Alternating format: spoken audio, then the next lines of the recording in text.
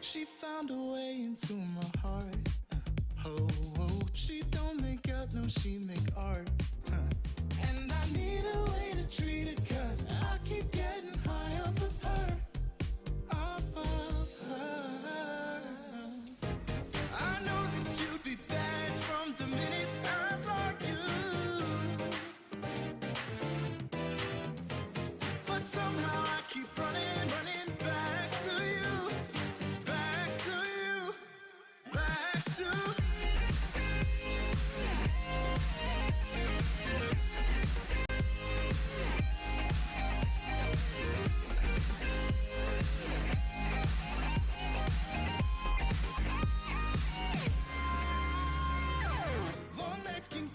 Feeling lonely, hey. And hearing music that can make me smile. But the way I feel with her cannot be explained. But one thing still remains on my mind. I know that you'd be bad from the minute I saw you. But somehow I keep running back to you. Back to you.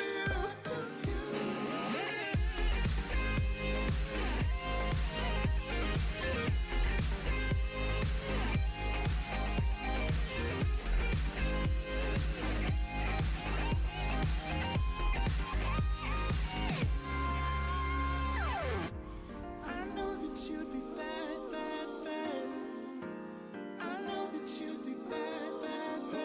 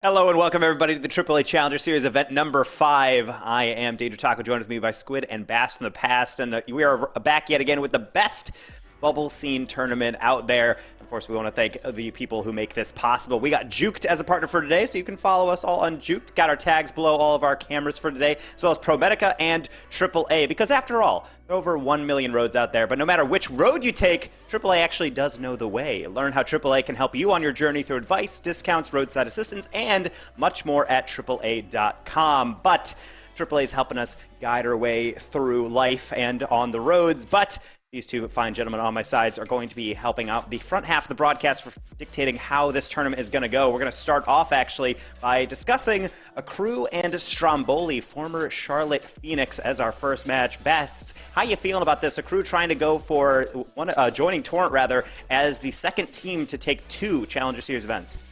Honestly, I kind of expect them to, if I'm being 100%. They just look good right now. The best way to look at this, last night they went 3-0 to get into RLCS, and before that, last time they were in RLCS, they looked amazing versus Stromboli, who's kind of been up and down lately. I think this is 2 very different teams here, one with a lot of momentum for them versus a team that probably needs to find some momentum here in this event.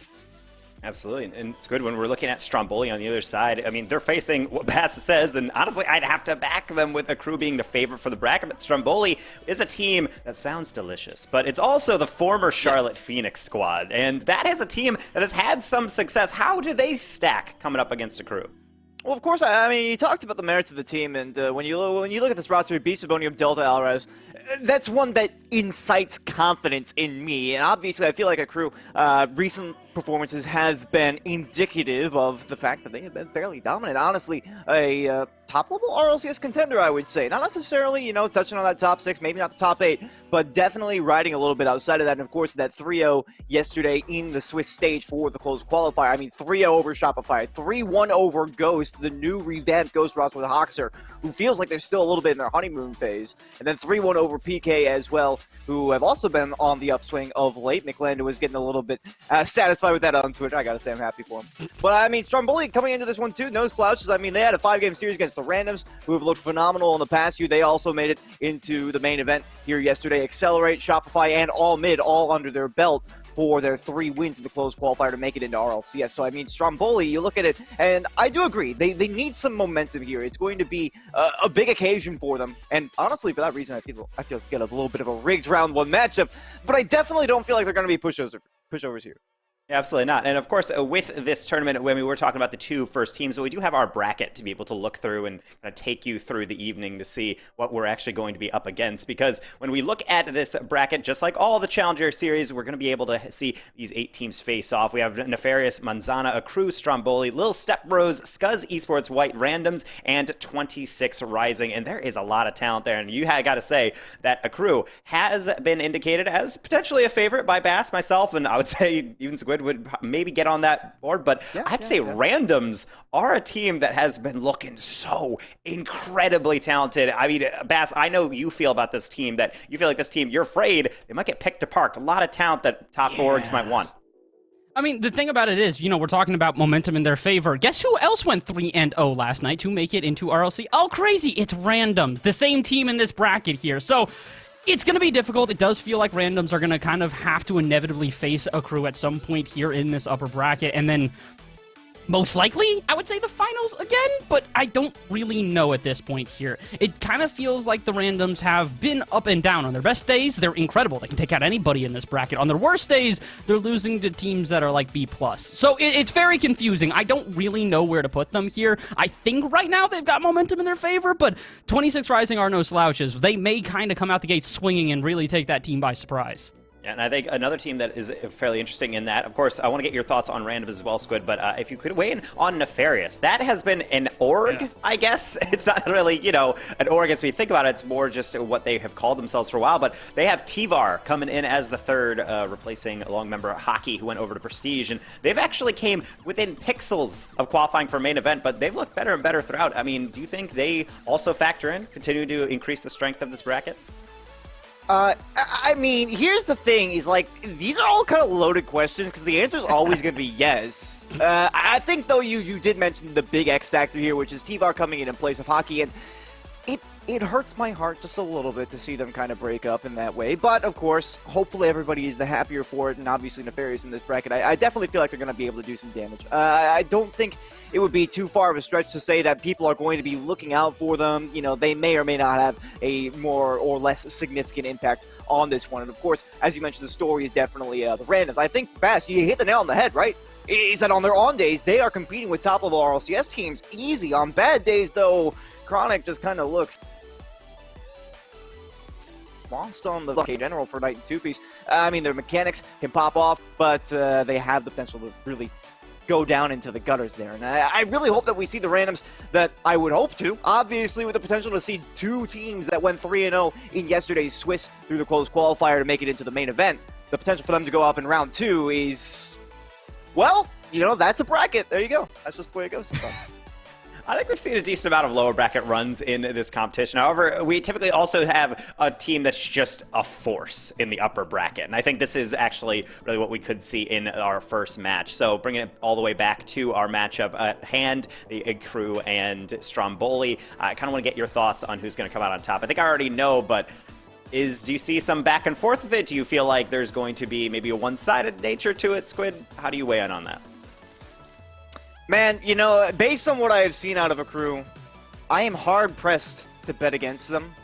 But I gotta be honest, I talked about this already. Before the show started, we were talking in the green room about Stromboli and their run with Charlotte Phoenix and their performances and whether or not they were consistent, and, well, they weren't.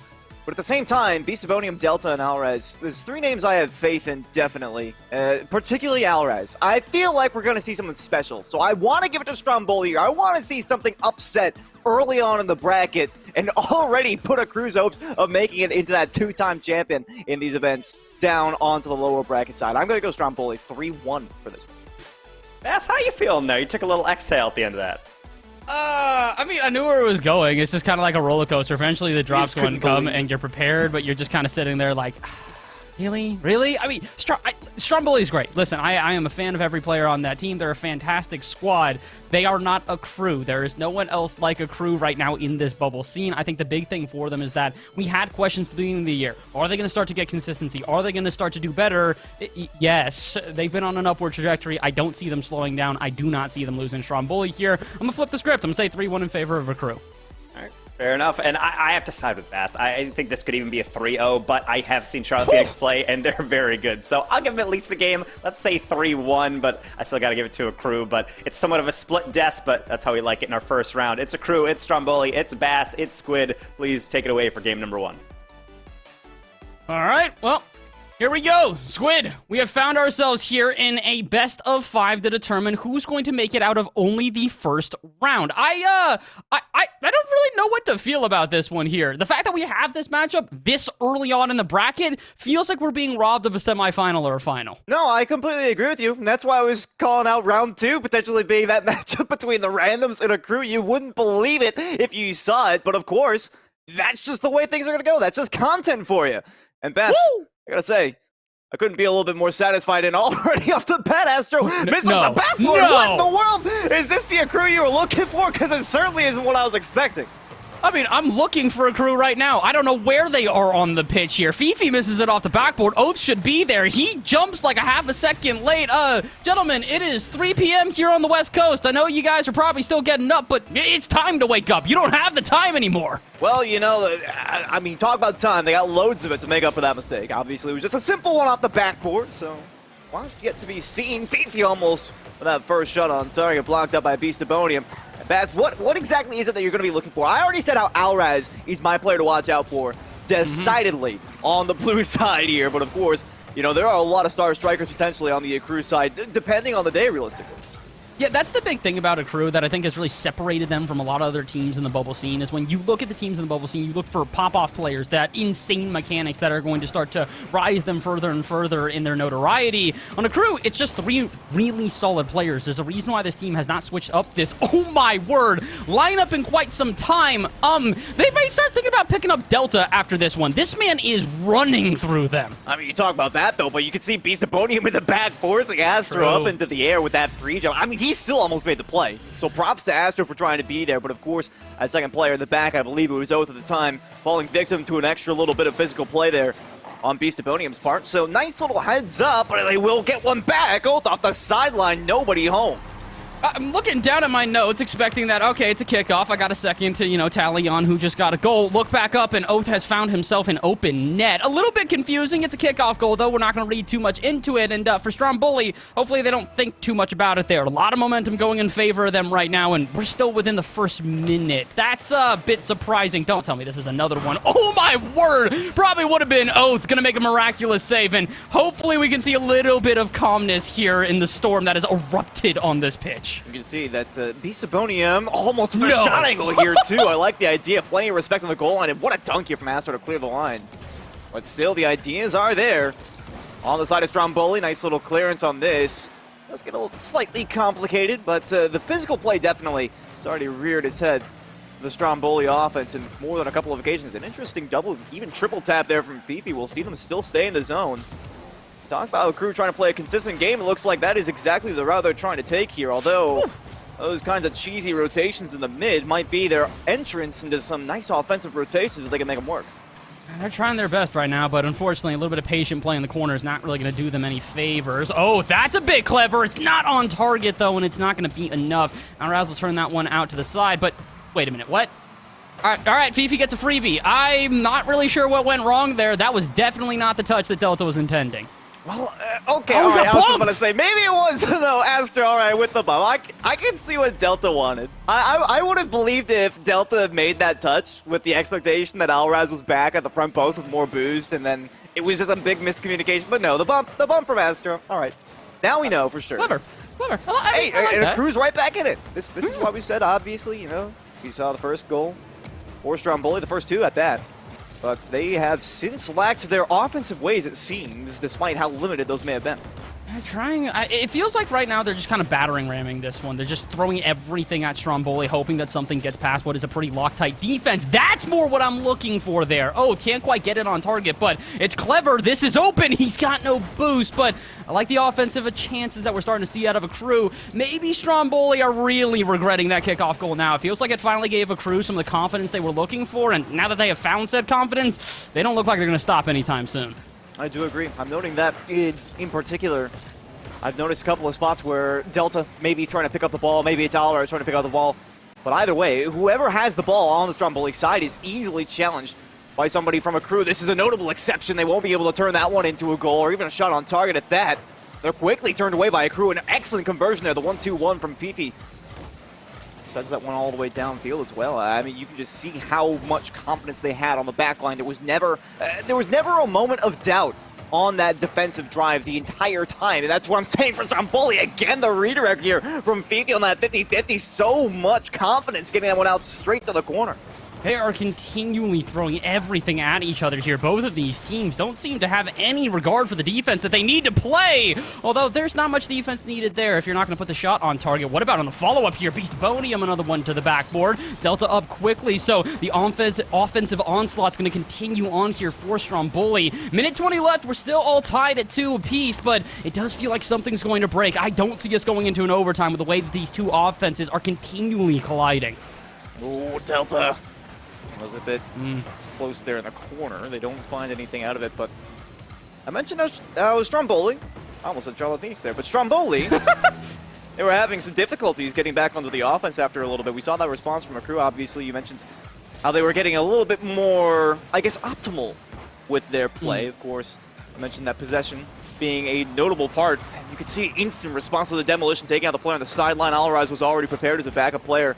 Seems that Stromboli have gotten right back into the groove here. Nice shot from Beastabonium off the crossbar it in, nicely placed. It's 3-2. Oh, that is a perfect placement here. Fifi, just a light touch. Delta recognizes Beast cutting through the center, and Astro just can't get around it. I thought he might have gotten a piece with it, just kind of slammed it into the bar a bit more aggressively, but looks like he kind of missed the ball, and unfortunately, they might have missed their opportunity as a whole. 40 seconds left. It's definitely possible for Akrew to get back into this one, especially with a touch to the backboard, but they need to throw everything at this offense. They have tried time and time again, but still have found no response here to Stromboli.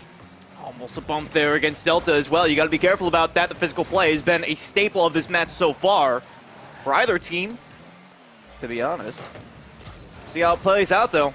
Big possession here for Stromboli. You can see Beastabonian waiting in the mid is going to cut that one off easy, looking for the double tap. Not quite on target. This might still represent an opportunity now for Akrew downfield. No, it's Alraz first up in the air, almost on target yet again. And an instant suppression of the opposing offense will see Stromboli take game one. And take game number one, but they do so in very narrow fashion. It does feel like Stromboli just found themselves a little bit of an opportunity on the back line there with Akrew not able to make what would have been a necessary save. But aside from that, this one was pretty even. Saves and shots on both sides, and I would say Akrew definitely played a little bit more defense there, but once they did start to break out, they looked pretty solid in their offensive chances. I have a feeling this series might be closer than any of us on the desk were thinking. That 3-1 starting to look a little bit fictitious here. Would not be surprised if we go to 5. Nor I. I mean, looking at this for Stromboli as well, though. I mean, you talked about it, Akrew. When they get out onto the offense, I definitely feel like there was a tangible difference in the quality of the shots that we were seeing from Akrew. I feel like it was definitely a lot better, but the amount of time that we saw them actually in the offensive zone was certainly a lot less. I feel for Stromboli, there may have been a degree of tactically missing the net. I don't necessarily know, but you know, it's trying to apply that Tactical mental pressure whips, yeah. more than anything. Yeah, Not necessarily trying to get the shot on target, but, you know, just kind of having it in the zone and making sure that they're making them think about it.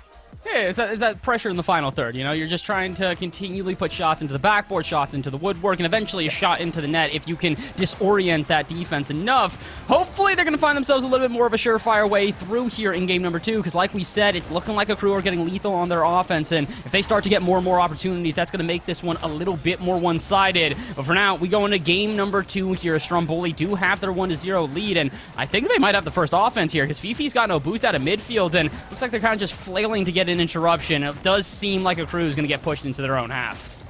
I like the word choice in particular. It definitely felt like a flail, though. Astro almost with a shot angle. Fifi, flip reset, backboard it in! What a shot here! I love this read. It's 1-0. Oh, this is brilliant all around. Astro recognizes Alraz is going to hesitate, so as long as he can get a touch, put it to the backboard, Fifi can clean it up, and he does more than make it clean. He makes it pretty dang dirty. 1-0 here in favor of Akrew. And I gotta say, this is why we said, Stromboli, you cannot start giving more chances. Akrew are not missing them.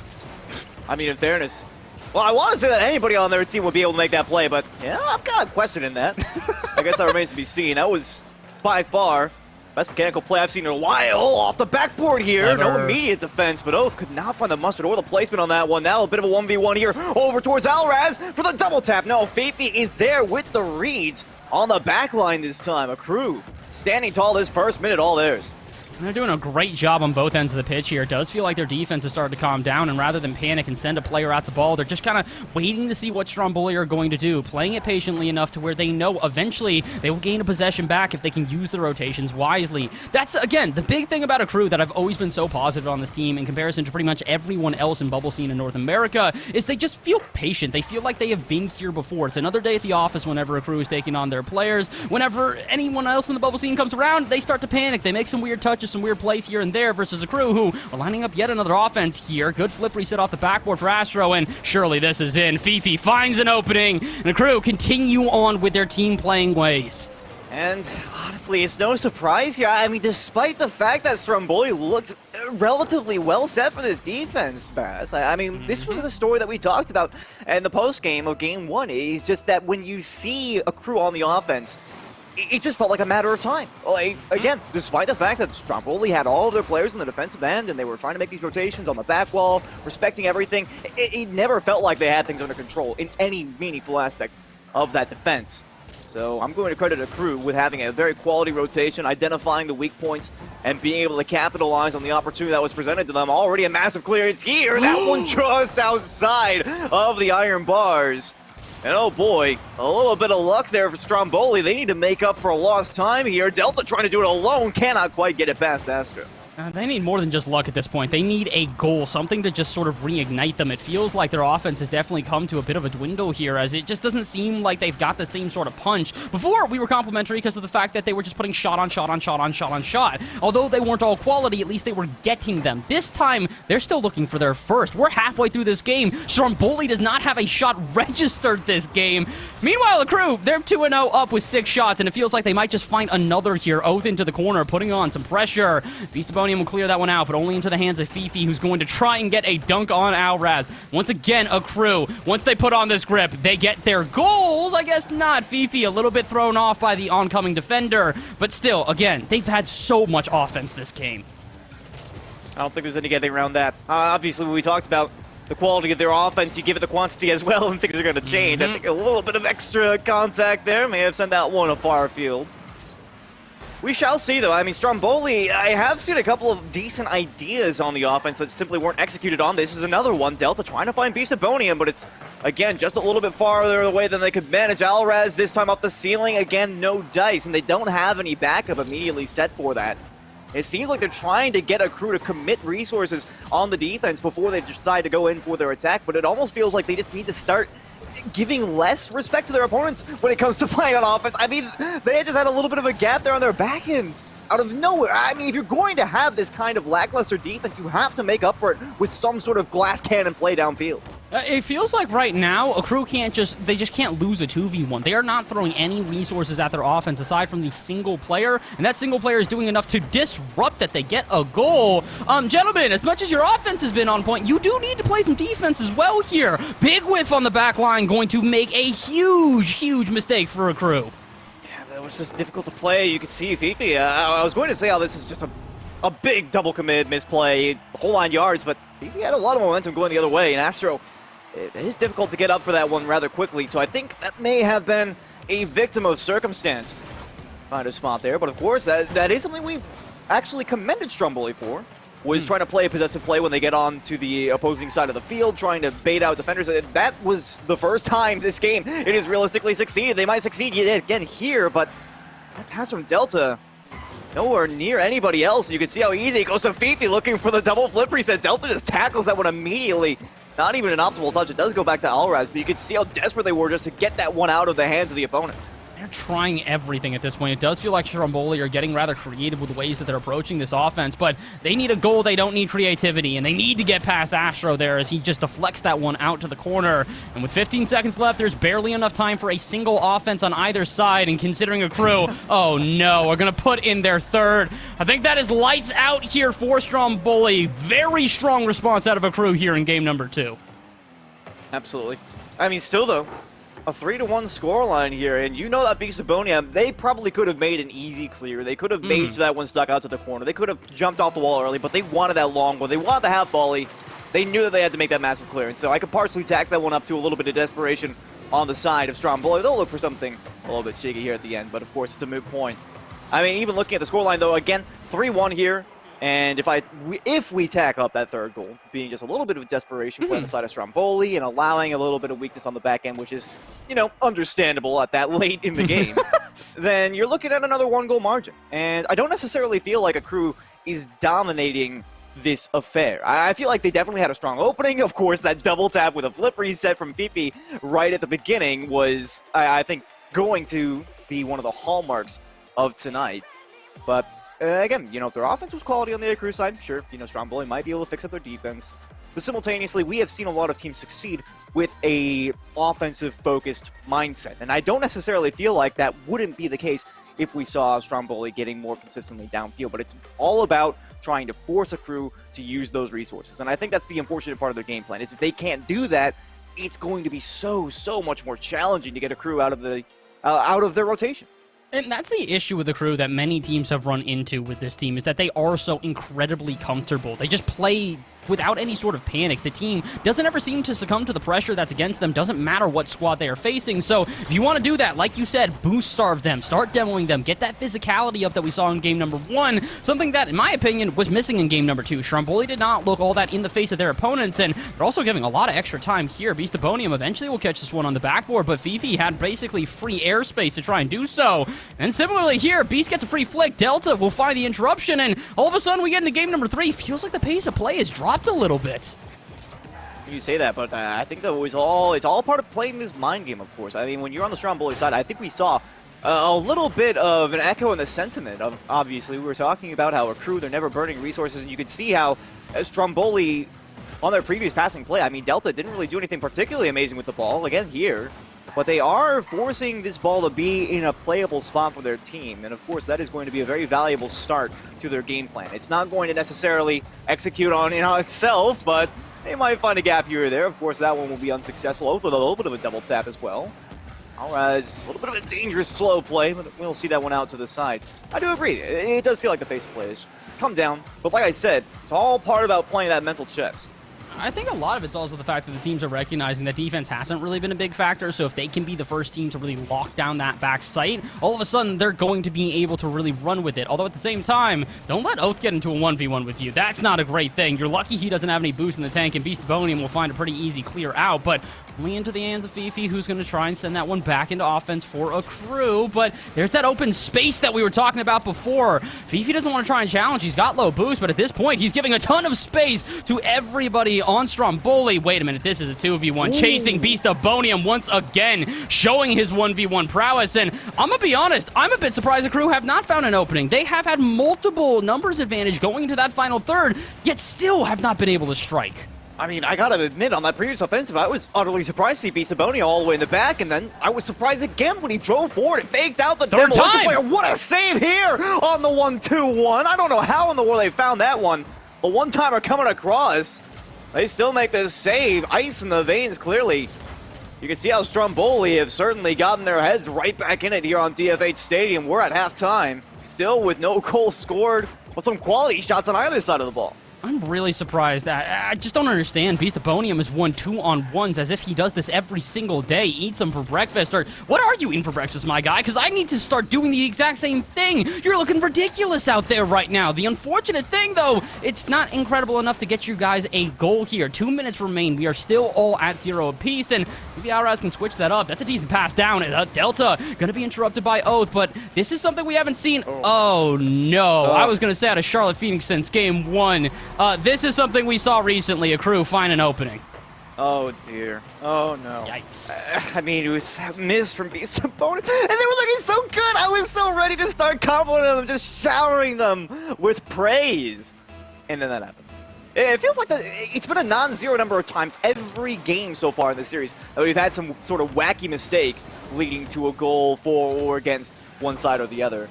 It's a little bit disappointing, but they've got loads of time to make up for that error. Let's see if they can make it happen, of course. It has been a relatively textbook game insofar, as I mentioned. You can tell how much more Stromboli are beginning to engage in the solo antics. I've noticed that in particular from Delta. Astro, the double tap, they need to defend this, and they cannot! Of course, when you give them that kind of space and time, they'll put it on.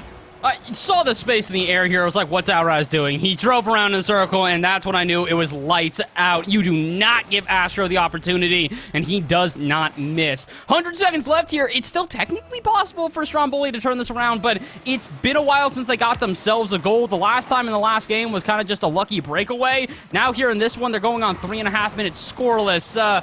Squid, this might be what we were worried about. As soon as Akrew did start turning on the jets, they decided that they did not need the brakes anymore. These guys are all go, and I don't see it slowing down anytime soon. Or they could miss on the back. Okay, woo. Man, I think that was calculated. You can see how close Fifi was to that. So I think minor heart attack averted. The blood pressure may rise, but still. I have been liking the ideas, though, from Stromboli. And again, if this was a 0-0 game, I would have absolutely zero issue with their game plan so far. Alraz trying to get past Astro. You can see how badly they want it. But of course, you cannot. I mean, when you have Akrew playing so intelligently, engaging in these neutral challenges, engaging in these 1v1s. Of course, you're not going to find that space, and Alrez realizes it, goes for the bump, allows for Delta to pass down to Beastoponium, just denied. What vision by Fifi? Still a well put together play from Stromboli, but if that gets denied, what is it going to take for them to get past this defense? Everything? Genie, magic bottle? I don't know. You guys got potions or like a Ouija board or something like that? Like, I don't... from Fifi. Dude, I don't know what they're doing at this point. At this point, Akrew is just kind of having fun on the pitch and just letting Stromboli be the victims of it. 20 seconds left, and... Ooh, speaking of victims here, Stromboli almost find an opening. Beastoponium goes headhunting and finds a two-piece, but unfortunately, it's not going to be enough. 10 seconds left, and even with everybody getting cleared out the lane there, Squid, I don't think Stromboli have any answer for Akrew. It's a formality. They might get one for the road. They will not. Akrew shut out Stromboli here in game number 3. It has been a long drought for Stromboli on the scoring side, but oh my goodness, if they didn't fill a whole graveyard worth of cars there at the end. What in the world? I mean, this is the thing though. I mentioned it once, and I will say it again for the sake of reiteration. Their game plan is sound for a 0-0 game. A game where they're playing 0-0 or a game where they are leading, I don't have a problem with Stromboli. Well, you know, if they're leading, maybe I have a problem with Beastoponium being so far backfield, all completely alone, but that's a story for a different time. As a story for a different time, that maybe we see Stromboli actually take the lead. But it feels like it has been so long, and it feels, after watching these first 3 games of the series, like, how in the world are they going to manage to do that? They have not been able to score, like, double-digit goals, or excuse me, not double-digit goals, but more than 1 goal, since game 1. And I'm just over here like, okay, well, you're on a downward trend there. You scored, like, what, 2 goals in game 1, 1 goal in game 2, and then 0 in game 3. It's not exactly reassuring. And Fifi with the double tap almost for goal number 1. That would have been a start here for Utopia. Oh boy, I'm not really excited about this 4th game at this point here, because if we're getting goals, or I guess I should say shot attempts like that to start off, it does feel like Stromboli are still missing that final piece of the puzzle. We're only 30 seconds into this one. No one has actually been able to score, but Stromboli just feel something's missing. It feels like their passiveness is starting to get into their own head. They're hesitating on every single challenge that they make, and it's giving enough time that Akrew can at least interrupt them or get prepared for the follow-up play. Good example here, there, as in the air, you can see Alrez flies it immediately. Why would he panic? He knows it's going to be a heavy touch straight to him, and then they can restart their offense like they're doing right now. It just feels like Akrew are controlling the pace of play, controlling how people move around this pitch, and unless Stromboli start to get interruptive in that and start to get in the way, I don't know how they're going to win this ball game.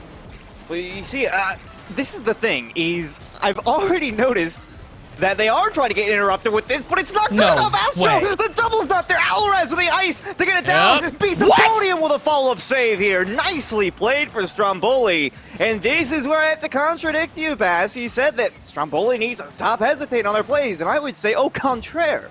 I don't think that Stromboli are hesitating with their plays. I just think that Akrew have had such spectacular reads so far that it hasn't mattered. And that's what you were talking about with the interrupted play. They need to get these bumps through. They need to make the opponents waste their resources. They need to waste their boosts. They need to waste their players in particular. Because you always get plays like this. Astro in the mid. Fifi for the follow-up here. Just trying to throw a blazer on target, and they can't get it done even with a physical threat. And that's why I say Stromboli. They're playing solid, but it's just a crew who are one step ahead. They're one step ahead, but they also, unfortunately, have this head of the serpent that they've got to try and chop off here for Stromboli. Beastoponium, what on earth, my guy? We came into this one saying that Alrez might be the player to watch. Beastoponium's the one to watch as we walk away from it for certain. What's up with players putting beast in their name and then all of a sudden they actually turn into a beast? My guy is just going off here today. Unfortunately, it hasn't been enough to get them a goal, though, and in a game like this where we have yet to see one, the first one's going to be all the more important. And there it is. Akrew get on the board first. Well, that challenge from Beastoponium, it didn't look optimal, but certainly you would think it would give Delta enough time. But even as they look at that play, they realize that Astra has them beaten by a mile. They have to defer possession. And when it gets that far out into the mid for Oath, it can be quite challenging to play. It opted not to go out for it because they knew they didn't have a player to back them up. If they went out and got beat, then that's just the end of the story. Sometimes you gotta just make that judgment call. Just so happens that Delta, I'm not even sure if they had a right call, although the flip reset here, that would have been a good play, but I don't think they had the boost to get that one towards the target. Fifi ignoring a demo as well, at least an attempted one. A nice dunk from Alrez. At this point, we need Stromboli to break the mold. A nice 1-2 pass here. It's not good enough, but it's still a double commit. Nobody's just immediately ready for it. I mean, Alvarez, you would think they were going to be there in rotation, but it's Oath instead. The pass back towards Astro, and you can see how much space and time just one player is able to gain here for Akrew. They are just doing everything to make Stromboli uncomfortable right now. It feels like they continue to switch with the pace of play here. They'll play patiently on defense, and all of a sudden on offense, and it's an explosion out of nowhere, and they just cause chaos in front of the net. I don't really know what else to describe it as instead of chaos. That is the only way that I can really figure out how Akrew are playing this offense. They're making passing plays, but they're also going for solo plays. Additionally, they're just forcing 50-50s. They're just making it difficult for Stromboli to find an easy way out. 90 seconds left here, and honestly, their only way out may be out of this series and out of the upper bracket. They've not got a lot of time left, and unfortunately, they're facing more shots from Akrew. Delta will be able to make that save, but with 0 boost in the tank, Outraz, it's up to them to clear it off the half, and it's a good pass to Beast of Podium, but it will not be enough. Fifi gonna save that one, and with 75 seconds left on the clock, it is now or never if Stromboli want to stay alive. Nice possessive touch here for Alvarez as well, trying to get around. Beast of Podium off the backboard. It's free. Delta will sink it, and there is your response, Bass. It may have taken almost 9 minutes of regulation play, but the drought finally comes to a close. And it was the possessive ball that they needed. Stromboli, it looked like they might have had an attack earlier, all right, but they decided to play it slow, play for possession instead, and it ended up working out, although it's a bit of an odd play. They finally won an engagement in that 1v1 in the mental game, which they have, up to this point, realistically been unable to do. Akrew's been playing so optimally, and Beast of Podium out of the corner, out of nowhere for the second. We said this man was going to be a problem, and he continues to prove why. This is a ridiculous angle. 2 players in front of the net. Neither one of them can make the calculations get in the way, but they can calculate one thing for certain. If they do not get a goal in 50 seconds, we're heading to Game 5 for this series. Oh my goodness, don't jinx it. Both with an immediate possession off the face-up. The last thing I want to see right now is Stromboli on the defense. I want to see this one go to Game 5. Delta all the way downfield. It's not inside of the uprights. Oath doesn't have to worry about it for now.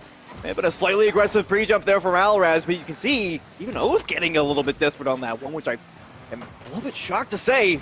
Perhaps they're just playing for the possession. You saw the physical attempt there in the back. No contact there on the side of Fifi, though. Stromboli, it feels like they just got a second win here. Alraz with the fake, and Astro, and this is what I'm talking about, Baz. You know, we saw Akrew with the ice in the veins so many times before, but now they're very tense on this ball. And I'm just not expecting this from them. I'm not expecting this kind of a change. They're looking for that tying goal. Fifi in the mid, denied by Alvarez instantly. The last second is gone, and they need a hero play now. Oh, they're trying everything, but honestly, yep, I don't think it's going to be enough. Stromboli will take it in narrow fashion here in game number 4, meaning we're heading to game number 5. We're heading to Champions Field, and we're heading to a single 5-minute period to determine who moves through this upper bracket. I'm just in awe. Because I remember we were talking about this whole game, this whole series. We were like, okay, yeah, Akrew, they look better on the quality of their offense. Their possession game is better. Their defense is amazing. All of that seemed to change. I mean, we saw some diving saves on the side of Stromboli. Okay, their defense might not have been the big story here.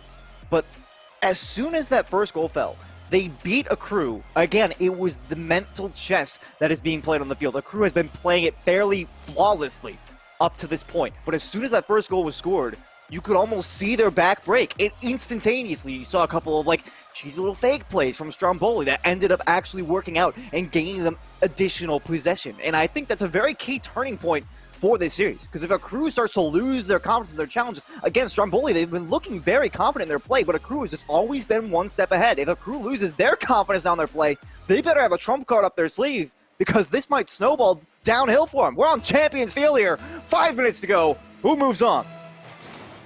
Unfortunately, I don't know if they've got anything else left to show at this point. We seem like, or it seems like, Akrew have thrown everything at Stromboli and hope that something has worked. They've had mechanical plays, they've had team plays, they've had physical plays, they've had everything. So if that's not going to be enough, yeah, I don't know what will. The good thing, though, is they have won games playing those different strategies, and that last one, they probably could have done the same, but It was just a really, really impressive shot out of Stromboli, a burst of offense out of nowhere. Speaking of burst of offense here, Oath gonna try and send one to the backboard. Astro will be there, but Delta, that's a bold challenge out of midfield, but it's not one I can criticize because it absolutely works out. Similar to Fifi's touch off the wall there, as Alraz can only touch it back into the opposite side. And it does feel like both teams now, this is the pace of play we were more used to. When game number 3 rolled around and both teams started getting patient, this is why it was disorienting. Look at the absolute insanity that leads to the first goal for Akrew. This is all about trying to get as much value out of your first player as you can. I mean, Delta, that's a difficult play to make because you know you have your backup player at the back post. Bisabonian was never going to be able to help you on that one. They want to make contact to get out to the corner. That might just not have been the play call. Forfeited possession over to Fifi, and of course they found that gap to deliver it straight on over to Oath. Well played for Akrew for goal number 1. He talked about how I believe the confidence is going to be one of the biggest factors in this game and determining who our victor is. I feel like Akrew, to get this goal number 1, it's a massive second win. Oh, it's huge. The unfortunate thing is who scored it for them here. Fun fact about this series so far, oh my word. Hold up, we're going to go back to the stats in a second here because the stat that matters right now is Fifi finding what is a negative angle. This should not be possible. I mean, you say that, and yet... Wow. I mean, you can see Bisabonian wasn't even expecting it. I was watching their camera at the time, and I was like, all right, yeah, you know, you're making your back post rotation, and suddenly, oh my god, that's on target. What? They could have been there for that. That's the thing, is Bisabonian could have been there for that. But for a player of their caliber, not to expect it, the demo here, and Delta's closed out immediately by Oath. Again, no hesitation on the backline, although this one goes out of hand. Astro's there, Bisabonian denied with a bump, and Delta's forced to play backfield in a desperate gambit. What in the world was that? You asked me as if I can figure that out. I don't think there's anybody who can figure that out. We could throw that to Corrupted G and ask him to coach us through it, and he'd probably still scratch his head. Unfortunately, at this point, I think everything that's really leaving people questioning is what's going on for Stromboli. They have found offensive chances. They have found opportunities. They have yet to find a goal, and there comes, oh no, not another. Oh, tries to force his way through that final third, but cannot. But, all right, let's go back to the stat I was talking about before now that I've got the time. Oath has had his offensive output. He has scored a single goal every game in the series. That's it. No assists, nothing else, just a single goal. So they've gotten a single goal. Now let's see if the rest of the team can make up for it, or maybe Oath can break the trend here. History usually repeats itself, but instead it'll be Fifi to try and put some more shots on target. I really don't think they need much more offense at this point. From what I'm seeing out of Stromboli right now, they are having enough trouble just getting out of the end right now, though. Bisabonian to Alraz. It's a good idea. Double commit on the back end here for Akrew. This could still turn deadly, but it's going to need a quite the effort. You can see the clearance there as well is going to shut things right the way down. Again, this feels like business as usual for Akrew as Oath tries for that second goal. We'll see. Astro off the backboard. Double tap's not there. Fifi still threatens for the exact same shot, seemingly. Enforces so much respect. I feel like that's really the story here. Again, it's just how much respect each and every one of these Akrew players is forcing out of the defense here. And you can see a little bit of a desperation play on the back end for Stromboli just to find some space and time. They have less than 2 minutes now to score 2. They're going to be a tall order indeed. Alraz almost puts that one on target. They'll take some possession and see what they can do. I think part of the reason why we're seeing so much respect being given to Akrew is just the fact that you just don't know what they're going to do with the ball once it gets close to them here. The way that they've been switching up their pace of play every time they touch it, whether it's a close air dribble that they're just going to make sure they hold possession onto, or a boomer that goes to the corner and buys them some space, or even passing plays that seem to zing to either side of the pitch. I'm impressed. Akrew are making it so that even us with a third-person view here have no idea what is going on. 80 seconds left, and at this point, if they can continue to cause calamity, they should be able to take the game, but Alraz, he almost switched that up. Shot just barely wide, but that felt like that one needed to be in if Stromboli wanted a chance. It was immaculately coordinated as well. You could see the fake on the double tap out of the corner by Delta. He was commanding respect from the opposition, which is a rare luxury in this game so far. Now the fake here from Bisabonian. Again, it's a good play. Alraz does not get the demo, though, on Oath that they were looking for. Bisabonian has to try to dive at something. Maybe trying to bait Astro, but you can see the win on the 50-50. They had the double coverage on the challenge from Bisabonian as well as from Alraz. And they instantly shut down that offense, which looked, again, theoretically sound there on the attack, but they just could not get anything together.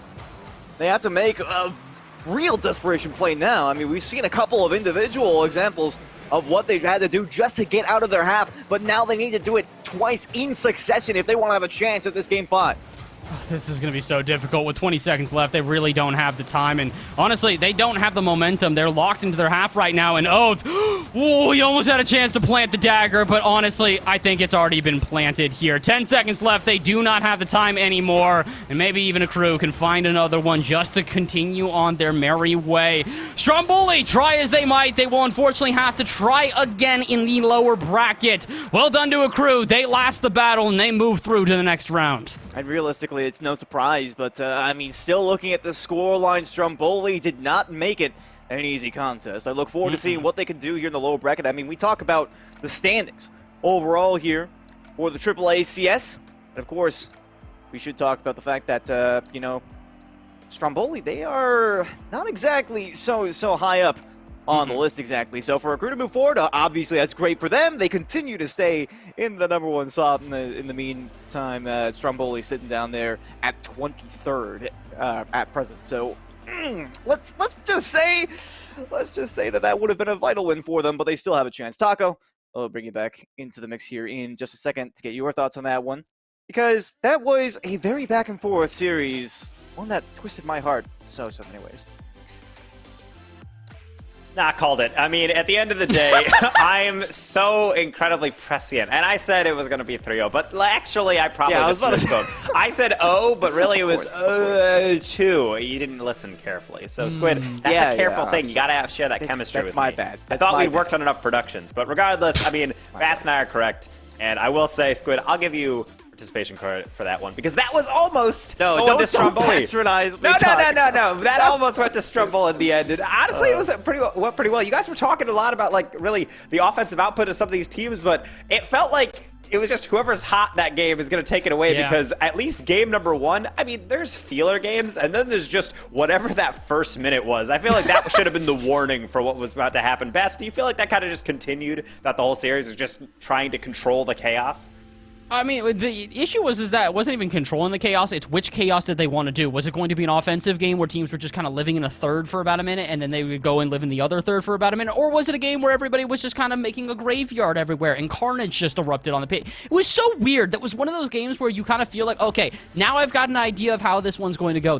I'm seeing the flow, and then we get into the next game, and that's all just thrown out the window. So, I don't really know what to make of that series. All I'm saying is that Akrew do look good on the day. It does feel like it's going to be difficult for any team to stop them.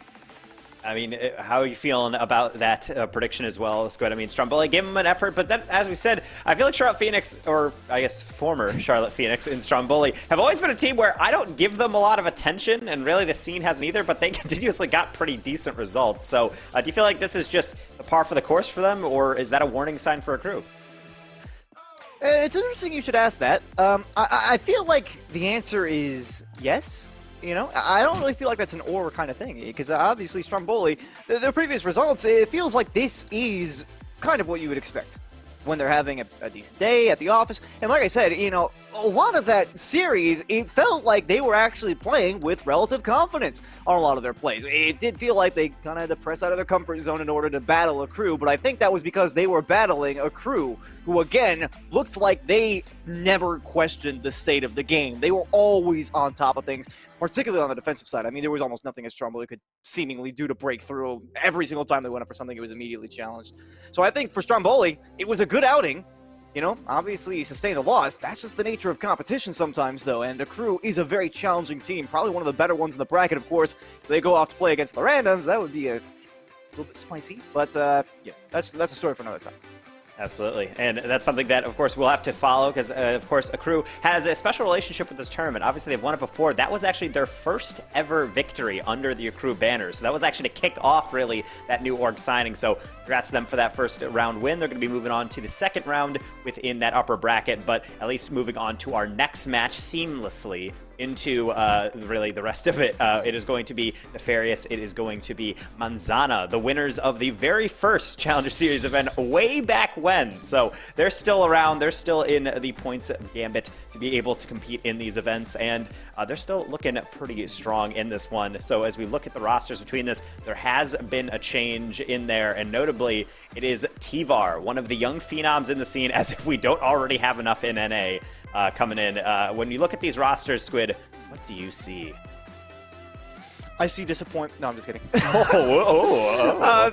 I was gonna say disappointed because hockey's not there, but obviously that's just how things work out. I mean, clearly everybody I feel like is gonna have their eyes on Luca and Manzana. I mean, that's where we have been for the longest time, and of course, you know, for other reasons, you know, we have some investment in this series, Taco. But actually, well, I can throw you in on that one too, because you're kind of our family now in CRL. Welcome. Aw. I just wanted to make you feel welcome, but not anymore, because we have a thing that we're doing. Nefarious, though, I am looking very much forward to seeing how they can perform here, obviously, against Manzana. As you mentioned, winners of the first AAACS. Congratulations to you guys. You're still not going to have an easy time getting into that Super Challengers event, obviously, with Nefarious coming up here. They have had some significant results in the past, and when I say significant, I mean like top 8 in the RLCS significant. Which, you know, they may have been flashes in the pan, but the fact of the matter is they get consistent results here at the bubble level, and then they have the potential to go out and take down some top teams in North America. And you can't really deny that. Yeah, and Manzana actually is having a little bit of a roster change as well. Typically, it was Poyo, Luke, and J-Russ, but J-Russ is actually going to be swapped out for Bat. It's a rank A player in NA, but do you think that change is going to influence how they play? Because J-Russ feels like a player that was a vet in the scene, kind of the leader of that team in terms of just the maturity within the RLCS quality level. So, Bass, how do you think that affects Manzana, our first ever AAACS champions? I would say pretty heavily. J-Russ took a little while to kind of find his footing, but everybody kind of knew that as soon as he did get back into the scene, he was going to make a splash. And he did more than that. He cannonballed his way in, showed that Manzana was a real threat, and then was such a big threat that he moved on to PK. So I am a bit worried here. I've got faith in my boy Bat. I actually do know Bat. He's a pretty good player. His sort of big claim to fame and how he started rising through the scene is he got the #1 spot on Hoops, which was kind of a weird one, but then all of a sudden, him and Ian start taking ranked Hoops tournaments left, right, center, just money, money, money, money, money. And at a certain point, you kind of go, I'm making so much money off an extra mode. What if I started playing threes instead? And he's proven to be good. He's been very solid thus far. But yeah, J-Russ, big shoes to fill, and that's putting it pretty simply. These are not just, loafers. These are clown shoes that he's got to try and take over now.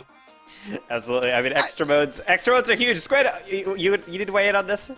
I just want to know, clown shoes? Like, why Have you seen the size of clown shoes? Okay, all right. It's that's the what size. I thought you were trying to get at. It's the size of them, not who they belong It's to. the size. That's what the term was going for. Something about it's the size of the clown shoes in your heart. I don't know. It's whatever. I completely agree, though. That's right. With J-Russ moving out of this roster, obviously, it's always going to be big shoes to fill. But you get up and coming talent in the scene all the time. I mean, you take a look back in history and be like, well, we've clearly never seen substitute players stand out at moments when they were most needed. Yeah, that certainly never happens. Over zero. Turbo Pulse, by the way, hello. So I'm not exactly terribly concerned about this. We see subs stand up at these kinds of times all the time. And as you mentioned, rank A players, no stranger to challenges such as this one. I would not be at all surprised to see Pat take a step up and really stand out this game. Well, with that in mind, then, Squid, we're going to roll into predictions here. Nefarious, Manzana, who you got coming out on top? Nefarious! Yes! My boys! I gotta go with Nefarious. Dude, seriously, like, I would be remiss not to go with the lads. Obviously, I mentioned how there were some question marks for me with T-Var coming in onto the roster, but that was mostly as far as chemistry is concerned. We're talking about whether or not that's going to be able to play up to the standards of J-Russ. I have almost no doubts that T-Var is going to be able to live up to what they're missing now in hockey. Obviously gone off to Prestige, the great big F in the sky. Sorry. What? Sorry. But Nefarious, I still feel like I'm very strong in this one. I will give it, I don't want to say 3-1 again, but it's definitely not going to be a sweep. So I'm going to go 5 games. All right, Mr. Bass, you feeling the same way? No. I'll just be straight up. I'll intro with that, and then we'll go from there here. And the honest reason why, every single time I've ever bet on Nefarious, they have betrayed me, and I'm not going to fall for that again. This team, it's just, listen, they're great. They're good. I love the players on the squad, but they just don't have the consistency. Certain days, they'll go to round 5, be one away from RLCS, and certain days, they will absolutely decimate in RLCS. and then they won't make day 2 of quals?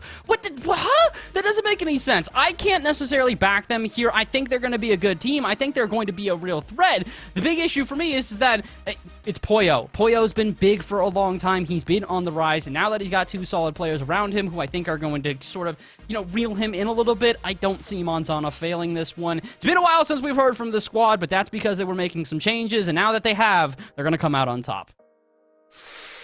Ooh, see, that's some good points you're making in that there is an element that Nefarious has had a sordid history at times. However, Taco, hang on. I still feel like T-Var as the third on Nefarious does give them a nice leg up. It's, I would say, a positive addition in the sense of having T-Var, and I think not having J-Russ is a loss of skill. Even though Bat is a spectacular player, particularly within hoops, but even in threes, I just have to give this to Nefarious. I don't think it's going to be one-sided. I think we've already seen the pattern for tonight. I think this goes the distance, 4 or 5 games, I would say, at the minimum. But honestly, we can just speculate all we want. We can let the players play. On the other hand, I think I prefer the latter. Squid and Bass, please take it away for the second match of the night. It is Nefarious and Manzana for match number 2 of our upper bracket. Now, Bass, I gotta be honest here. You say that you love the Nefarious boys, but apparently, I mean, you love the Nefarious boys, but not enough to predict for them, obviously. Yeah. Curious. Tell me about that. So, all right, let me get into a couple of different reasons why. One, the Nefarious squad is incredible. I have seen them around this scene for what has been an incredibly long time, basically since I got into casting Rocket League. And in that time, I have seen them win tournaments. I have seen them drop out of tournaments first round. I've seen them do a million different things. The unfortunate truth is, though, I don't know what to predict with this team. They could win this entire thing. I wouldn't be surprised. They could lose here and then immediately lose in the lower bracket. I also wouldn't be surprised. So I don't know what to expect. I agree with Taco in saying that this one's going to be close. I agree with you in saying that it'll probably go to 5. Something about me feels that Manzana, this has been their home turf before. They have been here in AAACS, and they've done well here, making me feel that they just might have a little bit of an edge. Well, the problem is, I really wanted to just disparage you for the sake of doing it, but I just can't bring myself to do that. Because we do know, obviously, that Poyo and Luke, these 2 players alone would be threat enough for any team to have to take them seriously. So for Manzana coming into this one, there definitely is some notoriety at play on the pitch, regardless of their past results. We'll see how things pan out here, though. The first minute has just about come and gone now. Still looking for that first goal. Luke will find some space on the backboard. Buddy, with no contact. Okay, buddy. It's just the fake play, clearly. You can see how they take possession. Of course. Definitely not biased, by the way.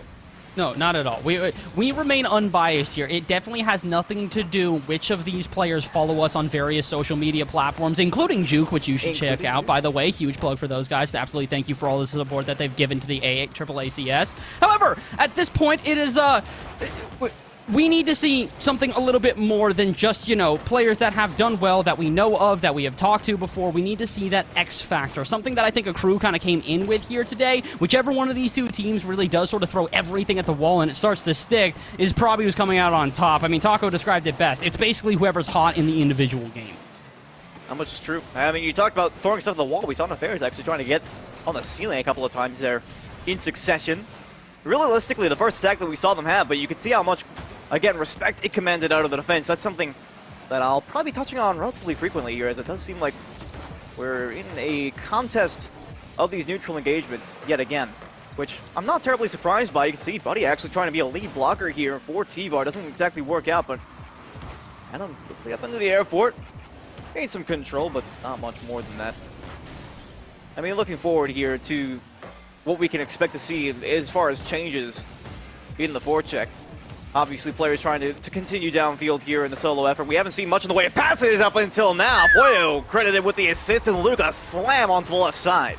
That's a brilliant goal here. Pollo, just the littlest extra touch. It makes it awkward for TVAR to really find anything to stop it. And honestly, the shot from Luke, almost even better. Perfectly placed, top left. I mean, that is textbook as they come. Well done, Manzana, showing they've still got some life left in them. We move into the second half here with a lead in favor of the blue team, and that could further increase. Luke sends one to the backboard. Not quite able to fall in the follow-up, but yeah, this is sort of why we say Manzana are going to be a threat here. While Nefarious, in my opinion, might have that little bit of technical edge, Manzana are just such a solid squad all around.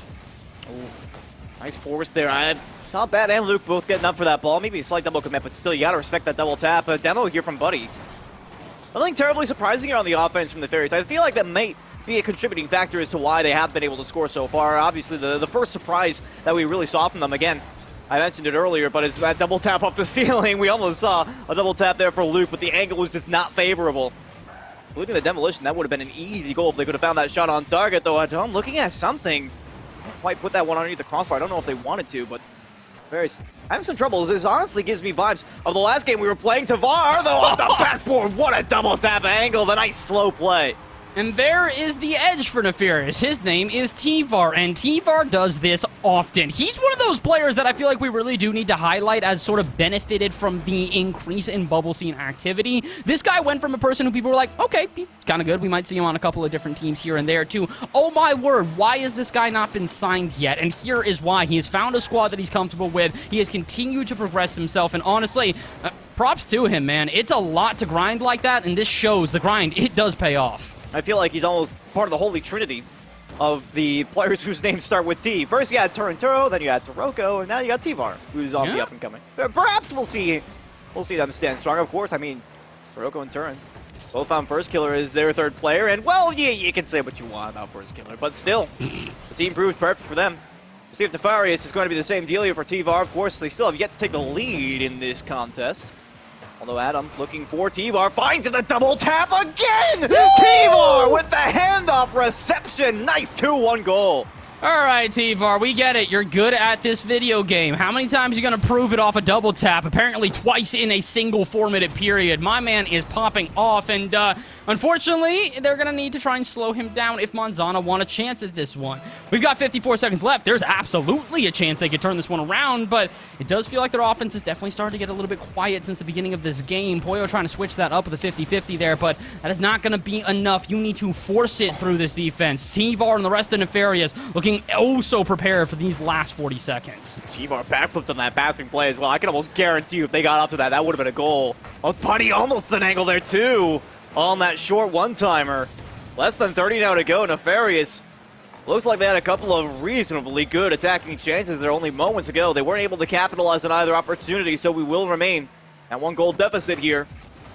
Looking for Pollo, it's a desperation play. They will actually find some ground off of it, but Buddy with a fast read back towards the mid. Final 10 seconds begin to tick away, and we are still looking for possession on the Manzana side. They will find something off the back wall. It's a double commit, but no! TVAR, the physical play denies the potential pass to the center, and now they've got nothing left to work with. Buddy with a tap down, and Nefarious. Oh, that was truly living up to the namesake there in the closing moments. They barely are able to hang on there, but they will absolutely take it. A win is a win, and a Game 1 win is all the more important. I mean, look how close the score lines were here. 2 saves on each side, 4 shots on each side, a single assist. Literally, the only separating factor, that 1 goal. And I mean, this just goes to show you how close every single team here is in this bracket. Honestly, can we take a second and just appreciate that? Because, Squid, you and I have been along for the ride here since the beginning of this AAA Challenger Series, and now all of a sudden, we find ourselves where we don't know who's taking this one. We all say it's going to be Akrew. It seems like the favorites, but you look at any single team in this bracket and go, yeah, I could see that on the day. That would make sense. Versus at the beginning of the season where it was kind of like, all right, here are our front runners and here's the rest of the bubble scene. Giving events like this is why we have had so much growth. Coming into this 5th event, it is so good to see how much progress the entirety of the bubble scene has made. Well, I feel like I could, follow up with that with some sort of deep and well thought out argument or something to that extent. But I'll just, sum it up in one phrase. NA has depth. And here's Buddy receiving from TVAR. Case in point. Nah. Dude, come on now, TVAR. That is filthy. Pollo, yeah, I don't really blame him for just kind of sitting there. How are you supposed to expect that? That's not a drop-down pass. That is like he cut the line on an elevator and just let it fall. That is beautiful work here in that offensive third. I mean, talk about what TVR brought to the table there. Talk about what TVR brought to the table last game. Adam almost with goal number 2. Poyo will be standing strong on the back line this time. I mean, even looking back, I mean, TVR clearly the offensive MVP here so far for Nefarious. 2 double taps in the last game, which, by the way, I didn't get a chance to say, but neither of them even touched the ground, which is always extra style points for me, because you get that 0 second, he clearly would have had the ice. Although, that's just wishful thinking. Maybe some foreshadowing. That would certainly be cool. Very nice. I love the casual comment. It'd be nice. It would be. I mean, it would be cool to see. The only reason it's casual is because I don't know if they're going to need that at this point here. They seem to be okay just getting it done in regulation. A 0 second goal isn't necessary if you can just, you know, just decimate the other team during the regulars time. So, let's see. 4 minutes left here in game number 2. It does feel like Manzana have kind of lost their punch in comparison to game number 1, and I don't really know what it is. It just feels like they're not necessarily challenging at the right time, and whereas the first game they were having pressure when they moved past midfield, now it just kind of feels like a dump and chase that, well, they're not chasing all too quickly. It's like a dog trying to chase its tail. It's never going to catch up. Speaking of, they're going to have to retreat backfield here. I mean, saw TVR pick up that boost instead of bad only a moment ago. You could see the implications for that as they move downfield. A nice solid 50-50 there. Poyo up first for it as well. But at this point, I don't feel like Nefarious are particularly pressed for getting out onto the attacking end. Again, Buddy here, a smart play. Luke actually, I think, trying to get a back pass. Leaves it for TVR off the backboard. Almost through 2 players to get that one into the mid. I think that just goes to show what kind of a menace this player can be on the offensive side. I mean, forcing the respect out of multiple assets on the defensive side of Manzana. Just really a reactionary play. I mean, I don't have an answer. I'm trying to dissect this. I'm looking around, you know, switching between player cam, switching on director cam, just kind of trying to figure out what exactly is going wrong right now for Manzana. And part of me thinks it's hesitation. Part of me just thinks that they're getting outmaneuvered. And part of me thinks it's this player by himself. TVR is causing problems here for this Manzana side. I mean, hey, Nefarious, this is why I said, on your best days, you guys look ridiculous. This seems like it might be one of those better days, because TVR, he is in his bag.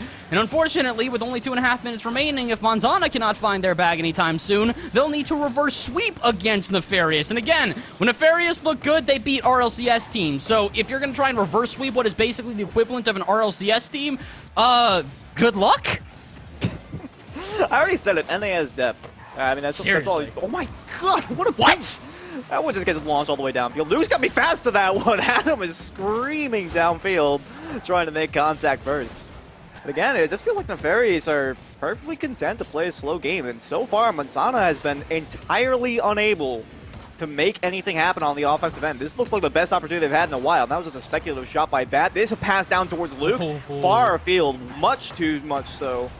Doesn't even get contact on that ball. Already cleared all the way downfield. TVR just being a menace on the back line, forcing 2 players to avoid it. Demo looking for the boost as well. Just how much time it buys them on the rotation. It's insane. Another forced giveaway here from Luke. They're just looking for anything right now in terms of getting this ball onto the orange side and hoping to keep it there. I like that they're starting to get aggressive, though. These interruptions are actually not coming back to bite them. They're making these little touches, making it more difficult for Nefarious to find open space, and now all they need to do is put a shot on target, and oh no. Oh, that's the domino effect, my friend. You miss one time out of midfield here, and that will be enough to send the entire team into a tizzy. Oh, goodness. I mean, there's just not so much to say about that. I mean, you follow with a close secondary. All right, you know, it's not necessarily a bad idea on paper, but you have to understand that that's the risk that you run. If that second player doesn't make contact with the ball, it can easily get past you. Without having your third back, of course, that's going to be an easy goal against. Obviously, Poyo was trying to do something with desperation. Back towards the middle. A solid 50-50 here. Out in front. Poyo denied by TVR somehow on the back line. What? And, oh my... Okay, all right, okay.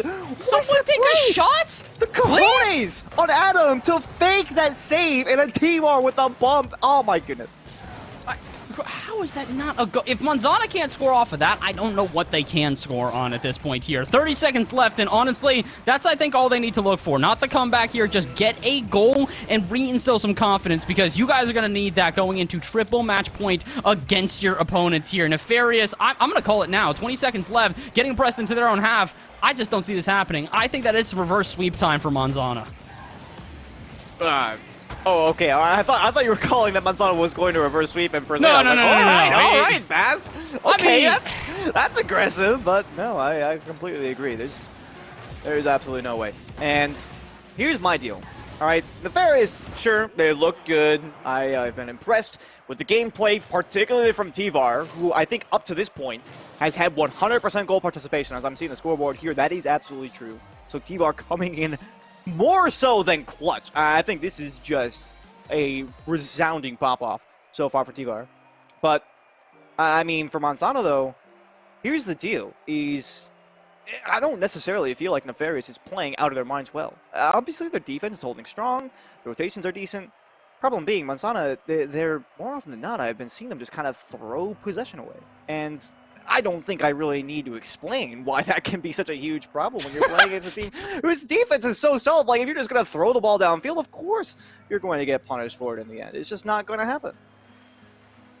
At this point, I'm starting to wonder what is going to happen, though, because it feels like at this point we're going to see a completely different Manzana going into Game 3. They go with the same sort of strategy of just, lackadaisically challenging, just sort of half attempting some of these plays. I don't think it's going to be enough. They really need to throw everything at their opponents, regardless of the risk, because at a certain point, backs against the wall, nothing else has succeeded. You lose by 2, you lose by 5. It's the same thing. It's a loss is a loss. And so for Manzana, now it's time to take the risk. Get courageous, get in the face of your opponents, and start doing some things we had never expected before. Just like Bat trying to run Calamity on the back end. This is an opening. Where does Adam come from? Flies through the skies, makes the save, and he's going to have a chance on offense here as well. Puts it center. Bat forced to make the save. And I can't believe this, but immediately Manzana, they're going to crumple, and Nefarious will find a goal. I knew this was happening from the moment that clear popped out. I think Manzana saw the same thing that I did. You can see Bat with the pre-jump,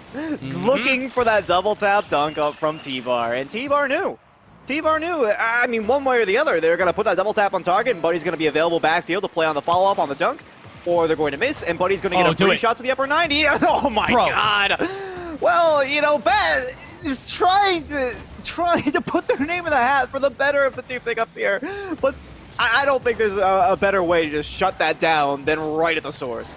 Bro, they're not putting their name in the hat. They're wearing the hat right now. And the hat that they're wearing is the hat of Doug Dimmadome. It's literally like skyscraper sized at this point. These guys are in complete control. And that man in particular is why we've been highlighting T-Var so far throughout this. Nah, it's Adam that we got to focus on at this point here. This man has been electric on the back end. He's just letting Buddy and T-Var run offense while he stays on the back end, makes save after save after save after save after save. In addition to that, he's also still getting involved in the offense. He's got an assist this series. So, Nefarious, I don't know what else to say at this point. You guys have proven me wrong. I appreciate that you have. Maybe Manzana proved me right. Let's make this one competitive. Luke, to do so, you need to actually hit the shot. That is a big whiff on the side of Manzana. Oh, my word, and it almost gets punished. Let's hope that it doesn't impact their mental too much here, although T-Var is coming from behind here. Did you talk about Adams make the save? I mean, talk about T-Var. We saw a couple of diving plays already. And they pick up a save so far in this game. The pre-jump from Buddy down to T-Var. What in the world is that? Bat is there. I mean, it seemed like that play was well telegraphed on the Nefarious side. So much so that the play was made. Luke to Bat over to Poyo, and oh boy. Oh boy, T-Var is just toying with him now. He's not even going to take the shot. Trying for the Chicago shot all the way from Season 5 Worlds. Oh my goodness. They're freestyling. Like, straight up, they are freestyling at this point. They do not care what is going on. Open shots mean nothing. T-Var, he will finally drill one. I think at a certain point he went, hey guys, we're only up 1-0. Let's get to 2-0, and then we can go back to it. I mean, looking at that play, though, I mean, Bat kind of service that went out into the center, expecting someone to be there, and it was just crickets on the Manzana side.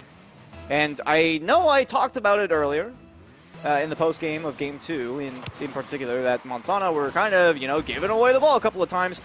I wasn't necessarily thinking along the lines of just a dead giveaway in the midfield for a shot on target. I was more talking about a play like that one off the sidewall. T-Var almost makes it a one-timer there, forcing Poe to get involved. Across from Buddy again. And Luke knows what's going on, but oh my goodness. Out of nowhere for Nefarious. I am losing words at this point here, and it's mainly because we've gone over the same thing time and time again, saying what Manzana need to fix, but the only real new thing that we're seeing is the difference in shots that Nefarious are going for. T-Var's trying to 1v3, and they're letting him do so. I mean, at this point, we've got to see Manzana switch this one up. If they continue with their standard plays, these infield passes that do not have enough oomph behind them to take this defense by surprise, I don't see this one switching up whatsoever. Although, there's a chance right here and now. Bat, you've still got one. Luke, he cannot make the touch. If they can't score there, I don't know if they can score anywhere. Finally, they proved me wrong. Pollo will put in the open net, and for the first time, what it feels like forever, Manzana get on the board. Yeah, I think T-Var may have been getting a little bit over-aggressive on that one. But still, for Manzana, that is a much-needed goal. Because after not scoring on that previous drive, if they just got walked out of the end, that would have been just downright embarrassing at that point. So a vital goal for them. They have 90 seconds to put on one more, but T-Var so proactive off the back wall there instantly with a double tap. It just seems like they are going after the ball right now. And of course, that doesn't necessarily mean that they are without weakness. They get a little bit over-aggressive. It's a slight giveaway over to Luke, but instantly bombed back into the end. They need to have a follow-up plan for this, and they don't have one prepared. Adam, so quick out to it. And you were talking about how potent that player can be. And then the offense started up, providing assisting plays. T-Var again with the free jump. Bat on target, not quite there, but Luke also beaten by Adam. What is that play? The double touch off the floor and then all the way downfield. It's just heartbreak after heartbreak here from Manzana. They're trying everything, and unfortunately, nothing is working. Attempt after attempt after attempt, and the shots are quality that they're putting on. Unfortunately, the defense is even better. Another good example there. Pollo even gets the touch, and then it is red after that touch to get in the way. Oh, and speaking of touches, what a delicate one on the backboard there is now going to lead Manzana into a bit of a tizzy. Luke, he will try and relieve some of that pressure, but Nefarious continue to push on to their opponent's half. Drop out to midfield from Pollo. Not going to be enough to alleviate that, and as T-Var goes for another touch. The clock is ticking down second by second, and the reality is starting to face Manzana. 15 seconds to go, and if they do not find a goal, they will not find a continued series, and unfortunately, I don't know if they will. T-Var 50-50 out to mid. Bat can only contain it into the half, but I think that is the last touch that he will make. T-Var, one for the road. How about not, buddy? He'll spike it to the ground, and Nefarious, they will sweep Manzana and move on to the next round of the upper bracket.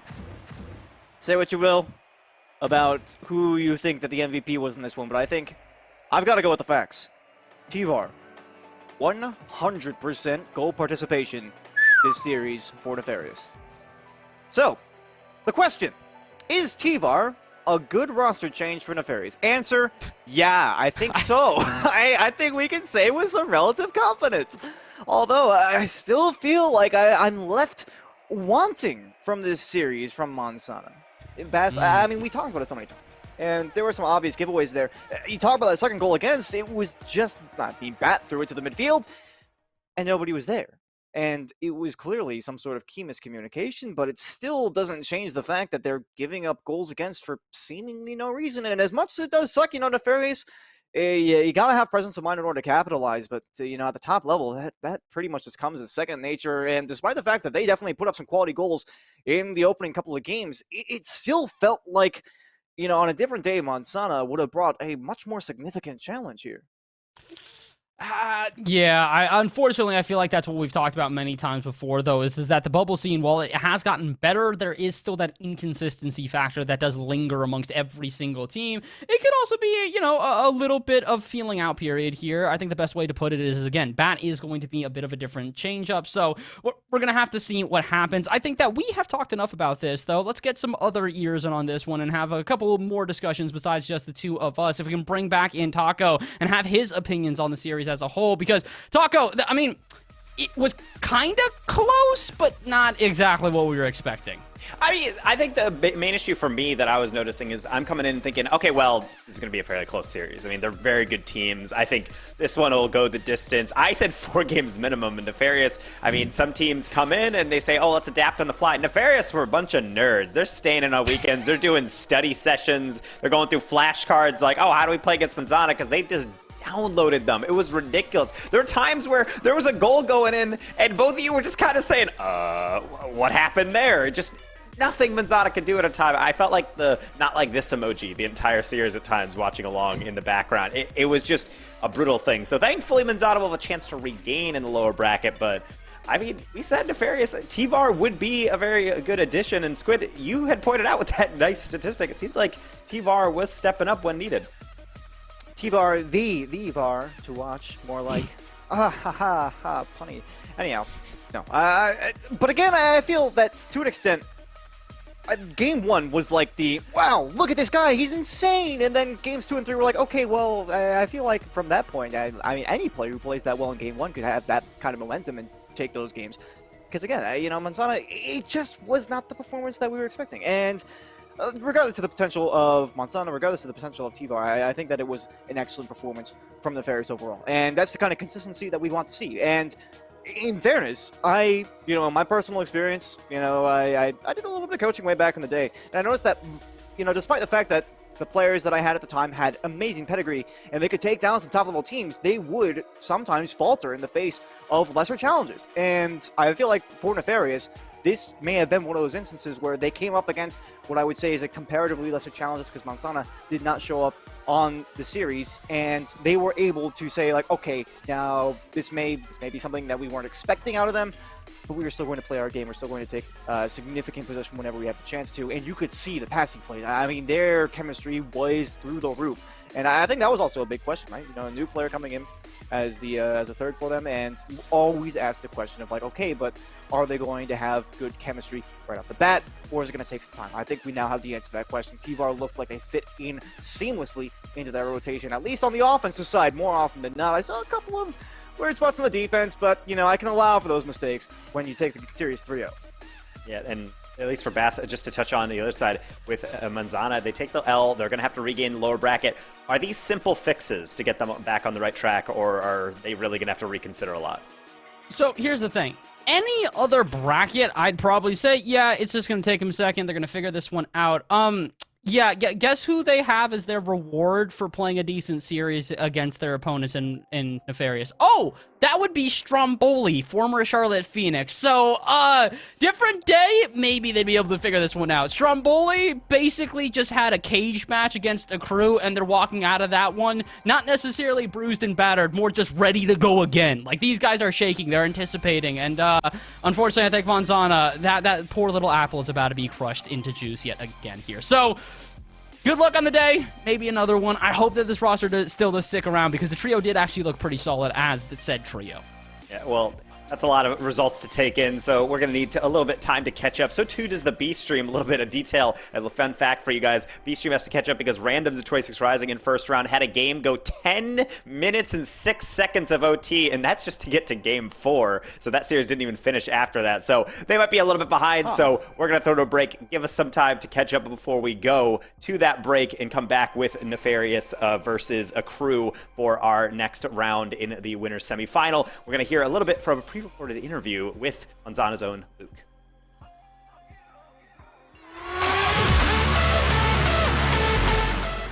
Ultimately, we went into this first event as an underdog team. The casters had us as underdogs the entire event, and yet we were absolutely able to shine as a team. So J-Rose was definitely our strongest player throughout the entire AAA event. Not only does he shine on offense, opening up the field with precision and technique, but he is also incredible on defense, making him a huge asset to our team. Throughout the entirety of AACS, there's a lot of strong teams competing. We played in both the Challenger Series and the Super Challenger events, and the competition is definitely fierce. When you play some of these top teams in North America, you really have to give it your all and be the best player you need to be on game day. AAA Challenger Series runs in congruency with the RLCS events and is the highest level of competition outside of the RLCS. Make sure you tune in every time there's an event.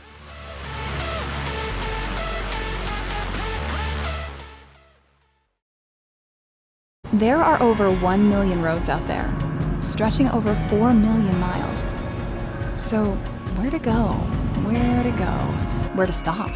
What to see? What to eat? Which sights? Which lights? Oh, wrong lights. That's better. And most importantly, who's in charge of the playlist? Not you, Gary. But no matter which road you take, it's comforting to know that AAA knows the way.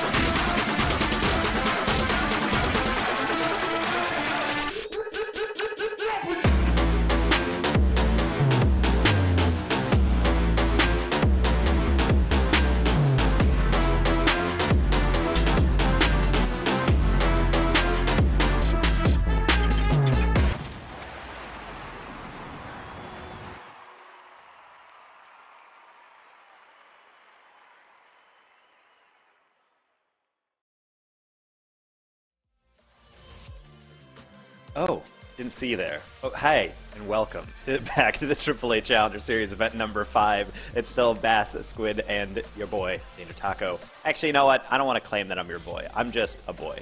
But we do have at least a couple of games down, and we are moving from the break into the upper semifinals. We have Akrew, we have Nefarious up next as we take a look at the rosters yet again. Just to refresh you, I mean, it's not like it's been too long since you guys have seen all of these names on the roster, but I mean, both these teams looking hot. I would say Nefarious a little bit more high temp than Akrew in terms of the overall result. So, Squid, when you look at these two rosters, what are you feeling about this? Well, you know, we got two different stories here, right? We got, you say that Nefarious looks a little bit more hot, then obviously the 3-0 in round 1, which was an emphatic performance.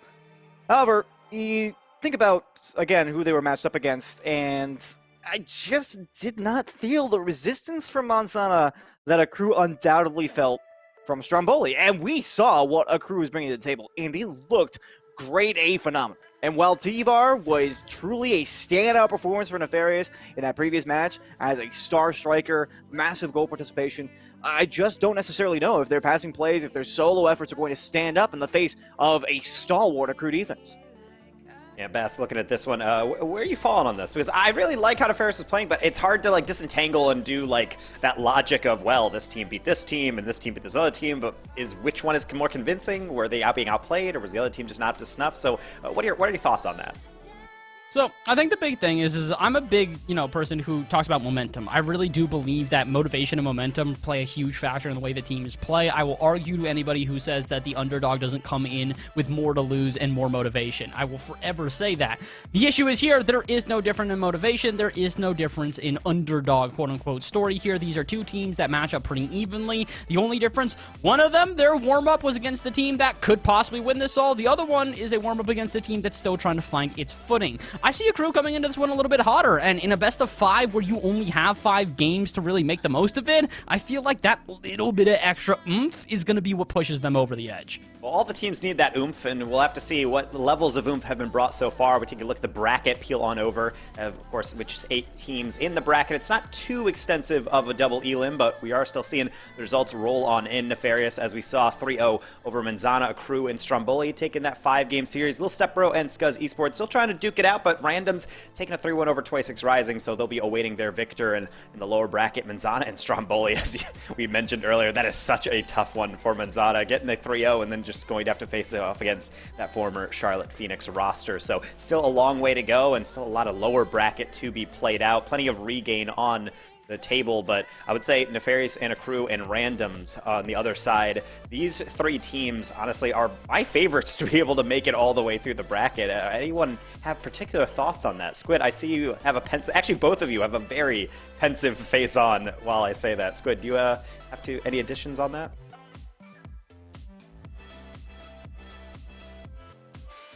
It's a very long pause. No. Oh. Well, no additions. Nope. I feel like honestly, I'm just ready to start the game.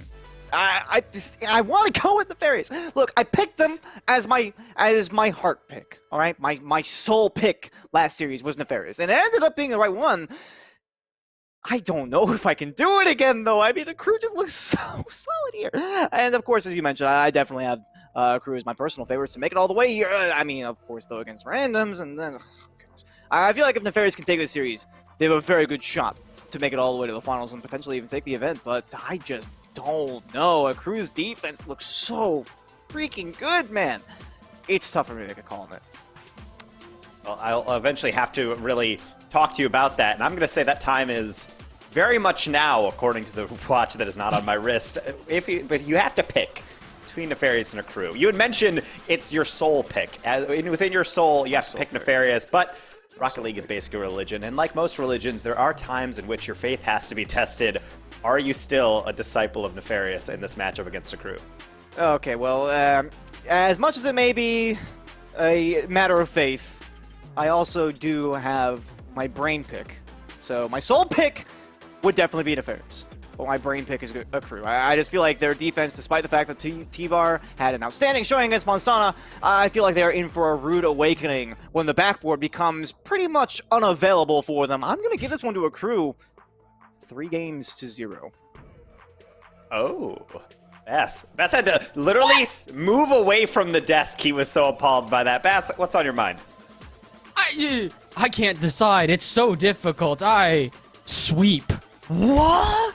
What? I don't understand. All right, whatever. You know what? It's fine. I'm going to agree with you on this. I'm going to pick Akrew, but not for the sweep. Whoa, okay, not the sweep. I'm not insane. How are you gonna drag me for that? I have thought about this more than for 4 seconds and decided not to blurt out that this is going to be a sweep. How do you see this being a sweep? I'm attacking my microphone. I'm so upset. No, seriously, I don't know how you can say this is going to be a sweep when it feels like both of these teams come into this one with potentially the most hotness out of everybody here. Obviously, Random's going 3-0. Nefarious went to round 5 last night. The only reason they lost is because they faced Rogue and lost in game 5 of round 5. So I think this is going to be a close series. The reason I'm picking Akrew is because every time that I do pick Nefarious, my picks end up going backwards. So Nefarious, if you want a shot at this one, you're going to thank me, and I'm not going to pick you. I pick Akrew. All right, well, we're seeing some feisty disagreements here. I think this one could be pretty competitive only because Akrew has been looking phenomenal, and they, of course, are chasing that second AAA Challenger Series title within the expanse of all these events we've held. However, I still think this is the best I've seen Nefarious, and they were this close to getting the main event, and the teams that are that close are typically the ones where people are like, what? How did that fall apart? You guys were looking so great. So I think that'll continue. I'm actually going to give it to Nefarious. I think it goes in game 5. I really love how competitive this bracket has been so far, and I think with the addition of T-Var, it's only sped them up, which I think is the exact strategy you need against Akrew. So we'll have to see who's really going to be right or who's ultimately going to be wrong, as we're a little bit split on this one. Nefarious and Akrew are our next match. It is the upper semifinals. Bass and Squid, take it away. Here we go. I mean, Squid, listen, I think you and I can both agree, even if this does go down to a 3-0 sweep like last time we saw Nefarious play, it's going to be close. There's no way one of these two teams run away with this. The only way I see that you 100% come out right here and they do run away with it is if T-Var, well, does T-Var things. But like you said, the backboard's not going to be nearly as available to him in this series. And that's the problem. That's why I picked Akrew, and that's why I picked them 3-0, because I was looking at it in Nefarious. Here's the deal. We saw the match against Stromboli, and we saw Stromboli bringing the whole 9 yards. We saw them start out with passing plays. We saw them move over to individual plays, and not a single time was I particularly impressed by what they were bringing to the table. And they have Delta, they have Alrez on that team, and they have Beast Abonium on that team, who was looking fairly ridiculous.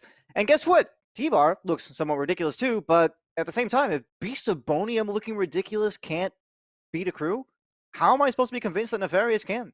And I think, again, you make the argument of they made it to game 5 of round 5. Guess what? Akrew didn't even need more than 3 rounds to make it to the RLCS main event in the qualifier yesterday. They 3-0'd and they went through, and they have been looking phenomenal on the defense here today. So if Nefarious cannot step it up and the other aspects of their game, this could be a quick affair. And that's why I went with my prediction on 3-0 for Akrew. We'll see if I stand right, or if I'm just going to die on a hill that I probably shouldn't be on in the first place. But either way, we got the players on the field and underway here. Honestly, here's the thing, though. If you hadn't predicted that, why would that moment be, you know, memorable? We want some spice on the desk. That's the way that this one goes, and that's why, like, half the time when I pick, it's based on who follows me. Honestly, why? Just because it makes it a little bit more fun at this point here. And, again, if you want to follow me, go and check my on Juked. Again, huge shout out to Juked. Moving on, we're going to continue through this game here as we get underway. It is Nefarious versus Akrew. And, I mean, this could be the match of the night here. We're all waiting for Akrew to most likely play randoms, or really, I guess, either one of these two teams play against randoms. But for right now, we will stick with what we've got, and what we've got is a beautiful outplay from Fifi to a gorgeous shot out of Oath. We talk about a beautiful outplay. So much so that apparently Buddy and Adam both were blinded by its brilliance. And of course, that's going to open up quite the lane there for Oath. Doesn't really have much trouble placing that one correctly. And I gotta be honest, you know, never before in my life have I ever wanted to be wrong, as much as I do now. But it's not looking good already. Fifi with a potential clearance up there to Astro. They couldn't find that angle towards the target. It looked relatively open for them, but so far it has been a significant amount of zone time for Akrew. They will not find contact here out of the corner. And T-Bar looking for a demo, I believe, against Fifi. And that's the real question, of course, is going to be, will Nefarious find a way to break the Akrew backline? That is where my question lies right now. I talked about how impactful their defense was, how confident they were at basically every juncture. So I feel like for Nefarious, that is going to be the biggest challenge for them as they move forward in this match. They do find themselves in the deficit, although it was a fairly simple mistake on the backline. They only find themselves in a deficit of 1, so it's clearly not too much of a challenge. No, I don't think they're going to be too panicked right now, especially considering the fact that they've got their lovely coach in Space Beer in chat right now, and I have a feeling he's probably in their ear as well, just letting them know, hey guys, it's game number 1. This team just came off playing Stromboli. They're feeling hot. They're feeling ready versus this team who's going to have to take a little while to readjust, and I think that's going to be the biggest issue here for Nefarious, is that they were playing a game where it kind of felt like the pace, the momentum could swing at every single moment. The pendulum continued to go back and forth, whereas in this one, there will be no pendulum swinging. There will only be pendulums clashing as the two of them continue to knock against each other. But guess who continues to knock on the door? It is Akrew, and Astro, he will be let in. A little bit of double coming there on the back end again, though. I mean, T-Bar almost in the perfect position as a result, surprisingly. But again, you can see that Fifi came up there against the back wall and was just throwing it. Was just trying to force something out of the defense, and it worked wonders. It's exactly what we saw in their series against Stromboli, is one player having so much presence on the field, applying so much mental pressure, and Oath almost a double tap angle there out of the corner. Didn't have quite the boost to do it, but you can still see how much respect is being commanded by just one player on the field. T-Bar looking for the flip reset, actually doesn't even get anything out of it, just lets it go off to the side. That is not necessarily a bad start for their offense. I mean, I would love to see those individual forays downfield, especially with T-Bar leading the way. That's got to give you some confidence. I mean, yeah, but the unfortunate thing is you're saying it as if it's still the start. We're halfway through this game. This one's gone by in the blink of an eye, and unfortunately for Nefarious, if they continue to blink, they might just miss this entire game and unfortunately not find that starting momentum that they need to make this one competitive. I'm not going to call it yet. We are, again, only in game number 1, but I'm starting to see your prediction maybe just a bit more realistic than I thought. Akrew, they don't look like they're just red hot. They look like they are molten lava. These guys come into this one with not just confidence, but the mechanics to back it up. Oh, just barely off the mark on the double touch, but the fact that he even gets there in the first place, oh my, that's going to make Nefarious quake a bit. It was a warning shot, certainly. Final 100 seconds now underway here as well, and I mean, they don't even need that one. Of course, they've got insurance already, although the forced physical play, and that keeps Oath in the corner, plenty long enough for Buddy to find a gap. That's not a great touch out of Fifi there, and unfortunately, no one from Akrew prepared to kind of recover from it. Fifi goes for his own touch, Oath being a little bit blocked. Astro just kind of is at the mercy of wherever the shot lands, and shot lands in the back of the net, and that gives Nefarious there first. Now this one might become a little bit more competitive. That was what we were hoping for, is that little bit of spark of life to show itself, and to really get this Nefarious offense going. Oh my, and it might just continue going along here as Buddy should have a touch to the center. Astro turns it out to the corner. That is clever. Recognizing they put that one center, most likely there will be another attacker from Nefarious, but unfortunately, there will still be more attacks from Nefarious as I don't... Wrong goal, Buddy. You're going the other way, my friend. That is not where you want to shoot. Oh, I gotta be honest here. It wasn't a terrible idea from T-Bar, but a clear and obvious miscommunication. And that's where you just find Buddy in that bad spot. But, I mean, you gotta give props to Fifi.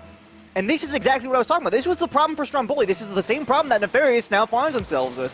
is they had a good pass into the center before, but it was instantly cut off. Already another double tap. No! This one will just go off, and Oath will be able to clean it up. The old mop and bucket special. But still, I mean, Nefarious at this point, outpaced by Akrew. This is not unexpected for me by any means. And this is exactly why I predicted that this might be a 3-0. It is because Akrew had to bring an amazing pace, an astounding pace of play at that. And not only that, but they were able to cut off so many effective passing lanes for Stromboli. And as soon as Nefarious got downfield and they started to make these passes happen, you could see how quickly they were cut out without hesitation. Honestly, at this point, I was going to say, I don't know what needs to change here. Well, this man needs to come to life. T-Var finally getting on the board here. It took him a little while, but this is a beautiful shot in front of the net. You can't really blame Astro for missing that one. But you know what you can blame? You can blame Nefarious if they wait too long to start to finally get into this one. 53 seconds left, and at this point, they've waited about as long as they can. It's now or never. If you want to try and really make your mark on game number 1 and give yourselves a chance, goals like that need to happen. Buddy denied in front of the net, and with 43 seconds left, they may not get another chance like that. Oh, Buddy looking for the backboard as well, and they're not going to find it. One of the key aspects I was talking about, you cannot count on having that open real estate there on the backboard. Whoa. What a key clearance here from Fifi as well. It's going to reset Nefarious in their own half. Less than 30 now to go. But again, despite the offense that was being levied against the blue defense here, it didn't seem like they were particularly threatened. This is no exception. A demo against Buddy immediately after the challenge allows Astro to clear the lines with relative ease. And Akrew, they feel like they're right at home yet again, despite the 2 goals against. Oh, the backward Fifi cannot try that past T-Var. But it seems like a moot point now, as Nefarious defense isn't going to do it for you, and game 1 will expire. A 4-2 affair. And it certainly didn't feel like it was particularly dominant here. But at the same time, if I said that Akrew was uncomfortable, I feel like I'd be lying to you.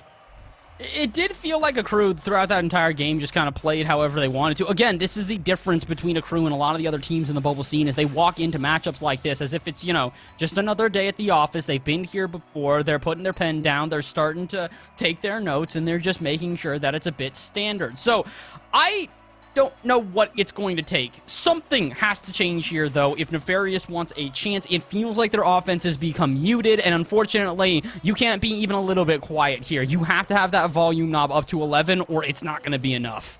Yeah, I mean, you talk about the offense being muted. I think more problematic is the fact that Nefarious' quantity of offense has also been restricted in a lot of ways. And, of course, when you're talking about Nefarious, their primary, attribute of their offense was, again, a little bit of abuse of the backboard from what we saw at T-Var in Game 1 of the last series, and a little bit of passing plays through the mid, which proved phenomenally effective. I mean, they were just so good. Their presence in the offensive zone was it was a mandatory response kind of situation from Manzana, and they weren't able to bring it to the table. Akrew are bringing it to the table. And that's the problem. This is exactly why I said this was going to be challenging for Nefarious. And we saw them start to adapt at least a little bit as we're trying to get game number 2 underway. And it looks like we are going to have a bit of a reset. But that just gives us more time to talk fast. And I think the question now resides in this. Nefarious, obviously, I think for me, number one problem that they need to address, gain more possession downfield, and then you can focus on trying to break the defense. But are there any immediate solutions that come to mind? Because we noticed that the physical play hasn't exactly been terribly present, although if you try to abuse that early on, it's certainly going to become countered. I do feel like it is necessary, though. We talked about this before. If you want to try and make Akrew break, you need to make them uncomfortable. And the number one way that we've seen teams start to make teams uncomfortable has been physicality. It's the biggest trend in Rocket League over the last year, in my opinion, has been how much we have seen teams start to really utilize demos in physical play. The unfortunate reality is it does also feel like Nefarious are going to lose a piece of the puzzle if they start trying to go for demos here. I want to see them lead the charge in offense by T-Var. I want him to be that front man, and I want to see Buddy on the backup, and then leave Adam to really clean up the pieces on that midfield and final line. That's how they were able to take down their previous opponents. It's how I think they're going to be able to take down Akrew, but if they even break that rotation a little bit, if they start to collide and, the cross beams, if you will, it's not going to work. They need to be careful here. Akrew is one of those teams that they're so battle-tested, you make even a little mistake against them, they're going to punish, as evident by that last game. They found multiple opportunities where they saw just a little bit of weakness in Nefarious and slammed it home. And this is also part of the problem that I was discussing a little bit in the pregame, right? Is Nefarious, they had an amazing offense against Manzana, but it didn't really feel like they needed a whole lot else. I mean, of course, we talked limitedly about, Adam and T-Var having their respective performances on defense. Those, of course, not to leave Buddy out, but there were two of the kind of sticking points that we discussed. But it's worth noting that even that being the case, we definitely didn't see much of a requirement for them to be consistently on the defense. And I think that was part of one of the contributing factors here that allowed Akrew to take that game one. Is not only did they find not as much success on the offense, of course, it wasn't, I would say, little success. Obviously, they got those 2 goals. But it was more just like, oh, hey, we actually have to defend against Akrew. It's like, well, that's an interesting concept. And I think now that they have that understanding of the game state, things may very well change here. And of course, we talk about the potential for them to bring physical plays into the mix, which is going to be a very important factor in disrupting the Akrew rotation. I talk about the value of them maintaining their resources. It was certainly a defining factor of their play in their match against Stromboli. They were playing a very smart, very theory-based game of Rocket League, trying to only expend players and boost whenever necessary, and allowing otherwise for the waves to crash against the beachhead. And it wasn't really an issue for them.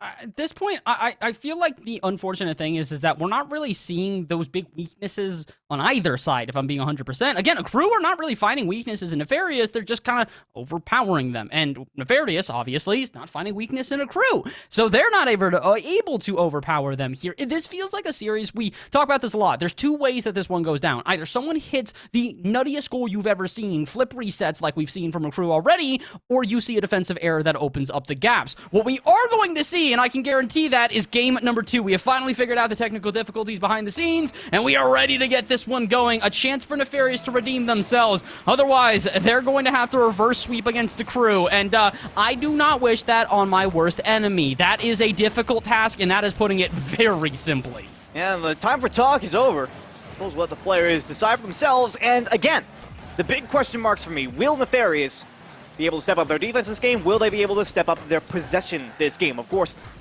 if they're able to do that. Those 2 things, I mean, that's already a massive success for them. But then, stepping up their offense is also going to be there, and that was a good cutoff. Again, forcing was Oath, but the defense was there. And again, that is one of my biggest question marks for this game. Had a nice read. Good touch off the backboard, but unfortunately with no player out of midfield due to the demo, it's going to be difficult for them to break away and turn this into an offense. I mean, Buddy is trying his best, but he's not a one-man army. He cannot do this by himself, and the one-man army that we have seen thus far has been T-Var. He gets bumped, can't find a follow-up touch, so it's up to Adam instead to try and continue the offense, but this has been an issue thus far here for Nefarious, trying to actually turn their offenses into possessions, not just these booming clears to open space. Oh, this might work out, though. Buddy, he's going to read the pass, but so will Fifi, and he almost interrupts his teammate in Oath. Oath actually going to body everybody, 50-50 after 50-50, but it will only lead him out to the midway line. Car's got a flip reset, can't really do much with it. I mean, this is the best we've seen Nefarious on offense in quite some time. When we talk about one-man stunt shows, there is Buddy to show us how to do it. I mean, as much as I want to give credit to Buddy, this is a team play through and through, and it was really Nefarious gaining this possession time after time. They were playing the slow play, their individuals driving downfield and never giving away possession, forcing an engagement from Akrew, and that challenge went right over to Buddy. And of course, I do got to give credit where credit is due. That's a nice double tap off the back wall, making it very challenging for the defense to even make a play. And speaking of, Oath with a demo here, and an interesting interaction. I love the chess set play there on the defensive side, but Nefarious would get away unscathed. What was that entire play? It was bump after bump, and my favorite part about it is that it's like this little, teeny bump. It's just this little nice nudge, and then immediately out of nowhere, boom, demo, just to take the player, send him to the Shadow Realm. The contrast there from the ways that the 2 teams were getting physical was hilarious, but I don't think they're going to be laughing all too much about that one, because Akrew just saw a huge opportunity fall to the wayside. They've got 3 minutes remaining. They've got a good offense building here, but now they just need to get a goal to show for it, and there has been the problem. Nefarious, a lot more proactive here in game number 2. They are getting in the way of their opponents, and they're making the saves when they count. T-Var continuing to be the all-around player that Nefarious has been looking for. Still a high-quality scoring chance, and Oath down low at the 50. That one's not going to be playable for Fifi. A fortunate challenge there for Nefarious. And T-Var, as you mentioned, the all-arounder, playing on that front post and able to get it away, but you can see how this is still building for Akrew. They've had high percentage scoring chances at that already once or twice on this drive. Oh no, Oath! What happened? Do they not have boost or something? I'm going to take a look here. The player cam, this one just sails right over their head. They had 20 in the tank. Oh, they turned downfield. Oh, no. Oh, goodness. Oh, that hurts. You know that we can't really even say anything to encapsulate the feelings that Oath is feeling right now, because he knows that a quarter of a second decision is what just costed them a second goal. And now they got to fight back from 2 behind, and this is what we like to talk about, making a mountain out of a molehill, when initially it's only a single goal. You've just got to make that one play, and then all of a sudden you're back in the game, and then all of a sudden it's 2. You start trying to play a little bit more aggressively, then it is 3, so it's making this a bit more difficult. For the first time all series, it does feel like Akrew are a little bit vulnerable, but they could turn that around with a shot like that. Astro not quite able to get past Adam, but they're launching up yet another offense here, one that will not connect. Fifi descended to the ceiling, and just underneath 2 minutes of play left here. Definitely enough time for Akrew to turn this one around, but they need to get the Jets going, and they need to get them going quick. Low percentage scoring chance, though, for Astra. I mean, you saw that, and the shot registered. It was certainly a good drive, but that was realistically all they could manage. It was that key demolition of the second man that really turned things aside. I mean, you saw that pass not work out for Fifi initially. Timor, the flipper, he said no! It gets past Oath anyways. You can see how much respect they're giving these players when no contact is made. It's still enough to fake them out. Oh, this is just the littlest extra touch there. He felt like he was going to get some power. He was waiting for the flip reset, and instead, it's a combination between a fake and a flip reset and a little I don't know what it is. What it is a goal in favor of Nefarious, and that will be their third. This is the response we were hoping for out of Nefarious. After getting a 4-2 in game number 1, which really should have been a 4-1, but then Akrew started to play a little bit sloppy at the end there to just try and switch it up. This is exactly what they needed. A not just good game, but a game to reinstill confidence. Hold on now. That's one way to sway it there. Astro in a 1v1 setting, and he will just fake the axles off his opponent. I feel like this is of vital importance as well for Akrew because, I mean, up to this point, they've realistically been getting shut down in most of their 1v1s, and I talked about how that was a significant strength of theirs, is being able to utilize their individual players to the greatest effect. And, ooh, boy, that's not so great from Fifi. Straight up to Adam. No double tap on target, and the pass back actually goes past their last player for a moment. T-Bar is able to cut it off. If a blue player had been just a little bit close, that could have been a goal for. And now Fifi almost behind Adam again, sniping the top corner, but still saved away.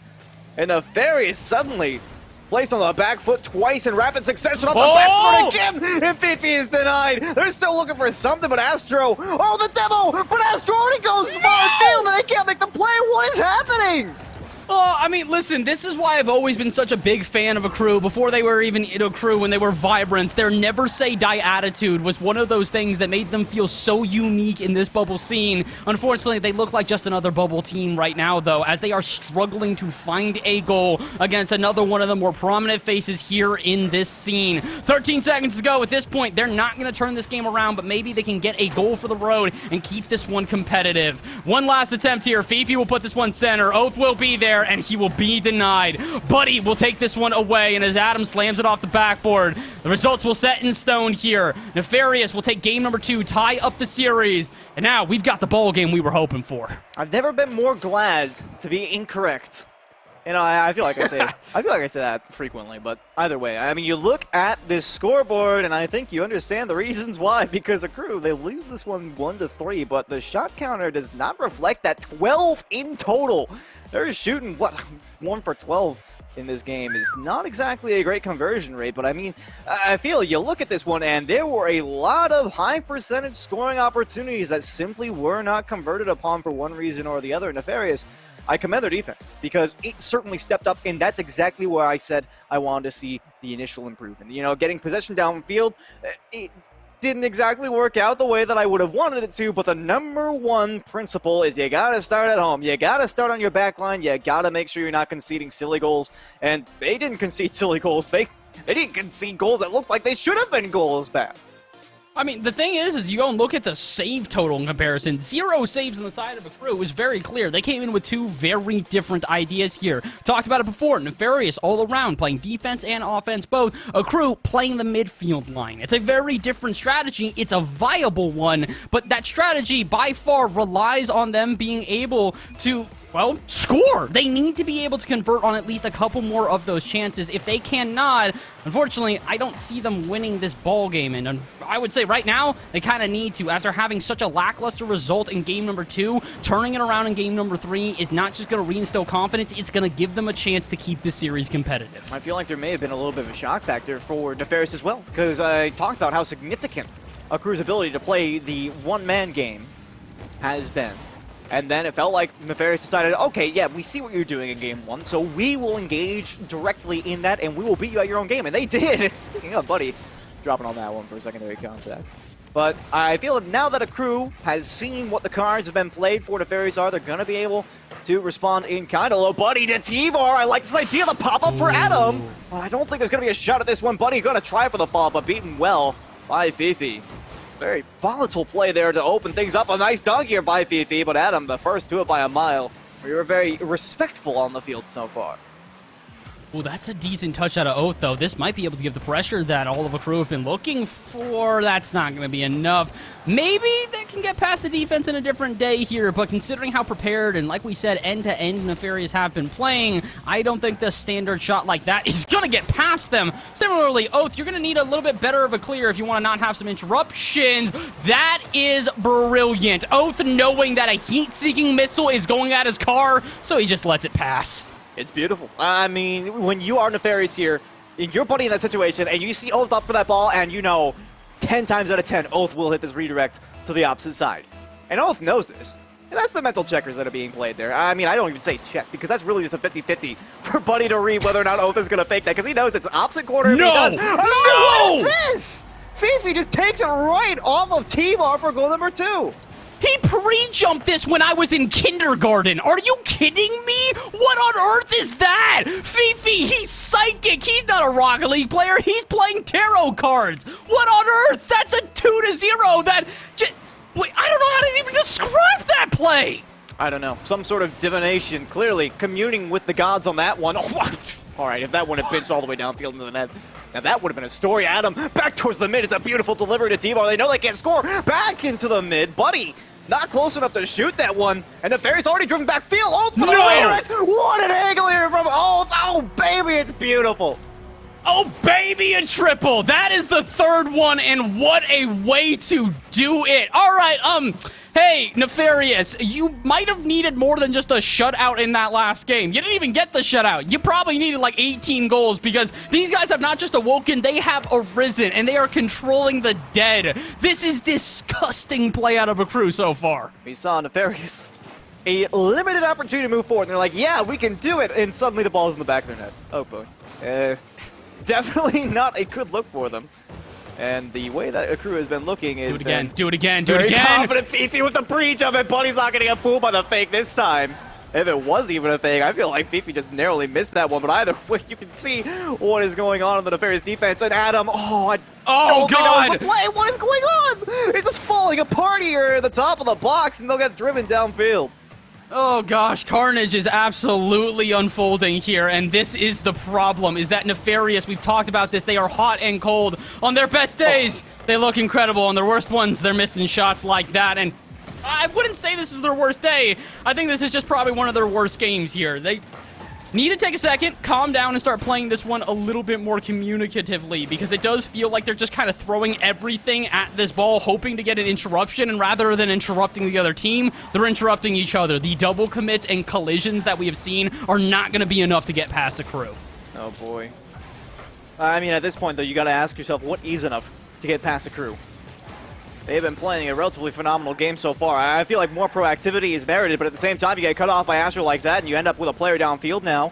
It might serve as a passing target. His buddy guides it with the air drag off the backboard. Might have even had a double tap, but now Fifi clears it all the way past Adam. They're going to have to make an over-the-shoulder play. Still looking towards the mid, maybe even a bump on hand, but not quite there. And you can see just one player applies all of that pressure towards the middle, commands so much out of Nefarious, just enforces them to make so many different commitments to that singular defensive play, and it just goes right back to Akrew in the end.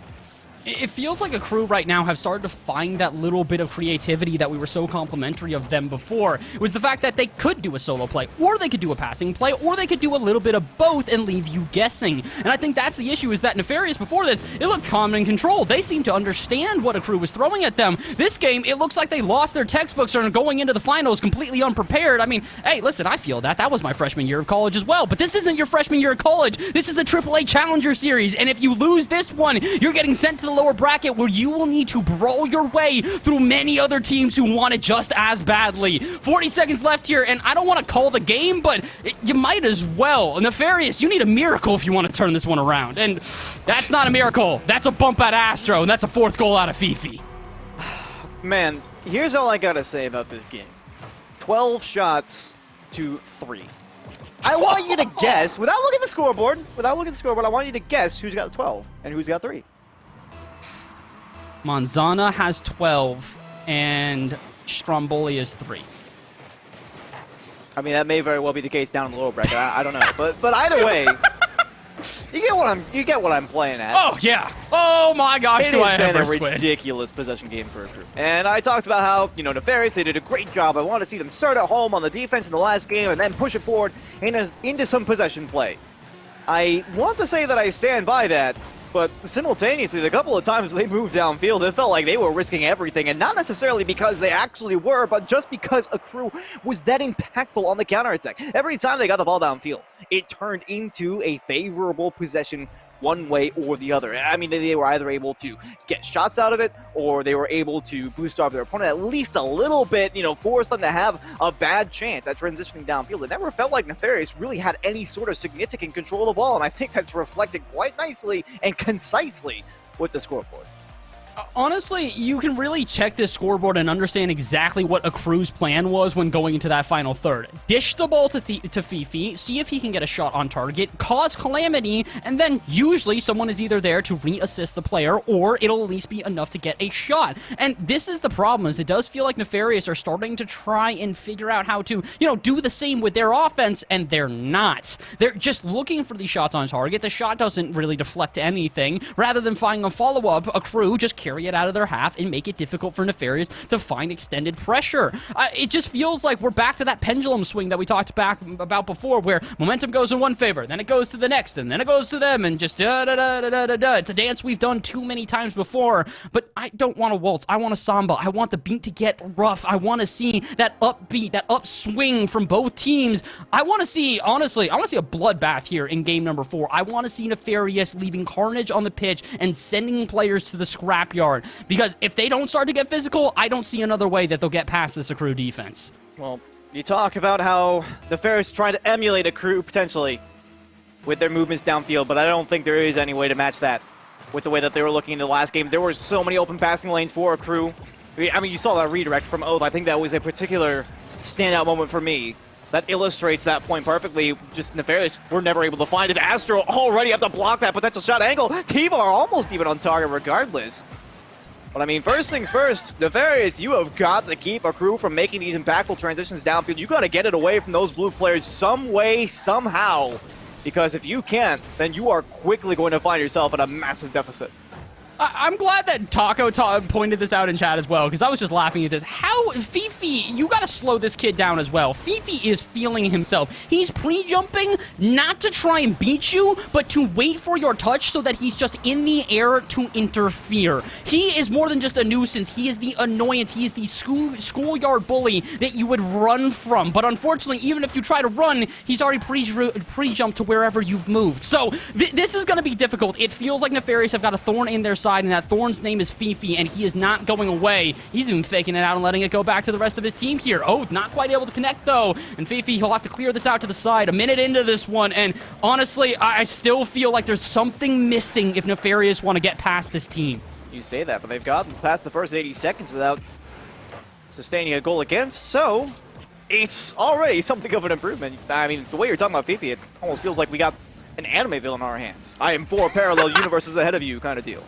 And I would not be tempted to disagree, because there's Fifi beating out Tivar over to Astro, and Adam is there nice and safe for it. But still, the fact that they even had to make a save on that one, It's already a bit of a testament. I like this handoff. Fifi forced to jump for that one. T-Bar with the backup of the demo on net, but it's just a little bit high, and Oath says no anyways. Oh, he turned away once again. What is with Akrew doing this? They just kind of appear out of nowhere and make these saves. They're like Toby in Naruto. Just all of a sudden, I appear, I vanish, I appear, I vanish. I don't understand. This team continues over and over and over again to impress me in more ways than one. Oh, impress me right now, my friend. Put the shot into the back of the net. T-Var will deny it, but that feels like the only way they've been able to deny it is miraculous saves on the line from that player in particular. This time it will be Buddy to clear it out of the corner, but it's not going to get much further than that. Akrew may be without a goal, but it feels like it's inevitable. Something's going to give considering the amount of pressure they are throwing at Nefarious. Could this be the one? Buddy can't jump, but he will make the 50-50, and that will be enough for them to remain unscathed going past halftime. Oh, and T-Var almost the counterattack. Buddy with the ankle on the follow-up, and Nefarious. Hey, man, it felt like it was a chore for them just to last on the defense, and they still find a way to turn it into a goal for a valuable one at that. I'm astonished. Crazy stat here. Nefarious has more shots than Akrew. I guess that just kind of goes to show you why we were saying, where's the strike? Where is the plunge? It never came. Despite overwhelming pressure going against Nefarious there, it never felt like they were too under siege. So switch this one up, Akrew. We've seen you guys do some ridiculous mechanical plays. We've seen you with some incredible passing plays, but one of those needs to dazzle this defense of Nefarious and catch them off guard. You've got 2 minutes to do so, and you've also got 2 minutes to not concede a second. And that one gone into the back of your net. Ooh, chances of a comeback would have been detrimental.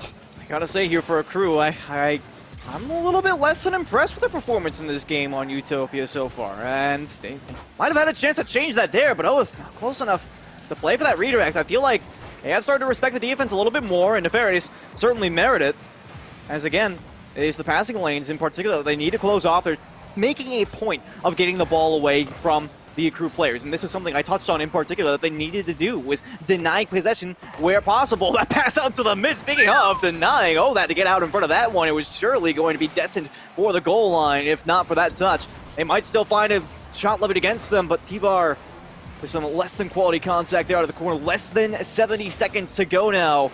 Nefarious, it was a key reset. I mean, that one defensive play that they made over and over and over again where it looked like Akrew was inevitably going to score, they weren't able to score on that one, and from there, it feels like it's just a done deal. They need to find a restart. This might be it. The bump is there, but Astro's denied by the iron bars yet again, and they will get away with 0 goals scored. Well, the one thing we have been critical so far... All right, hold up. Before I talk about Akrew, let's talk about what we just witnessed. Adam, you've been quiet on offense. This is screaming and shouting. What is that double? That is A+. He just been saving all of his energy just for that one play. And that's the second time now Nefarious has been like right in front of the goal line. And they make a save. Or, well, I guess in this case, Astro just misses wide of the net, and then they instantly get countered. So, power to you.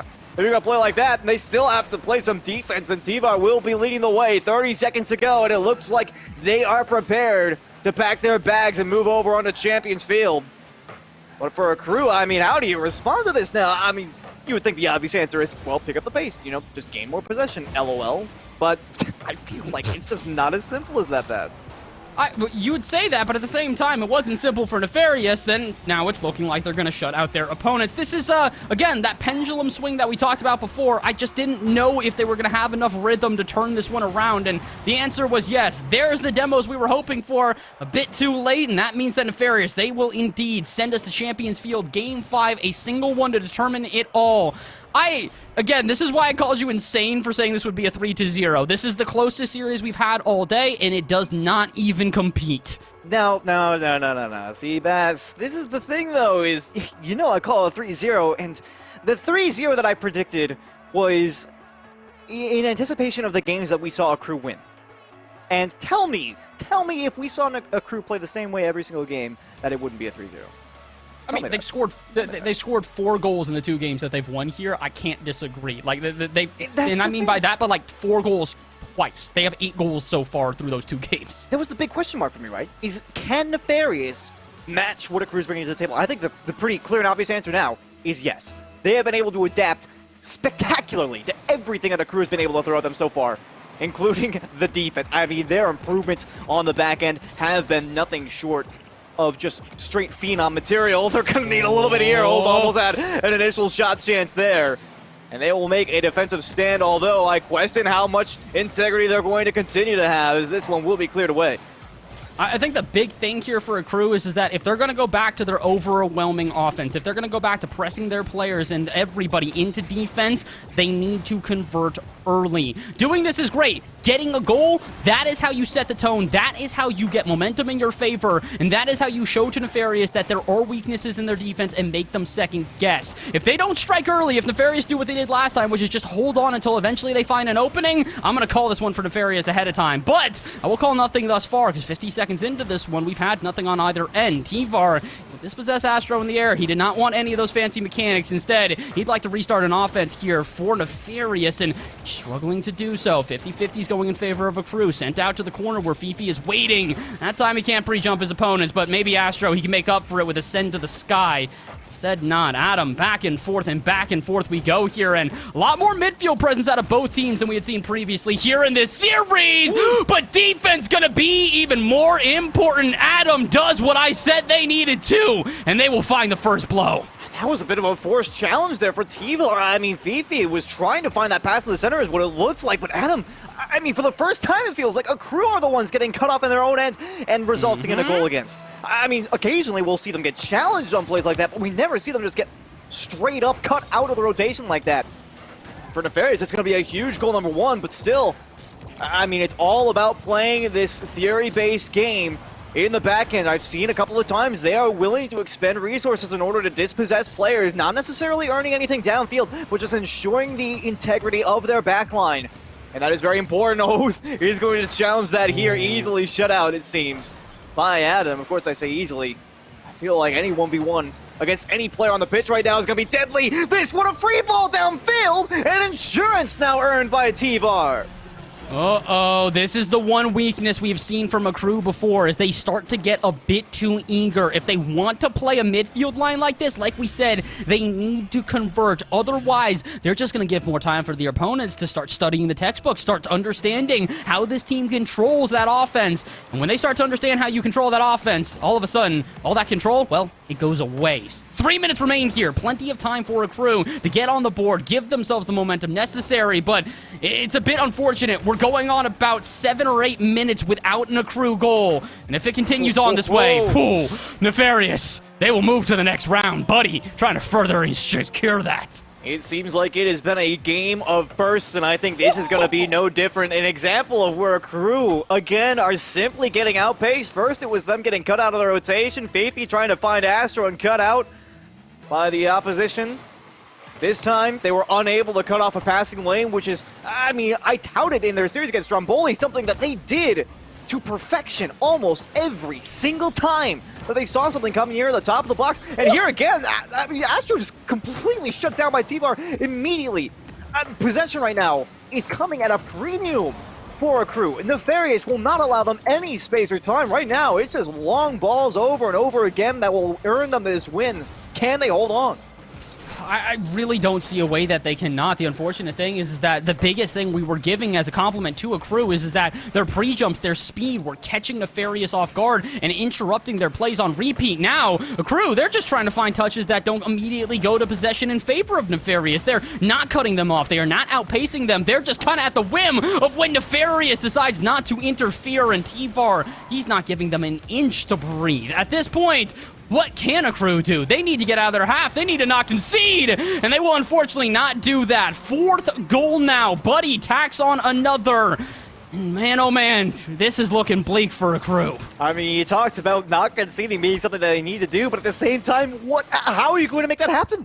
When you have T-Var literally harassing your defenders on the goal line, pretty much right there. I mean, you talk about playing players aggressively in the offensive quarter, maybe even going for demos. T-Var is literally sitting right in front of the goal line and making your players have to make saves against what shouldn't even be shots on target. And now Buddy completely free net. They send the house on the Akrew side, and they are punished emphatically. Buddy with a hat trick and a playmaker for T-Var. This one is all open and shut pass.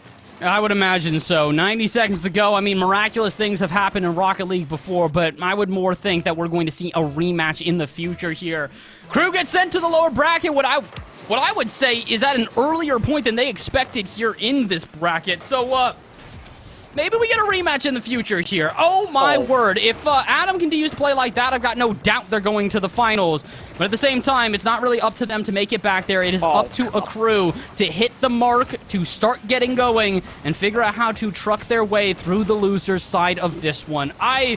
I feel bad. Akrew at this point, they had so much promise. They look so good. And all of a sudden, they come into what could be now their second game in a row getting shut out. And this time, it's not even just a shutout. This is decimation in favor of Nefarious. Every other game has been at least somewhat close, if it has gone in the favor of Nefarious. This is not even close to the same story. We came into this one, and after game 1 in particular, I mentioned how the story for me was, oh my god, Adam! Give him a modicum of hope. It's just rude at this point, and this is exactly what I was about to talk about, is Nefarious. For me, the story was, how can they break through the Akrew defense? Are they going to be able to do it? They just need to get some possession, and that, I mean, for me to even think that was going to be a problem for them, looking back, it feels like heresy. And Akrew find themselves at the whim of Nefarious in the same exact way that I saw Nefarious trying to have to play against Akrew. Again, T-Var, right there, cutting off the pass. It's like the roles have been completely flipped here, Bass. I have no words. I have nothing else to describe what we've seen. All I can say is, Nefarious, you're pretty happy probably right now that I did not pick you, because I talked about this before. Every time I pick this team, they have failed to stand up. They did not just stand up at this one. They kicked the chair out from underneath them, said, I don't need this, and started running. Nefarious, they will take the series and move on to the upper finals with not just momentum in their favor, everything you can think of goes in favor of this squad. I mean, I completely agree. I feel like for Nefarious, it honestly may be better that they went to Game 5 here against Akrew than taking the 3-0. And that I would tout is because it shows that they are not just a one-trick pony. They came into this series and they found themselves staring down one of the top teams in the AAACS, really only second to Torrent, and they stared it down and they're like, all right, we can do this. Lost Game 1. I mean, it was never really even a question at that point. And then they were able to recover in Game 2. And then they lost Game 3. They were able to recover in Game 4. And then Game 5, they came back yet again. I mean, it was just Nefarious being like, all right, yeah, no, we can take a loss and we can make the changes that we need to make and come back no problem. And not only did they come back no problem and, you know, eke out a win, they dominated in Game 5. No question about it. Yeah, that was domination, utter and complete. I'm going to run out of words to describe this one, so why don't we have someone else describe it for us instead? Let's bring back in our lovely host, Danger Taco, here. And, Taco, I'm just going to give you the floor, my guy. Whatever words you can use to describe that one, because I'm all out. Woo. I feel like there's some series where it feels like a soda can and you're just shaking it on both sides. You're waiting for the moment where it's like, when's this really gonna go off the hinges? And then Game 5, Nefarious starts scoring. I'm thinking, man, great speed coming off. That's a second goal. And then I'm almost like leaning down, writing notes, and glance back up, and suddenly it's 5-0. I'm watching you guys on these saves. Of course, all the lovely folks at home in chat, they're watching the gameplay, but I get to see your reactions on the back end of the production, and you're just leaning over your chairs thinking like, oh my god, it just... So you're remarking, or rather just purely reacting in dismay at how out of hand that Game 5 got, even so early on into it. We were right at halftime, and it almost felt like it was too far. So Nefarious, I mean, I predicted them. I thought they had a great standout performance. I didn't expect it to take that path, but I mean, I'm happy that they are. They're finally finding a roster they can really explode. And Akrew, the favorites out, some have argued, we haven't even argued it in this bracket, gonna have to fight for it in the lower bracket. I mean, Squid, like, where was it going wrong? I don't think that it was necessarily going wrong for the majority of that series. That's the thing. I just think it was Nefarious who was popping off. And this is the biggest question I had, right, was, you know, they played against Manzana. It didn't really test them, so I don't know where I lie. But Akrew, we saw them play against Stromboli, and we're like, okay, yeah, they got tested. And they had the exact same stories Nefarious did in this series. So I'm over here like, all right, yeah, you know, Nefarious, they're playing pretty well. Akrew, they're playing pretty well, too. It was a very back-and-forth game. But then in Game 5, I mean, it was just insane how much easier it seemed for Nefarious to read Akrew. I feel like this just boils down to a back and forth, game to game kind of affair, and you can't really take a look at the overarching series and say this was their definitive problem, because overall, at the end of the day, their problem was just really only Game 5, and we didn't really see them falter too significantly in other spots. Obviously, Game 4 was also a shutout, but nothing was near as emphatic as the Nefarious performance in Game 5, and I feel like there was a tangible loss of confidence. And that was something I remarked on in the first series that we saw on the day. It was Stromboli and Akrew, and I was like, I don't want to see them lose their confidence. That's their biggest strength here against Stromboli, and I had some questions about that, and I feel like I can say with some relative confidence that they definitely faltered in Game 5 in terms of where they were mentally. And so when we go into this end of the series, as you guys are actually ending your time on the desk here, I wanted to talk with Bass real quick about Akrew. You'd mentioned, I mean, they might be coming back. If they want to take this, they're going to have to go through the lower bracket, and they're going to have to either play Randoms and Nefarious. That's going to be our upper bracket final. And do you think it goes another way, or do you feel like that Game 5, was that just kind of getting penalized on your mistakes, or was that really Nefarious just trying to finally playing their game and playing it to perfection? I think that was Nefarious finally coming to life. I think that was sort of them trying to find their footing, understanding what type of play style they were going to need today. Initially, again, that first series that we saw from them, it felt very heavily, T-VAR. T-VAR was the guy. He was the guy who was in charge of the offense. He was the one who was commanding how the pace of play was going around, dictating how everybody rotated around each other. And in that series, took a step back, started getting more participation from all three players, and that is when things started to change. So I think Nefarious have found their footing, and I think that Akrew just kind of did not have the time to adapt or just didn't really know how to. They go to the lower bracket now where they're going to have to play against Little Step Bros, and I don't see them losing that series. At the same time, that lower bracket, it is going to be a brawl. I have no idea who's coming out on top, and I'll just kind of let it run at this point. Well, that's exactly what it's going to do, but we're going to have to take a little bit of a break, and we're going to swap you guys out. Thank you so much for, obviously, taking the first half of the broadcast, but for everyone waiting to see how it's going to all wrap up, we have the very capable Lemon Kiwi and Achieves stepping into the booth for the back half of the broadcast, so do not go anywhere. This is the AAA Challenger Series number 5, coming up with more action next after a nice little word from our new partner, Juked.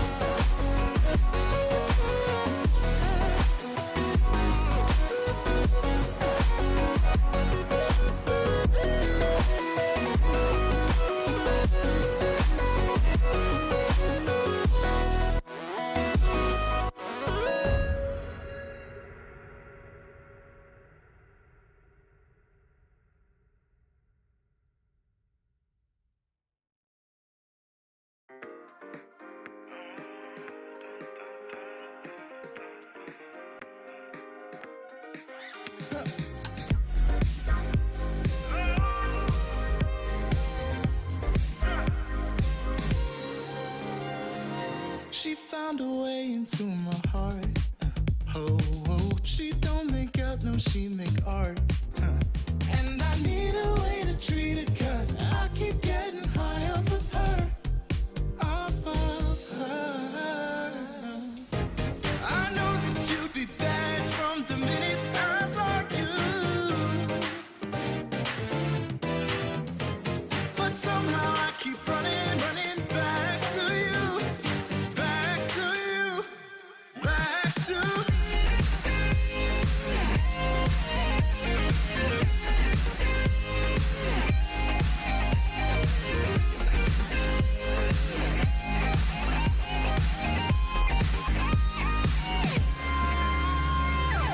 long nights can get me feeling lonely. Hey. And hearing music that can make me smile. But the way I feel with her cannot be explained. But one thing still remains on my mind. I know that you'd be bad from the minute I saw you. But somehow I keep running, running back to you. Back to you.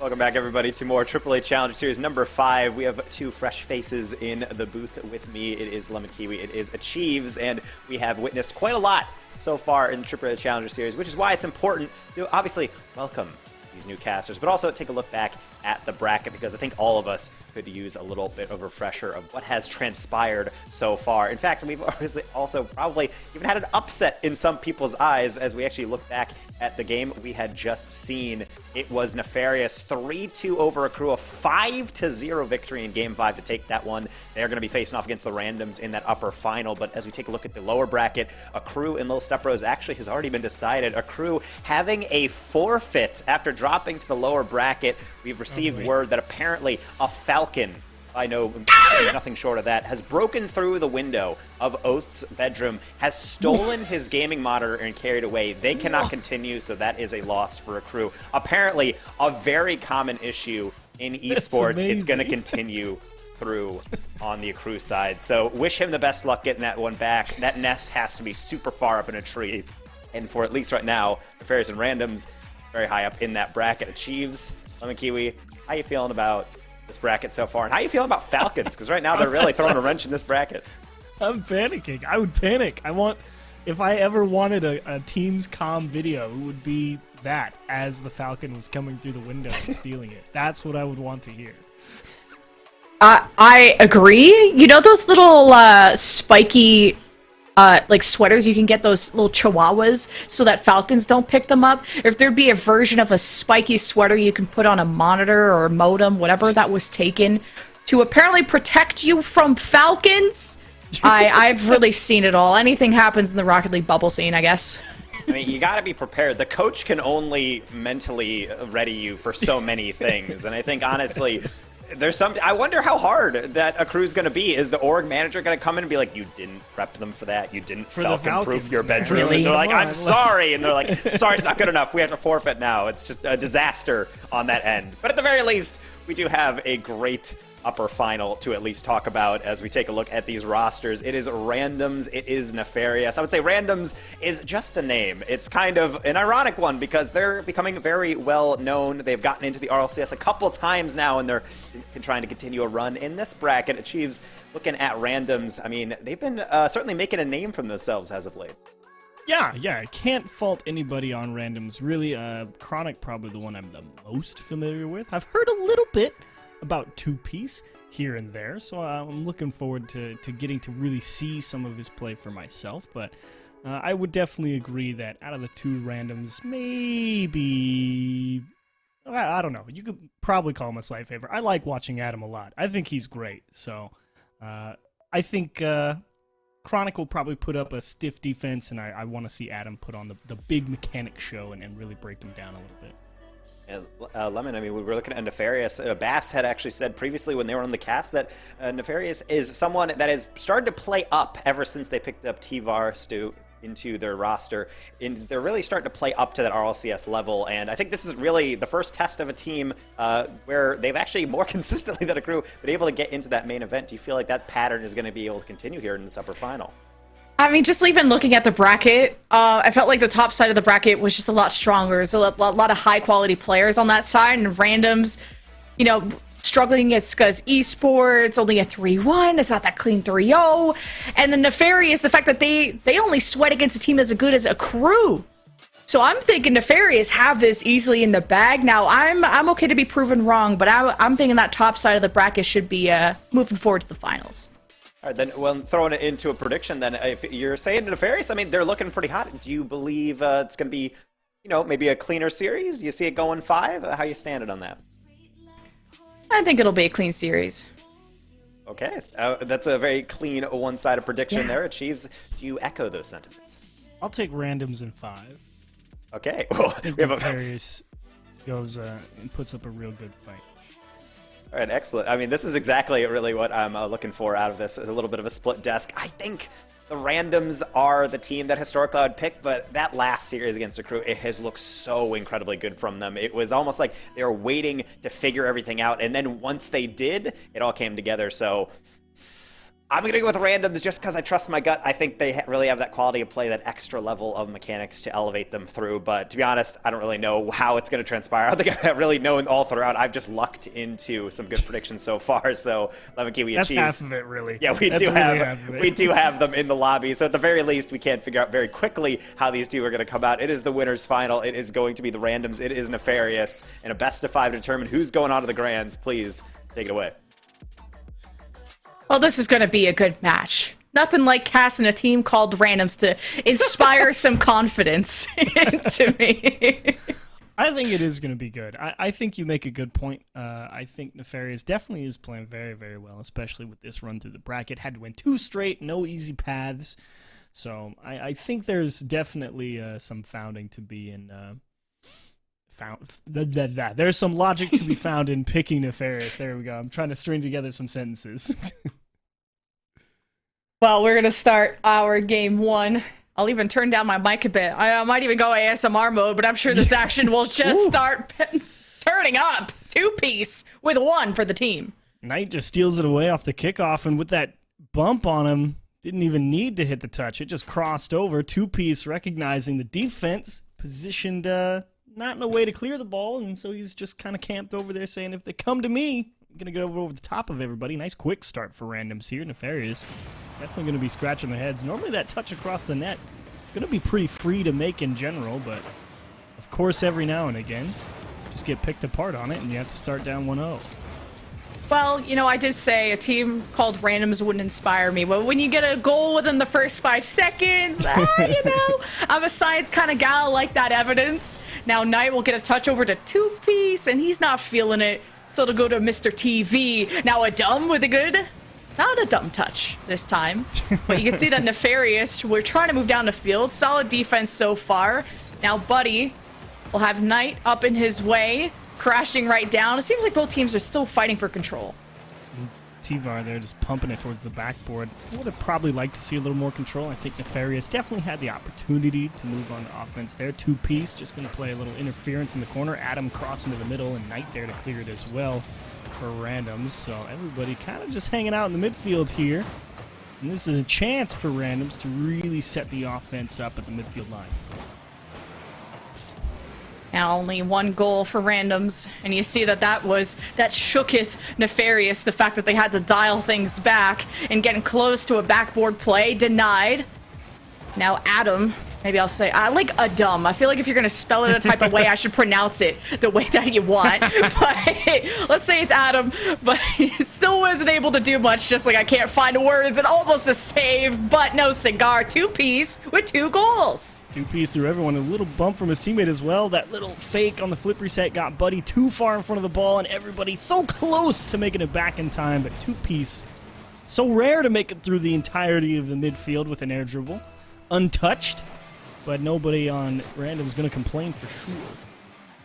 Yeah, I wouldn't complain being up 2-0, especially against a team like Nefarious. Like, shish. 2-piece, though, it clearly is the problem. So how about we demo him once or twice? Chronic, 2-piece, working together. Adam crashes and burns. TV, hoping to just at least stall things out a bit to buy time for the defense to get into position. Now randoms with the approach. Knight with the dribble. Chronic ready for the pass. Ooh. Touches it almost in the upper 90, but the second touch is what's deadly. Randoms are now leading 3-0. Gotta see how Buddy got tied up. He's on the corner. Oh no, he just had a bad jump. I mean, that was the freest clear in the world for him coming out of the net. Had 100 boost, could see everything in front of him, no misdirection or anything. Just ticked off the side of the goal and really just took himself out of the play. Unlucky. Yeah, it was just a really good setup from Randoms. The offense, all to them. 4 shots now with 3 goals. 0 shots from Nefarious. So I'm wondering if just after the long game 5, we're not feeling like we got a lot of energy, buddy. Things were starting to mount up. Chronic bounces it over mid, and you thought Adam had a chance to touch, and he gets demoed for his efforts, but it goes back towards the blue net of Randoms, and TV had a chance! I liked the option to throw it back to T-Var. Here's Adam off the wall. He needs a little help from Buddy. Has to readjust. Definitely the only option there to trap the ball, and 2Piece just going to poke that away into the corner. Knight with a long clear. A lot of great pushes there from Nefarious. Still have no idea how Knight made that save. I thought they were absolutely going to give one back there. Yeah, Nefarious are just getting shut down, but finally we see some signs of light from them in the second half. Maybe just have to get warmed back up, but after a game 5, I don't know how many excuses I can make. The Random's looking real good. I gotta eat my words saying the upper bracket was looking better. Now, Tavar. I'd like TV, but I'll stick to Tavar.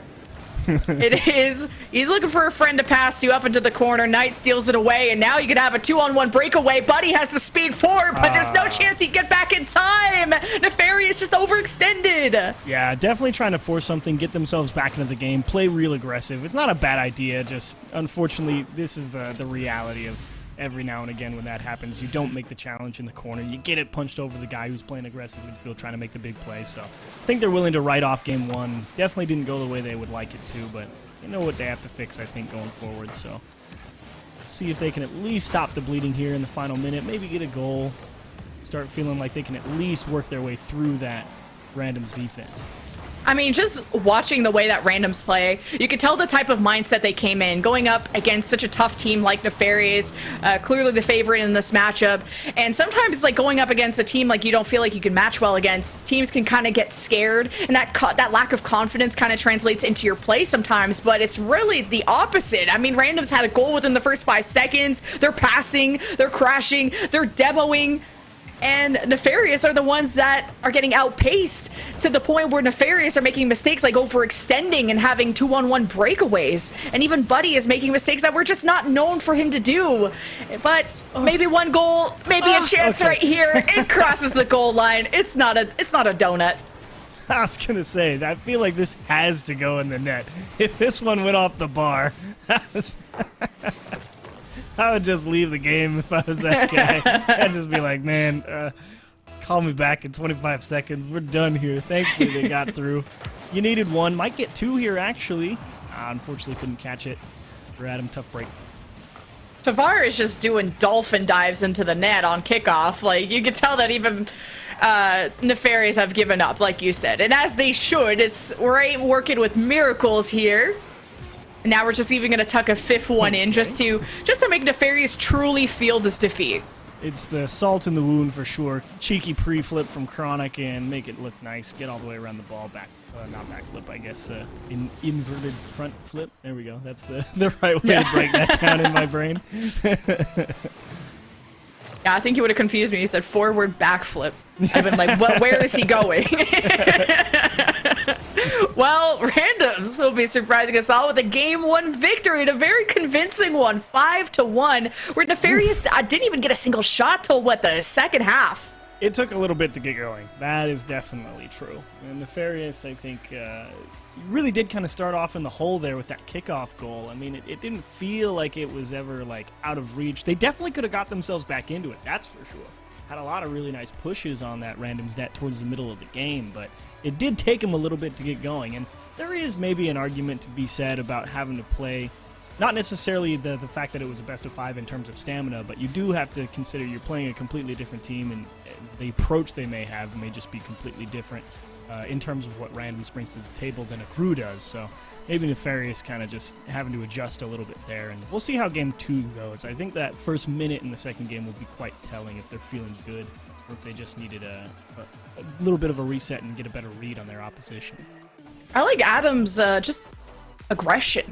I saw a lot of times him just using a lot of boosts and just dive bomb some kids and not get always the demos, and maybe sometimes put him out of position, which maybe resulted in random scoring off of every now and then. But I just want everyone to be on the same page. If you're Nefarious and Buddy already having a quick kickoff start, now T-Var hoping to drop that down in front of the net, but it's recouped by Randoms as they hope to move forward.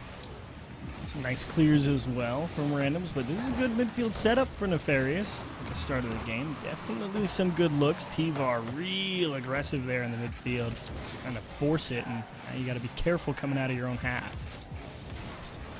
Yeah, Buddy stepping it up on the defense, but still haven't been able to break out of their own half, to the fact that Adam has to race back just to save it. Nefarious have to be careful. Randoms have been able to squeak past them a couple of times in game one, and you already see Nefarious making up for those mistakes and learning as they go. But now it's still a lot of possession to Randoms, where I feel like they've just been pushing Nefarious against the wall. Kind of a weird midfield setup, though, for Randoms. They didn't have a lot of boost, and they end up letting T-Var take a complete full-court dribble. So definitely much better pressure, and he can put that one away. Chronic diving to defend the top of the net. Nice opening goal here for Nefarious. Kind of like Buddy, just barely able to squeeze that around the defender.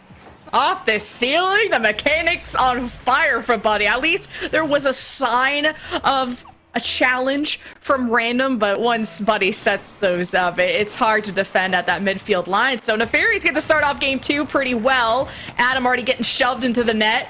T-Var just going from one side of the field, one ocean to the other, just to hope to get this ball away from Randoms, because one bad challenge and Randoms could have equalized, but not a lot of setup happening yet. A lot of aggression as well, and they're kind of diving a little bit at the ball, and T-Var very well positioned to give himself at least a look there to maybe just jam that in and go up 2-0 in very similar fashion to what Randoms did in the previous game. And that's a beautiful catch from Two-Piece to kind of break the siege a little bit, buy a little extra time, have his teammates grab some boost, and really get set on defense here. That's still only a lead for Nefarious, and yeah, T-Var is just dangling the defense, which the defensive Randoms haven't been able to leave their half. They have two in net. Chronic's doing everything. Maybe a solid clear here, but he's not able to follow it up. But T-Var didn't look too eager to move forward off of that, especially with how low of boost that he had. Now Randoms hoping to get something on the board after such a dominant game one. Entering the second half, Two-Piece is working on something. I'm surprised Two-Piece is able to even just stay with that ball. I thought for sure he was going to get beat a few times, and fortunately for Randoms, not too much in the way of getting out of their own half for a very long time. This is some great passing, and T-Var so close, but a little too hot to handle. Adam to himself, it's a bit of a stretch. He will at least jam it in the blue corner.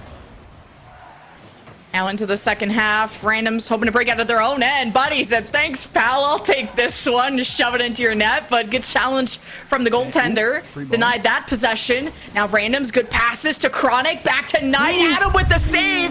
Chronic wants the recovery. T-Var won't let it happen. Adam slams against the wall, and now you could see maybe Nefarious stabilizing, but the midfield is all for Randoms. Wow, Adam making that save is bonkers. He pre-jumped it out of his own corner, and not to mention as well, pre-flipping it, dish to T-Var on the backboard, taken away from the defense. Chronic, the first one to it. One-on-one back the other way. He will rip it, and that's a huge save from Buddy. T-Var with a delaying touch out in the middle. And again, Random so close to finding the equalizer. Yeah, Buddy is the pal that you need on your team. Okay, game one, we had the one upper 90 situation we pointed out was maybe his fault, but man, he has stepped up on the defense, keeping Nefarious in this game. Chronic, hoping, guess who it is? It's Buddy, ruining everything for you again. Random struggling just for one goal when they had 5 in game one, and Chronic making sure no one can touch this. Knight is still in the net, and Nefarious almost had a chance at a second goal. Oh, he can reach it. Oh, Knight got clipped on the way up to that ball. He was definitely going to try and stretch for the double tap off the wall. Chronic with that miss is going to put Two-Piece in a difficult situation. Times it well, though. Chronic just trying to play a little bit of keep away. Everybody on randoms thinking they were about to get out of their own half. A fortunate bounce off the post. 2Piece with a chance to clear, and randoms still in business here as the time winds down. Only 4 shots for Nefarious, and it's funny because randoms have way more shots and just not able to execute. Talk about a difference between game 1 and game 2, that Nefarious were able to stay composed the way they are. Tavar almost was able to deposit that for Buddy, but a quick turn from randoms. Let's see what they can do. Chronic hoping to bounce it more forward. Buddy shuts that angle down, and that's a pinch that goes back to 2Piece, and he doesn't want to overextend. He's the third man back, demos. but he goes forward, and Buddy shuts all that down again. Bull and Chronic one-on-one against Adam with the flip reset. He gets so early on it. Why would you not let it fall? It's okay. It still may work out. They just missed the bump on Buddy. Had it connected. That was in the back. Knight, do you have anything? Chronic is waiting, hoping, and it's going to be 2Piece off the wall. This should get cleared, and I believe that will be the end of things. So close, man. Couple of huge saves in that game from Nefarious. I think the defense, as you pointed out, with randoms having more shots, definitely what pulled Nefarious through on this one. An excellent goal to get them out in the lead, but they had to make some bonker saves. So much better game from Nefarious, but you'd like to see him keep that offense going a bit more consistently. But can't fault him for the W, that's for sure.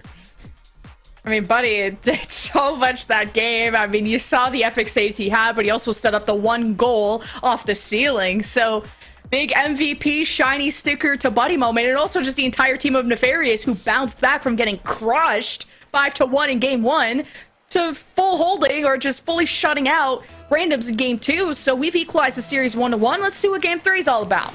A lot of stress here, I think, if you're randoms. You'd like to find a way to convert, since you know you're not struggling to find chances on target. It's just a matter of can you put them in between the goalposts, and you don't like the feeling of thinking that your opposition, you just can't seem to get through them no matter what you do. So you'd like to see them get on the board at least a little bit early here, maybe before halftime, to feel like they've indeed found their stride. Oh, good touch from Adam. Oh, but this goes back to Knight, and it didn't look like randoms wanted to work more with that, but what a touch from Buddy. That goes, where is anyone in the midfield? Anyone? What happened? Okay, so he Chronic, that's tragic. He was the last man back, and yes, it looks really bad, but he would have been in position. He missed the midfield boost on the side of the pitch, and he hit the reverse to just go and grab it real quick. And that means he's a good 2.5 late before getting back, and that's why if you miss it, you gotta just let it go. Take the pads on the way back to your side, because every now and again you'll give one up, and it was right then. Well, you said the stress and panic are setting in for randoms, and I believe you. Times have changed. Now 2Piece with the demo, 3-on-2 for randoms. This is where 2Piece could work something out, but the 50 goes straight to the ceiling. Now everyone's back from Nefarious. This goes all the way down, back to Nefarious end. For Buddy, he has the boost. He needs to make sure 2Piece doesn't have this. Passes it right to him. Didn't listen to me clearly, but it doesn't seem like randoms are too threatening right now.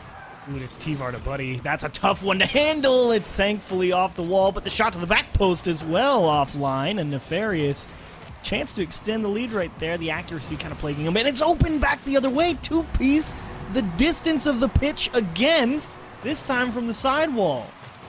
Well, 2Piece was the one who was a spark plug of game 1 with the 2 first goals, and finally he gets to shine again for randoms, tying this game up 1-1, and also the first goal that Nefarious have had, or that randoms have had since game 1. So it's about damn time, Lizzo style, that randoms start climbing back into the series. Now Knight with a great pinch, Chronic taking his time, faking out the defender, but no cigar. Yeah, Chronic, definitely that's the right approach to take on that. He knew that if he just went at it as hard as he could, it was going to get saved. So he tried to see if he could just win the challenge through by delaying his approach and just use that inertia to overpower the defender. Unfortunately, they played it well, realized what he was up to, and now they're kind of just stuck in their own half. Chronic is just seeing if he can work his way through a couple people. T-Var with the pressure as well, 2Piece. Nicely played out of the corner. His teammate spawns right behind him, so they kind of just have to punt here and hope for the best. Yeah, Tupi's got punted in his face. He had 3 members surrounding him. Ain't nothing he could do about that. But at least randoms have looked a lot more threatening in the last minute. And now they're getting demoed, so I don't know if I'm allowed to hype them up anymore, but it's a 3-on-2 for Nefarious. But some touch just sent the ball all the way down, where you were hoping that Adam and friends could get more pressure going. But they'll move down the field again. 3 versus 3 off the backboard. Who has the second touch? It's Buddy, but it's Knight with the save. You felt like it had to go in. The setup was perfect. They broke everything down, found the gap on the backboard. Adam is up so early. Chronic with the dunk. Here's Knight to finish. It's off the crossbar. That's tragic. Both teams with gorgeous opportunities. Knight wants a second look, and maybe, unfortunately, no teammates behind him as Buddy will clear it. Oh, both defenses. So glad that this time they didn't have to execute. They just know that they just have to shoot a little better. Just shoot better, lol. I mean, that's what I say to my ranked teammates, but 1-to-1, you gotta shoot better. It's the one who does. Oh my gosh. Will be able to take it. What an angle from Knight. Are you serious? You say shoot better. You just got it. How do you hit this? It's off the corner. Who commits for that? The spot on Reed. 2-piece. Oh, man, that's juicy. Yeah, shoot better. Watch this, bet. Ugh. Okay, we had to cheat up on kickoff, but nothing. Chronic. Oh, hoping to get that tonight, and that is a good block again from Buddy. Interception, pops it over defenders. Tavar with a nice light touch off the backboard. Has the defenders all confused, even bumping into each other. As you see Nefarious back in control, just about to mini-putt this one in. Chronic now panicking, slams in the back of the net. Adam recoups, has Buddy and Tavar in front of the net. This goes to Buddy, and that is disgusting. The redirect right into the net. What a play from Nefarious. They go and steal all the boost. Everybody on 2-pieces, sorry, I was on 2-pieces camera. Everybody on random is just thinking, can anybody make any type of play? Answer no. Buddy on the opposite end collects. All tied up one more time. This is a great game 3. Yeah. You are not kidding. Now there's about a minute left. Oh, that's an awkward touch from Chronic. Buddy's like taking candy from a baby. No. 2-piece gets shoved into a locker, and Nefarious take their lunch money. And Chronic is so sad. He's like, bro, I thought we were sharing. Not today. No more lunch for either of us. Took a hope and a prayer of a jump that maybe they'd just hit it right at him. No dice. 3-2. Nefarious out in front. A lot of pressure on randoms here. Nefarious with a lead. But a small one, you're not feeling too comfortable, but randoms were able to keep fighting, and they will continue to do so. That's a pinch over, going back to Adam. Now they're just going to maybe let randoms approach, and as they do, they get demoed. So 3-on-2 for Nefarious, having some space to go down the field. Buddy is dangling everyone, but you can't full 2-piece. Knight will get the long pass, though, but as it climbs up the wall, Adam beats to it, and that's the aggression we liked out of Adam before. And that touch missed. Unlucky. They just run into each other, and actually they still kind of come up with the ball, or at least the chance to stick it here in the blue half is not uncontested. Oh, okay, I didn't see Chronic through Adam's car. There's 20 seconds left. Oh, no way. 2-pieces there. Here's Chronic. That's towards the net, and Adam is able to hit the backflip save. Break check. Keep the lead with 10 seconds left.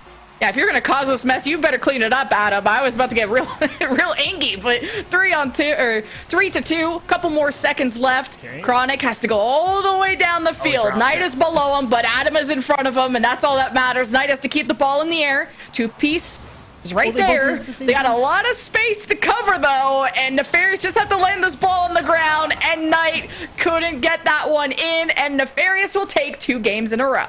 Tragic if you're randoms. I mean, a couple of nice plays, to be fair, but again, it's that super frustrating defense from Nefarious. And you also think about the one goal they gave up, where the only reason they gave it up is because they missed a boost pad. And it's like, it's so funny because in Rocket League, like, missing a boost pad is like okay, and you realize that it's only truly damaging to your team when you start hitting like Champ 3, you know, Grand Champ right at that threshold, and then you're like, oh, I just can't miss boost. And so once you get to this level where you're on the bubble of making RLCS regionals, you don't really think about missing boost pads because it just doesn't happen.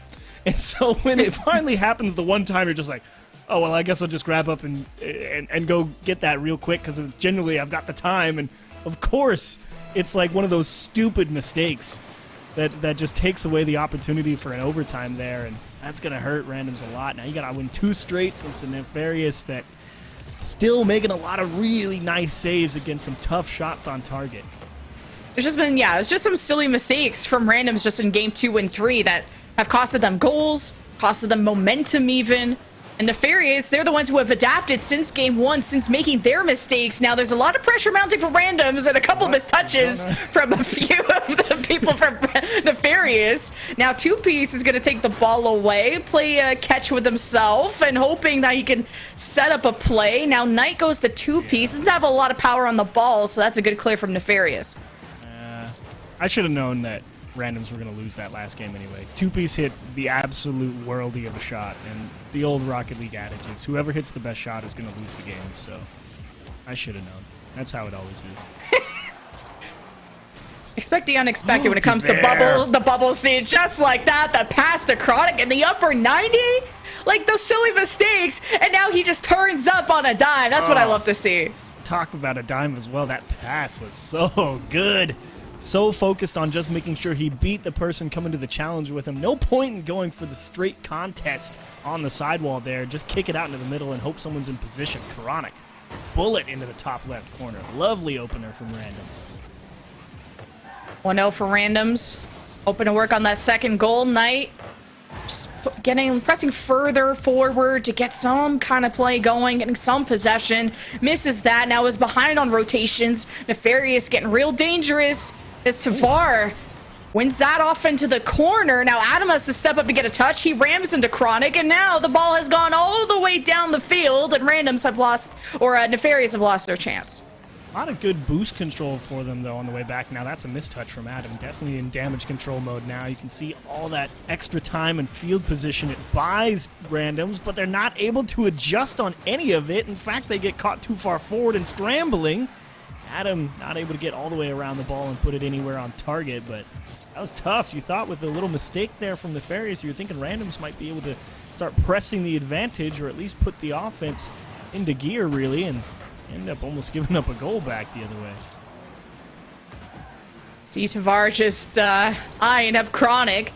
Takes the ball. Ain't getting really far with it, though, as 2Piece has to get involved. This bounces over to the right side. Knight meets it halfway. Possession back to Chronic, but a heavier touch gives it back to Buddy, who clears. Now with the 1-0, Randoms feeling comfortable, but not too cozy. Knight with a chance. Buddy with the save at the upper 90, but you're not out of the woods yet if you're Nefarious. And both teams, it seems like it doesn't matter what it is. Like, if there's a ball floating in the air, they both just want to jump and dive at it, because I think the idea of being the ones to at least make the touch on the ball is better than letting the opposition go and make their own touch on the ball. And I don't know if that's really the best approach. That's a great scoop from Chronic, though. That is absolute money. Oh my goodness gracious, gross. You have a change just throwing up in his lap over this, and just the cut to the left side when Adam thought it was going to the right. That is absolutely disgusting. Randoms, they just shine at random moments. They may make silly mistakes every now and then, but their goals are so disgusting. And while this one was underwhelming, but it's still a goal. A chain dash celebration from Chronic on the sidewall. Really just got bounced off the challenge perfectly. Took a shot there, hoping maybe he could get all the way around it. Put enough on it, indeed. And everybody on Nefarious thinking that they could probably cover that distance. This time, not so much. 0-3, 2 minutes left. Very outside chance, but you really need to see Nefarious offense kick itself into gear. Yeah, this is Nefarious just downgrading a little bit after it felt like they were on the up and up. There was an evolution happening from cocoon to butterfly, and now we've just been squashed. 3-0, only a minute 40 left. Not a lot of time for Nefarious, who have a total of 1 shot. So do it. Believers, rise up. Get on your knees. Actually, just stay on them, because I think you're going to be praying for a while. Oh, too fast. 2Piece. Gotta go hit Knight. Camped up there on the sidewall. That's a training pack shot right there. Knight's been in the lab doing that one every few days for a couple hours. Great shot. So Chronic against Buddy. No one really eager to get on that ball, huh? So the defense just waiting for the offense to approach. Tavar having an open lane. And I'm not sure if that defender, I think that defender might have gotten bumped on their way back, but hey, they're on the board. Definitely pressured. Buddy did force two-piece to jump a little early there and commit to a line, and Tavar just give him the nice little cheeky musty flick into the top right corner. I will admit, not the cleanest. Tavar knows if he goes for that again, he has to absolutely smash that ball 60 miles an hour, otherwise it doesn't count. And what? Oh, Lemon. Doesn't matter how good your next goal looks if you get absolutely dunked on. Get out, buddy. Leave. Leave the game. I feel like some of these goals are happening by accident. It's just so random. But I mean, this wouldn't be random without the randoms here. So 5-1. Doesn't matter how you cut this toast. It's looking pretty burnt if you're a Nefarious fan. But that means we could be going, and we will be going to Game 5, barring some kind of miracle that Nefarious have cooked up. But even through the one goal that they did have, it was immediately responded to by randoms. Randoms have lost a member, but Nefarious ain't got full control yet. What's the shot differential? Let's take a look. Ooh, 2 shots for Nefarious against 5, 9, 11. How about 12? And a goal. Wow. This is tough for Nefarious. This feels like all the shots that didn't go in the previous 2 games are going in right now. And everyone's just going to have to kind of pick themselves up, dust themselves off. Let's say Game 4 was an absolute fluke. We do not give up 12 shots and 6 goals every time. But he's just floating in the net. I don't understand, man. I need some clown circus music. I need a honk honk on my nose right this instant. Production, get on it. But at least as casters, we can start. Yeah, thank you. That's what this kind of feels like. The fact that I've never seen a ball stand still at kickoff like that before. But now we can get all excited about the potential of a Brazil. I know that's something we can focus on. 10 seconds. That's all you got. The question is, do they give it to him? Tavar seems pretty committed to playing keep away at the moment, but Knight will not have it too fast. No! Adam, be nice! My Brazil! No! My Brazil! That's okay. Wow. How do you pick this one apart, other than you got absolutely clipped on for like half the game, and then the rest of it was just like, well, okay, I guess we're just giving up a goal here. So 15 shots, 6 goals, 2 for Nefarious, 1 goal. That was tough to watch. Yeah. I feel like we're just getting paid hourly. You know, some of these players are clearly getting paid hourly. We're just in a silly, goofy content mood. I also feel like Buddy, who's one of the best players on that roster, is just playing perma defense, which is great because he has the most amount of saves and has made this possible. It could have been worse without Buddy, that's for sure. But maybe we got to change things up. Maybe Buddy should be on the offense a bit more. We'll see how this next game goes. Game 5. What? Did they just scissor pinch that with each other and get that off the goal line? What in the world did I need a replay on that. I know I'm never going to get one, but I want one. Well, ask and you shall receive. Last time we asked them to learn how to shoot, they surely delivered. So, and I mean, they learned so good that, I mean, this last game was 6-1. We almost had a Brazil from the randoms. And I'm sure I'm going to get roasted if randoms win this, because I thought this was going to be a 3-0. So I clearly don't know anything. But Adam is working with Buddy to get this forward, and a lot of pressure mounting now for Nefarious.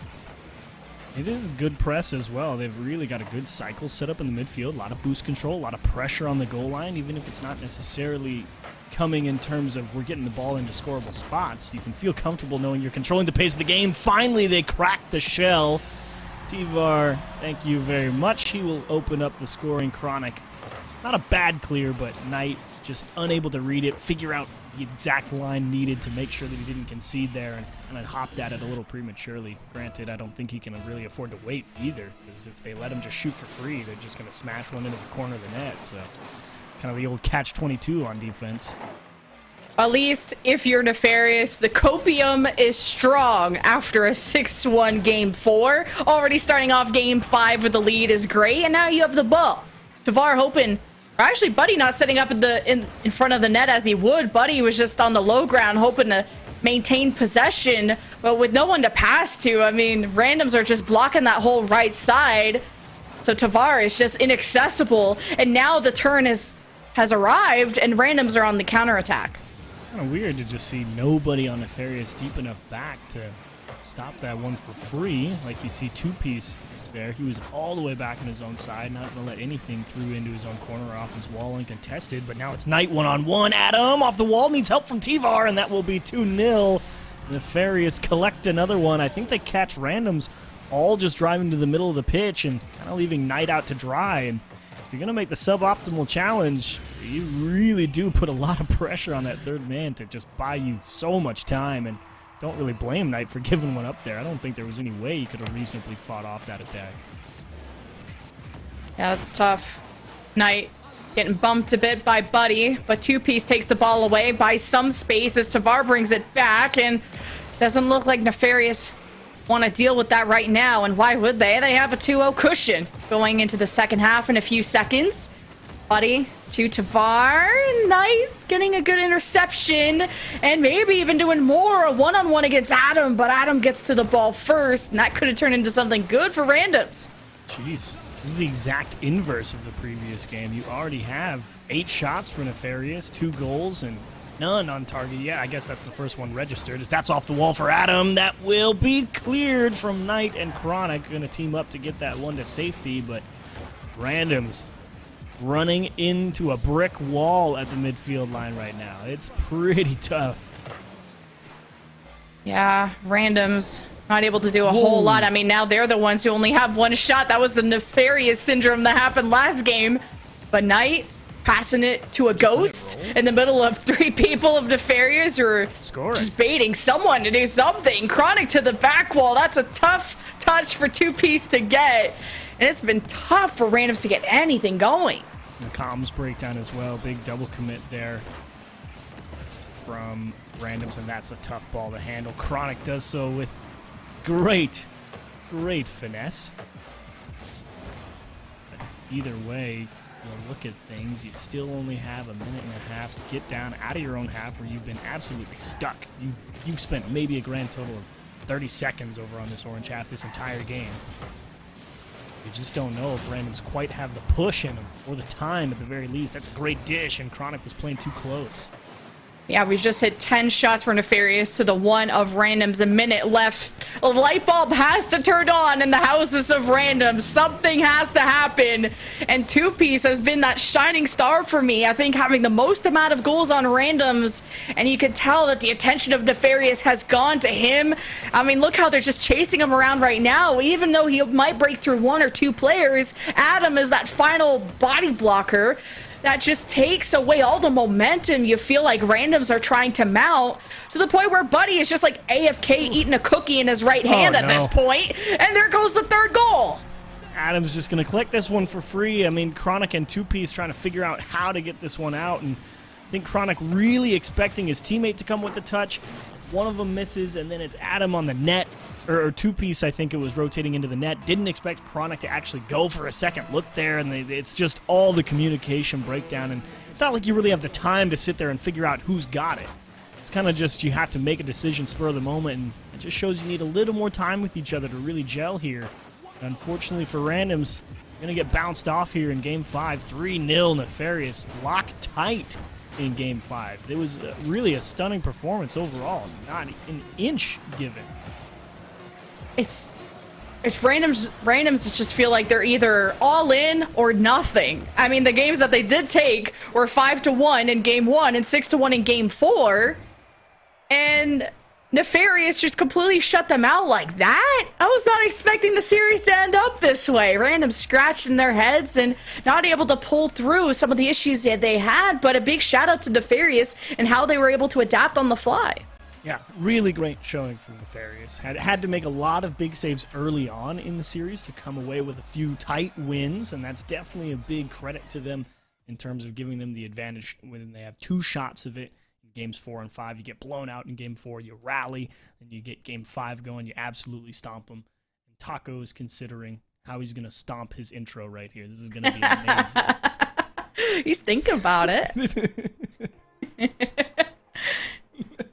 That was the worst setup I could have given you. That's really not your fault. I gave you nothing and just said do something improv, cool. and I just failed. Intro, funny man. You gave me an intro, and I'm just like, I mean, I had something to say, but now I should think of something new, and maybe silence is the remedy to any of that. Honestly, I feel like just committing to silence because I came into this thinking, you know, I really like randoms. I predicted them. My correct prediction streak has ended, but Nefarious, they just love game 5s apparently. Space Beer, coach and manager in the chat, was saying a bunch of their runs have gone 5 series in Swiss. They just really like taking it the distance, stretching out every single aspect of tournaments they play, and I just can't even imagine the mental fortitude of losing nearly by a Brazil and then saying, that's fine, because we still have game 5, and then just completing the task there. It's incredible mental fortitude. I mean, it seems like, how do you respond to a team like that? That's twice now they've gone to game 5s, and now they're into our grand final with a game advantage for whoever wins in our next match. Well, if I'm randoms, I'm not exactly tilted, I suppose. It's kind of just like, okay, they got a lot of boost control in the game 5, and you kind of just shrug your shoulders and kind of. It's not like you had like stupid pinch goals going in from across the pitch or anything. It's just like, all right, we got locked down. Fair enough. Kind of tip your cap. And if you're Nefarious thinking we just got absolutely slapped in game 6, it's kind of the same thing. You kind of rationalize it. Okay, they got a lot of stupid goals, and you just wipe it off. Because when you're not getting eliminated by that stuff, I think it's a little easier for some teams to shake it off than others. And I think both Nefarious and Randoms know that game 5 definitely is a fair play for both teams. And Nefarious knew game 6, just you got absolutely wiped, and you got one more shot at it. So. No one, I think, really needs to do anything too crazy, and I think that lower bracket for randoms is going to be an interesting matchup against Little Step Bros, so I don't think they're going to be tilted per se by getting bounced out and locked down on game 5. Yeah, I think the true tilting moment is if you lose to a team called Little Step Bros. But that's the only part. That's when you can tilt. If you get bounced out 2 series in a row.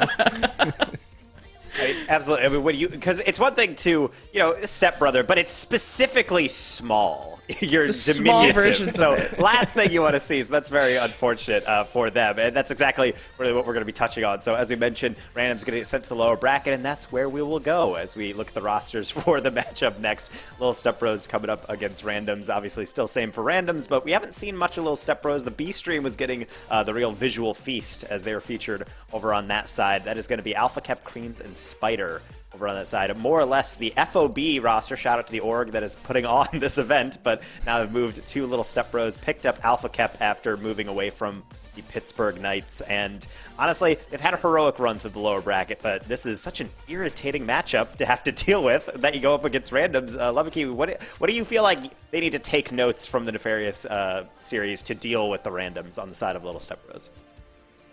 I like to always, my lesson in esports is always go after the carry. So if you can demo 2-piece, I think you're set up pretty well. I think that guy had the most amount of goals, had the first 2 in the first game, and was just really causing a wreck. Not in the demo of sense, but was scoring pretty well. I think Chronic has cleaned up a lot of his mistakes, and he's been part of that success when they almost had that Brazil. And Knight has been a good enabler of things. So as long as you kind of identify what really makes randoms tick, then I think you're set up for success. But I'm looking to see what Little Step Bros are up to. They're kind of making that lower bracket run, so they've got momentum on their side. While as randoms, you gotta hope that a Game 5 loss hasn't boomed them too much. Yeah, Randoms has not taken a clean series yet. If they actually look through everything, really every single series they've at least had a game taken off of them. And I feel like that has to go down to an element of a lot of bubble teams in tournaments like this, that just the inconsistency. They have that skill to really pop off and get 6-1 against RLCS caliber teams, and then they end up losing a series. So I think their pride's going to be a tad hurt here, but at least Losers Final, they're right on the cusp, getting more of those ranking points and, of course, some more money in their pockets. But got to get through Little Step Bros, and at least when I turn to you, Achieves, and look at this roster, I mean, Randoms have made some RLCS runs today. Do you feel like the problem is really just that boost control that Nefarious had the upper hand on in that last series? Well, clearly not. I mean, in one game, sure. But, like, is specifically in that previous game 5, yes, that was it. You just didn't have enough to really force them to give up a little bit of space in the midfield. Is that a consistent problem? I mean, I don't think so. You just look at the previous game where they did the exact same thing. It's just a matter of how does your challenge game work out, and do you have people getting, you know, aggressive and physical on your own back line, putting a little bit of extra pressure on you.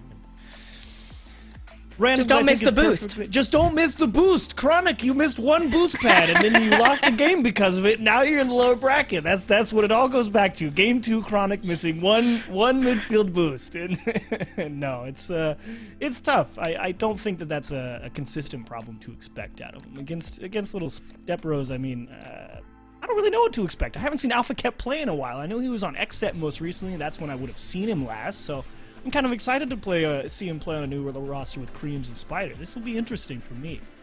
I do like that brief insight into Lemon Kiwi in the coaching role of just having the cap on, have the whistle. Someone misses a boost to be like, hey, what are you doing? Just grab the boost. It's like you don't want to win. Just crying over the control like, I'm sorry, coach, I'm trying. And they really are trying. They've gotten pretty far in here, but you know, they just got to keep on going. I actually have to pivot to something else that someone has brought up previously to me, is I was trying to communicate this type of tournament, and I'm naming off teams, and you get to names like Randoms and Little Step Bros, and they're like, man, I don't know how I'd handle losing to a team called Little Step Bros or losing to a team called Randoms. Which do you think is the more embarrassing name to lose to? I think Randoms, personally, just because I hate the idea of being able to misconstrue it as we teamed up yesterday and you getting absolutely dunked on. Even if you know that that's not the case, the idea of that name would tilt me and be like, bruh, it's gonna look so bad to anybody who like doesn't pay attention and know that they've been playing together for a while. Describe anyone who's available. I gotta say, Little Step Bro sounds more embarrassing because you know they're gonna drop some kind of washing machine reference in the all chat. Their logo looks like it was made off of some Cartoon Network spinoff, and I just don't want to be featured in any of that comedy. So I don't want to lose to no Little Step Bros. Okay. Step Bros, what are you doing? They're in the lower bracket final. That's what they're trying to do. So I guess we're ready for predictions in this. We already know what's the most embarrassing names, I suppose, or at least there's a little bit of a toss-up. So I'll go to you first, Achieves. In this best of 5 lower bracket final for the right to go back and play against Nefarious, what do you got? Yeah, I think I want to pick Randoms again. I know they kind of got shoved down in Game 5 there, but I think they rally. I think they definitely looked good enough to make it back to the grand final, so I think they're going to beat them. Yeah, I'll give them 4, so I think Little Step Bros take 1. All right, Lemon, you have to send them to 5. You have to send them to 5. Feels like they'll go the distance. I don't know, because I gotta see the consistency to call the 5. I gotta say Little Step Bros. I'm a sucker for an underdog. They're doing this lower bracket run. Clearly, the stars are aligning for them. The fact they even got a forfeit on their, or like, the fact that they got a free win. The Falcon. Like, the Falcon is, like, even nature is on their side. So I gotta say Little Step Bros got some kind of, they gotta buy them bingo tickets. That's all I gotta say. I'll go with Randoms right now. I don't know how clean it's going to be. I'll give it a 3-1 because I'm pretty confident in the skill level, and I think they can reach that peak at least in those 3 of those next 4 or 5 games. But regardless, players in the lobby, they're ready to go, so I suppose so are we. Lemon Kiwi and Achieves, go right ahead. All right. Let's get into the lower bracket final. But although we said although I predicted Little Step Bros, I do think that Randoms want to come back with a vengeance. Your ex is in the final, and you want to prove that you have glowed up. That's what it's all about. Yes. The rebirth. The You've comeback. gone through all the hardship. That's the true saying. The comeback is always greater than the setback, and that would be the greatest comeback. Well, Spider. Oh, that was getting real close to the backboard. Good touch from Knight. Even the follow-up back to Chronic, who's just setting up Creams for success, and I just hate that I have to say that, but Spider, I mean, he's just keeping this ball, and no one's really challenging him, so I'm wondering if Randoms like where they are right now, because they ain't trying to get out of it. Yeah, they're definitely not under, like, insane pressure on their goal, but they do feel a little constricted, and of course, as I say, not under pressure. A couple shots off target. That's a big miss from Alpha Kept. And definitely some miscues going on back on transition from Little Step Bros, and this is going to be a free punt. Little Step Bros. It's going all right. We're hoping to approach with that, but then such a fast clear came from randoms that nothing really happened out of that. Now Knight going over to Chronic, who takes a shot, bounces in. Random start off 1-0. Chronic's dialed in, got the boost steal in the corner. Spider just trying to play a control game, and Knight unwilling to give away anything for free. A little bit of a risky dive there from Chronic, but he knew he had a teammate behind him. You can go ahead and get aggressive there, see if you can make something happen. He's able to squeeze through a couple of defenders. A well-deserved opening goal for Randoms. Starts off well. How can you maintain it? I've kind of said that randoms feel like this all-or-nothing team. They either go up 6 goals or they have 0 shots. So you can only pick one struggle. But Chronic, oh, 2 defenders in his way. No cigar on that. Spider will carry this little baby out. And Knight will meet him halfway. Alpha Kep will keep this going. Little Step Bros open him out that pressure. But 2 pieces all over them. Alpha Kep stops. Goes to Spider. But man, clears come out from randoms. Chronic reading the game quite well this game and has to be very patient here in the midfield and making sure he picks up all boost pads on his way back and avoiding some demos. He's in good shape to get a nice clear here to the midfield, and definitely a good piece to have at the midfield line. That's tragic. No way. That's tragic. Oh. You said that before it even went in, too. I mean, you get the touch right there. It kicks off the bar, and then it's just this like 5-mile-an-hour floater in front of your net. You already know the next shot's going to be in the goal. It doesn't matter what you do. You're helpless. Chronic made one great save. Unfortunately, his 2 teammates couldn't figure out what to do. Fake kickoff for him, though, and Knight, I think, missed the midfield boost, so he's a little sluggish getting up there. Just like me in the morning, but still 1-1. I'm getting caffeinated, we're hydrated, moisturizing in our lane. That's all that matters. Little Step Bros moving up the lane, lobs it past some defenders, starts setting up Little Step Bros for an offense, but we're feeling very peaceful today. Not very much like wanting to challenge much, and as soon as they do, they get demoed midair. So ball back to randoms. He's through in 2-piece. I think you were definitely on the money there in terms of the guy who's making a lot of good plays for randoms. He's definitely a good player to focus your attention on. Making a lot of great passes, great setup, solid follow-through in the previous match against Nefarious. So I think definitely making sure he doesn't get uncontested looks on the ball is the right approach. As Spider on target, 2-piece, gonna dodge a demo and make a save. Either dodging a demo or a bump. Either way, just the fact that he's able to save that against all odds. Pretty good. 2 minutes left. 2 goals in total. Alpha Kep with the flick maybe to his teammate. Realizes, I don't want to get that intercepted. Maintains possession. Little Step Bros off the backboard. Is there a follow-up? Alpha Kep a little late to the party, but they keep this going. They do collect some boost here at the midfield line, though. There should be a few gaps as Spider, oh man! Just got big, set the big part of the car against the middle of the ball. This is what a physics-based esport is all about. That is inertia, and what's the word I want? Vectors. That is how they work. Spider, powerful. Way to win it. We're just calling for Coach Seb of randoms to help out. A little bit of BM, or maybe just being friendly. We're calling in the coach in for some advice. The BM. Challenge. Oh my God, Alpha Kep, gross. Just a sick fake. I mean, a cut to the right, Chronic thinking he needs to buy some time, and Alpha Kep's like, bruh, that's not how you challenge the ball, because this is what happens to you. Nice play. Oh, Little Step Bros. Little Step Bros looking very 6'5" right now in game 1, 3-1. Minute and a half, you just got to keep on standing. Randoms are the ones jumping up and down trying to reach. Chronic reaching for this ball. Spider just already challenging, just being an absolute nuisance. Alpha Kep's getting demoed, so here's the clapback from randoms, question mark. The 3-on-2 ain't working out. Oof, they're going to waste a lot of time, too. I wouldn't be surprised if they just start taking everything on a dribble and forcing challenges left and right. Yeah, Creams hoping to just get this one out. Not a lot of pressure coming out of randoms. Or a very wait-and-see type of mentality, but that's a good clear from Little Step Bros, and you see them speeding down the field to make something out of it, looking for the 4th goal. Spider with a touch to the corner, hoping for the 2nd, almost passes to Creams, didn't get the memo, and Randoms might be stable. That's some gross attempts here from Little Step Bros. I'm kind of shaking a little bit seeing what types of shots they're going for. Require some insane mechanical and exacting precision. This one, not so much. I think they kind of just think that, or in terms of what Random's thinking here, they kind of figured that this is going to be an easy clear, even with the Cream's touch. They're like, oh, that's all slow, but everyone's like, wait, no one's actually on the goal line. We're all just too far forward.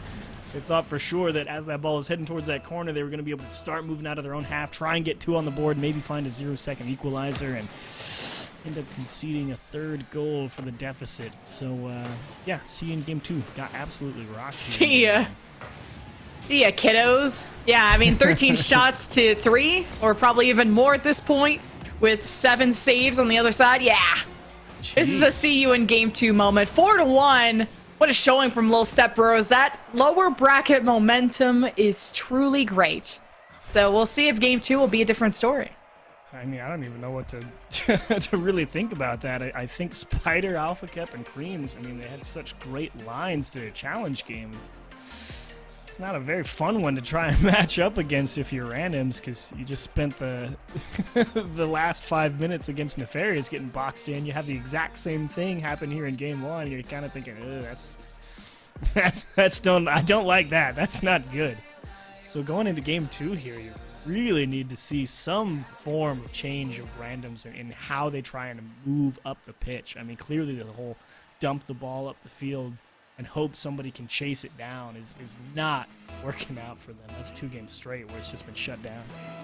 I felt like every time randoms went on the offense, it was a passive, more peaceful talks that they were having on the blue side, and it doesn't get any better. They just allow this one to go in.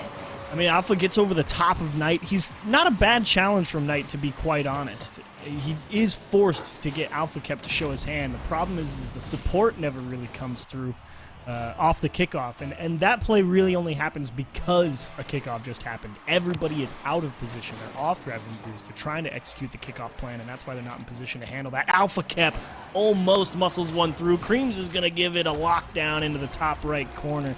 This is a very gentle kiss from Creams. You know, it's not always about power. Sometimes it's just a Sometimes gentle... it's about drive. Exactly. You know, just turn away from the ball, make sure you hit it in the sweet spot. It'll go. Let the car do the work for you. Yeah. It's about drive, it's about power. Sometimes all 3 of you are in the net, and I usually make the cooks in the kitchen reference at that moment, but the fact that all 3 of you are there and the wall was not built to stop any of those first 2 goals. It's only been 30 seconds. The house is on fire. Randoms ain't feeling too good. And I was saying about their offense, it just felt like they just weren't really eager to get all up in there. The way that Spider just slams his car into enemy territory with no regard to how he's going to get out. And that's at least a return from Randoms. Signs of life are here. You weren't kidding. Spider just leaps at that ball. I don't even think he thought about it going up to the ceiling. Granted, he didn't have a lot of boost when he jumped. He might have had like 20 or so. So he probably just committed to a line and was thinking, I'm just going to get the block. And then realized that he definitely misread where it was going. So not the cleanest approach. And the recklessness definitely going to cost the Step Bros on that one. Well, randoms at least have kept themselves in this game, and Spider says, XOXO Gossip Girl, that ain't happening. I'm just gonna return your call with this one. Oh, 2-piece. I don't blame him. That's a difficult save. I mean, it's over your back shoulder, up above you, off the wall. If you miss it, you're getting scored on. You need to execute. That's one of the most difficult plays you ever have to make on defense. Wasn't up to the challenge in that particular instance. And indeed, it's not a fluke. Little Step Bros were not in a Halloween costume in the previous game. They are that big. It feels like randoms are just like a step behind from what Little Step Bros are setting up, and now when you are that second behind, brain-wise, then you're just hoping to save things that Little Step Bros are throwing at you, and once the rally starts, they execute. 3-1, 3.5 minutes. We've actually had a ton of goals this earlier on in the game compared to our previous series. Good little pinch from Knight. Just sucks to hit the corner.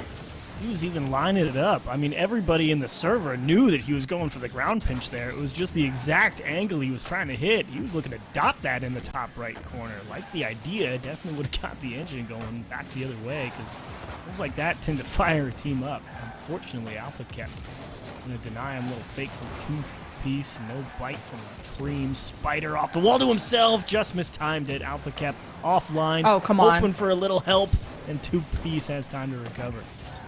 I felt like it should have went in. That felt like a pretty easy offense for Little Step Bros. But it's okay. You got a 3-1 cushion. It's totally okay to step down a bit, to be punching down. Alpha kept demos two-piece, 3-2. Alpha Cap and Spider with the pass. Great save from two-piece. Are you out of the woods? That's actually a good demo from Chronic too to relieve some of that pressure. Ooh, the speed.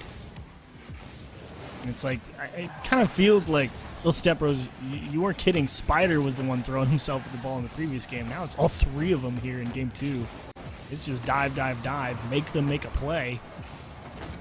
That's kind of a real tough thing to handle, especially when Little Step Bros are executing on that challenge game and making it work, because it's not an easy thing to just jump at everything and make sure you have the proper line, the proper timing, every opportunity. I like that challenge that Creams did, too, from Little Step Bros. Just taking that possession away. Anything you can do to stifle randoms. I'd love to see randoms do a lot of that, more of that. Which felt like maybe sometimes that was happening in the previous series. Two-piece with a good touch. Alpha kept easy save. Was in the right position. Not sweating at all. Okay. Chronic has Knight right below him, but that's intercepted by Spider. This ball will land into midfield. Alpha kept can't even get there first. So Little Step Bros still working with the lead.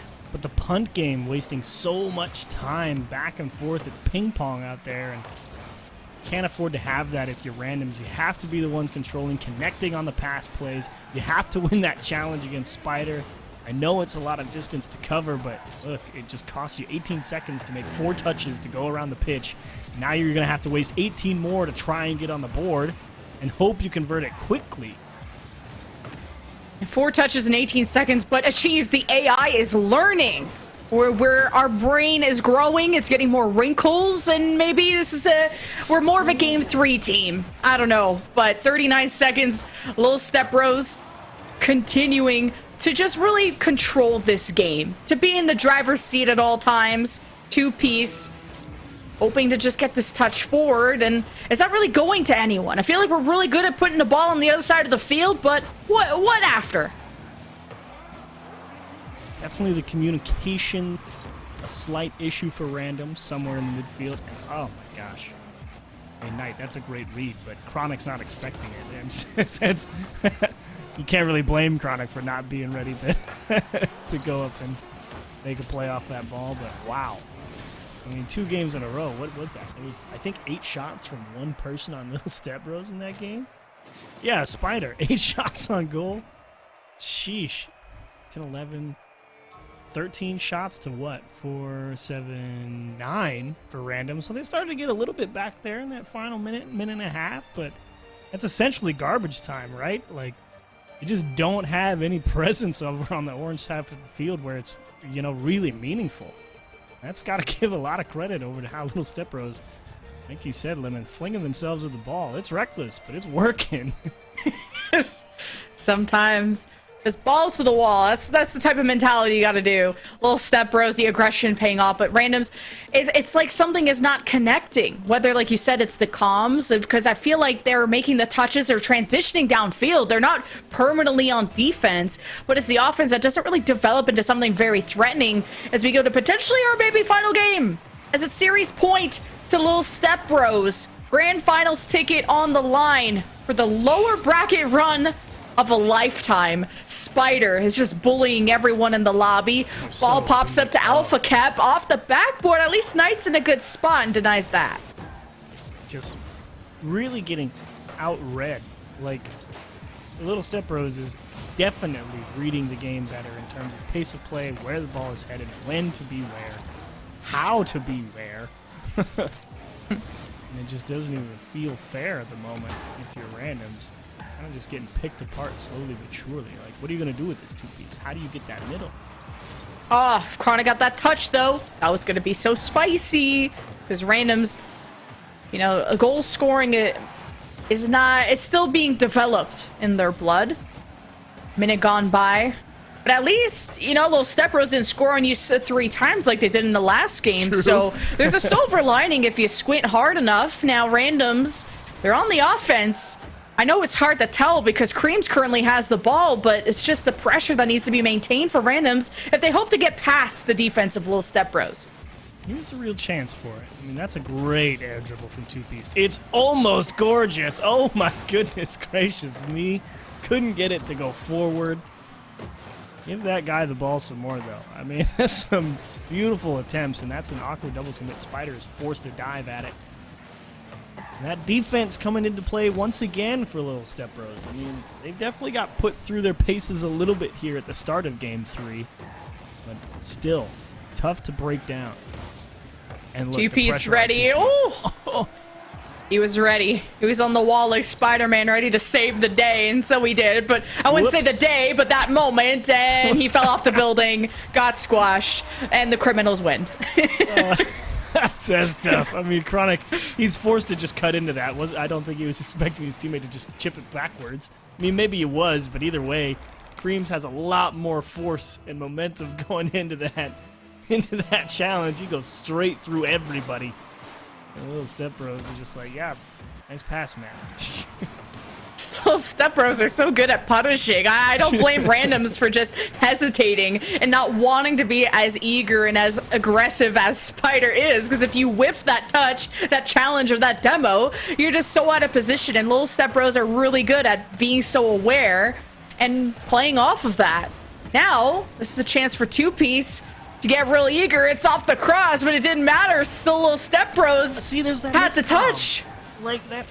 Like, I don't understand why Knight is diving over Chronic's shoulder on that touch. And it's like, I don't even know if they were going to have a scoring attempt one way or the other, but that level of, like, double commit, like, that's exactly where the defense is breaking down. Something is not getting called at a time it needs to be called, or a misunderstanding is going on somewhere. Like, you can't afford that type of hiccup in your offensive push. Well, if two-piece is Spider-Man, Knight has to be Batman, right? With the whole Knight thing, because he just demoed somebody He'd be Nightwing, and though, right? went off into the shadows because the demo happened off screen, didn't really amount to much, and then he got clapped back. So at least you're playing these fun little mini games on the side. Little Step Bros, though, they plan on maybe winning the series if this 1-0 keeps, and this is a good chance for two-piece to equalize, and it's stopped by Spider. Huge save from Spider. Knight, that's the right idea. He had the right side of the net, aimed it well. Unfortunately, the defense just enough time to get set and cover the distance. Not an easy save to make. It was an excellently placed ball. Second chance here for Chronic. Can he stretch? Yes, he will. Double tap off the boards. Finally, the boat moving in the right direction. We're not just going to scuttle it on the bank and go down 3-0. They're going to fight for it. Randoms won't go down without at least screaming their heads off through it, without fighting tooth and nail for it. Minute 23, kickoff already to Little Step Bros. You're sweating buckets if you're Randoms. They're just getting shoved out of the net. Chronic recovers it, goes to Knight, working together. Randoms going down the field. Spider gets in the way. Alpha Cap just bodies somebody, and Randoms are back on the defense.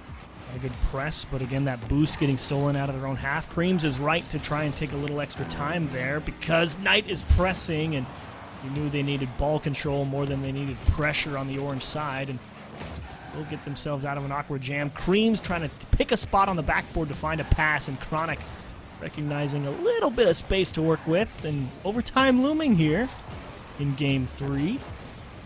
Little Step Bros, can you work a little magic to close it out right now? Chronic is down for a few seconds as Little Step Bros hanging out.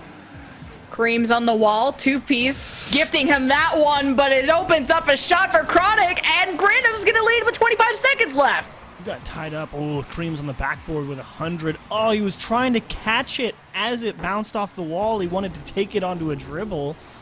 I'm pretty sure that was the plan, and just bounced over the back spoiler.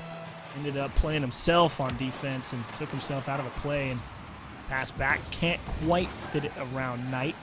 A lot of pressure here on Little Step Bros. Find an equalizer. They'd like to close it out now. The ice is a tough thing to come by in the bubble scene, and crumbling when you've had a 2-0 lead at the start of the series is a tough thing to bounce back from if you end up going all the way to 5 games. Well, randoms have somehow turned this around, going from single-digit shots to taking a game off of Little Step Bros. Believers rise up. They have not let you down yet. 2-1 still for Little Step Bros. We're going to game 4.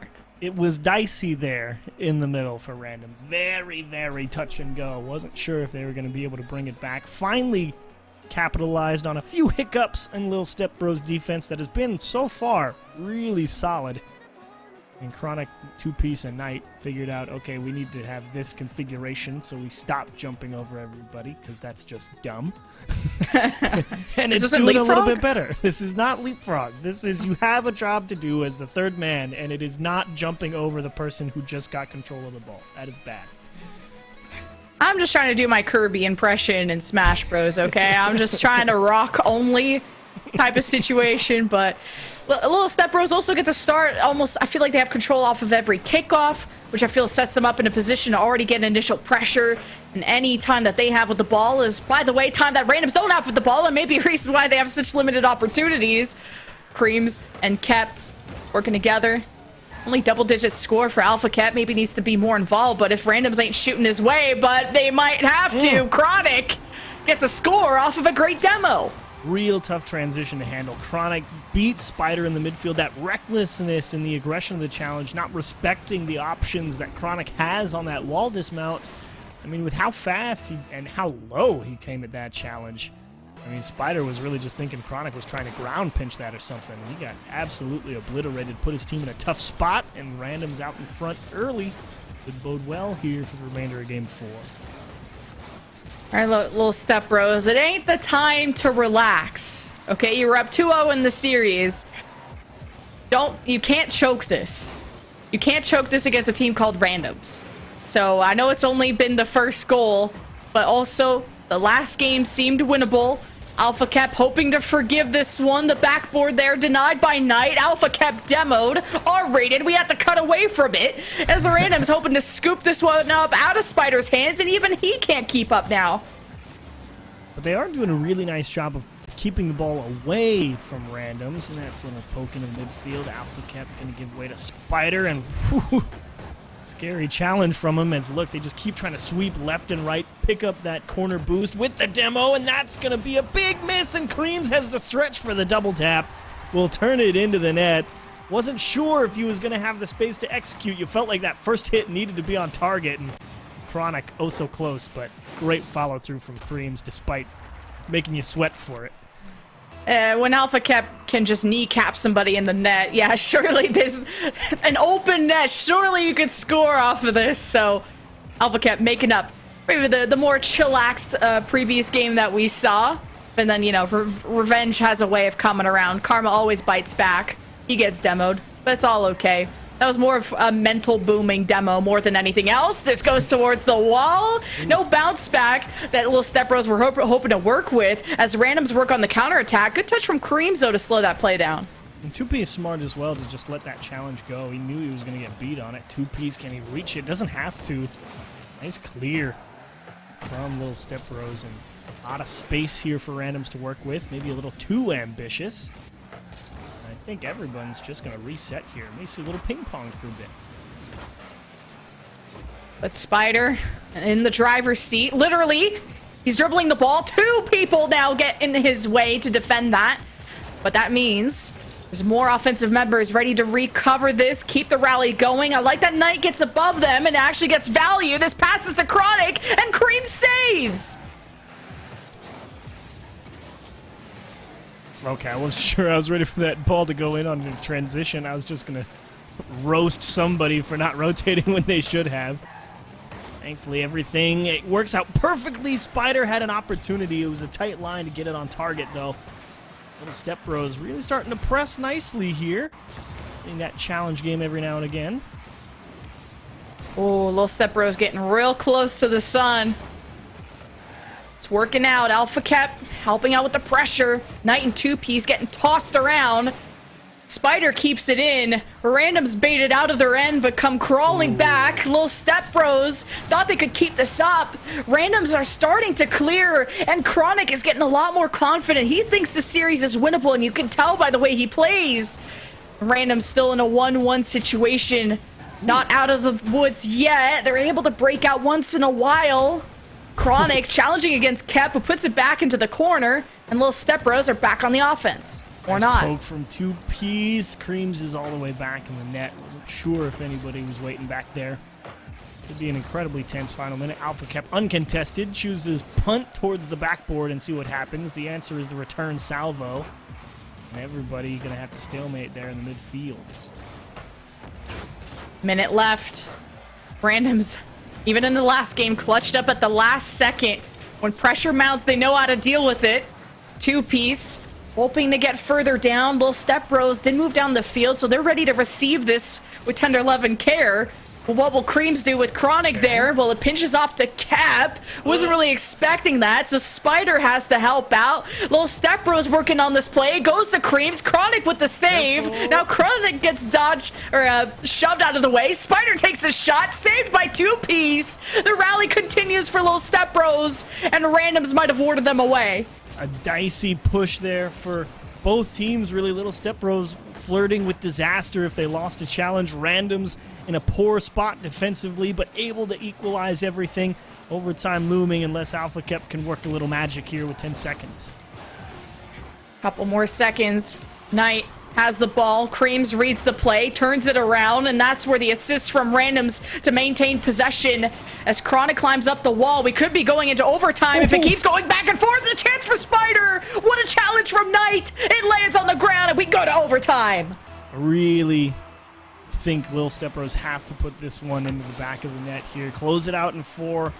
You can definitely see Randoms have started to really get the measure of them and playing a lot better here in Game 4. Going to an extra 5 minutes, probably won't feel too confident knowing they can definitely take him down. 20 seconds in overtime.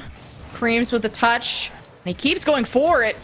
Little Step Bros committing to this play. Spider starts to fall back, feeling like the possession was shaky and didn't want to overextend and make a mistake. Spider creates a 3-on-2 with that demo. Defensive Little Step Bros feeling a bit relieved from this.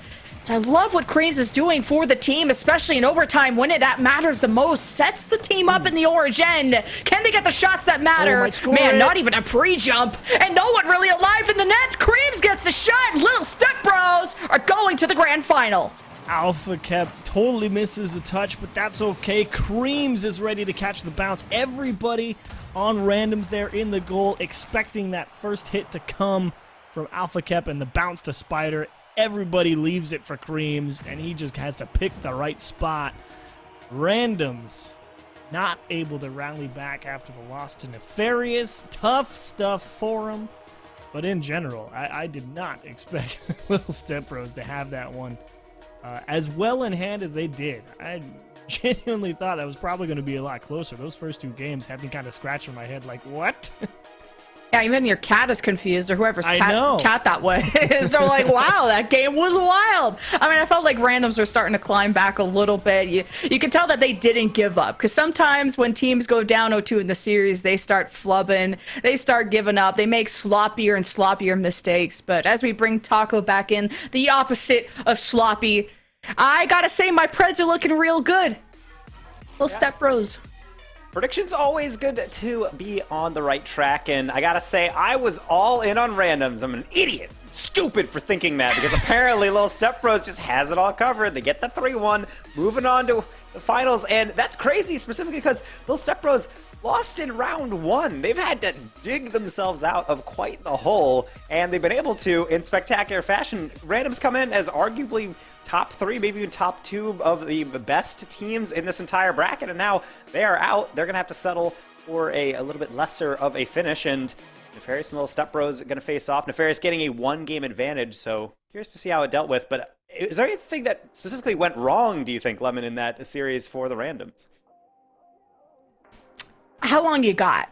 I mean, hold on, I'll annotate. Don't worry, I'll keep track. You got the pen out. No, I'll let Achieves go through it first. He's the nicer one. Yeah, the biggest thing I felt like for randoms was definitely they started. It felt like you could see the frustration, right? It's like, okay, we're playing really good against Nefarious. The structure is good, the timing is good, how we're communicating is good. And then you get into Little Step Bros and you're thinking, wow, we're not getting anything done. And it gets to that game 3 and it's just like, oh my goodness, people. We don't have time to sit here and double commit and just have the structure of the offense completely collapse.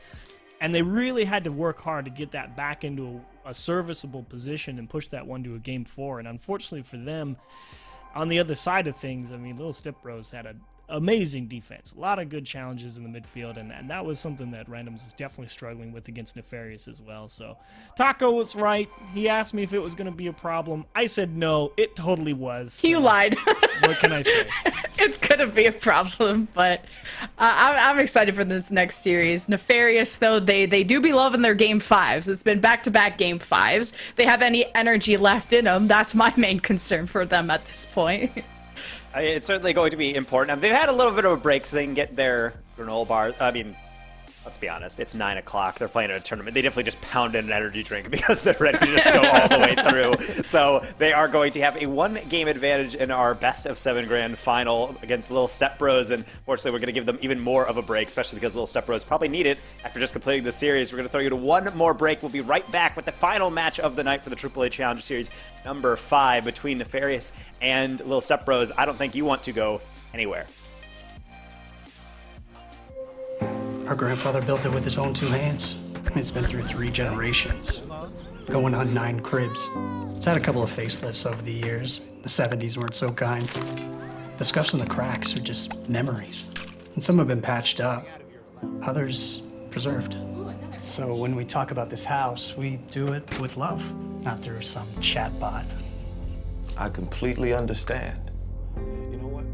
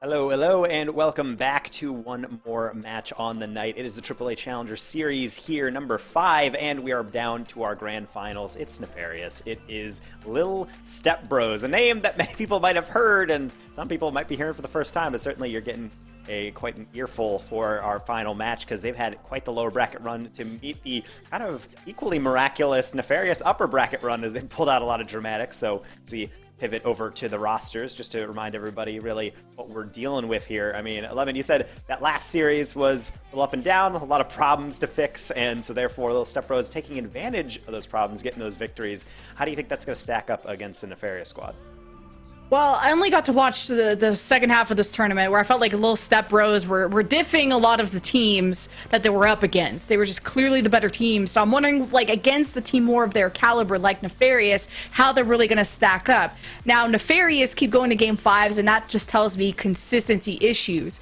But I think this is going to be a fantastic series because I think this is the most evenly matched we're going to get. But Little Step Bros, they still have that lower bracket pizzazz. There's so much momentum behind them. So it's hard to root against them, to be honest. Yeah, and if you were to root against them, as opposed to play devil's advocate or put you into a certain perspective, I don't want to co-opt your opinion on this issues, but like, what would you say about that? Well, I think there's a couple good things for Nefarious. I mean, watching Little Step Bros in the previous match against randoms, I mean, there is a certain degree of throw your body at the ball and see what happens. And that, to me, while it is very aggressive and can make a lot of really good plays and put you in a lot of opportunistic spots, if you're not consistently coming out on top of that challenge game, you are going to get broken down by a team that's a little bit more conservative with how they approach the midfield. And that's probably the one big downside I see coming in for Little Step Bros is I don't really know if if that just jump at it and see if you win it and make something happen is the way forward against a team like Nefarious. It's certainly very important to remember the approaches that got you to this point, and to remind everybody who has just tuned in, because I know some of you guys, you don't read the story, you just skip right to the ending, which ruins it, but you can get a recap here, a little synopsis as we look at the bracket for today. This has been an interesting path. You can see it starts with one of our grand finalists, Nefarious, starting with a 3-0 of Manzana, the only one of that round. And beyond that, we don't have too many sweeps to speak of. A lot of game 5s, a lot of close affairs, a lower bracket not spared in that carnage. And Akrew forfeit, throw a wrench into the plans. I think that was the favorite for a lot of teams going through this, but ultimately Little Step Bros are the beneficiaries of that, and they've taken quite a nice advantage of that. So as you can see in that grand final, Nefarious has made it through the upper bracket. There is no reset on this, so they will have a 1-game advantage and put them in a nice spot for that. Obviously taking that grand final, getting that $1,000 and get those 25 points for AAA Challenger Series ranking points. So at least when we do look at that, it gives Nefarious a leg up, and as a team that typically runs the distance, how do you feel like that has to affect the mental achieves for Nefarious, knowing that they have that advantage in hand?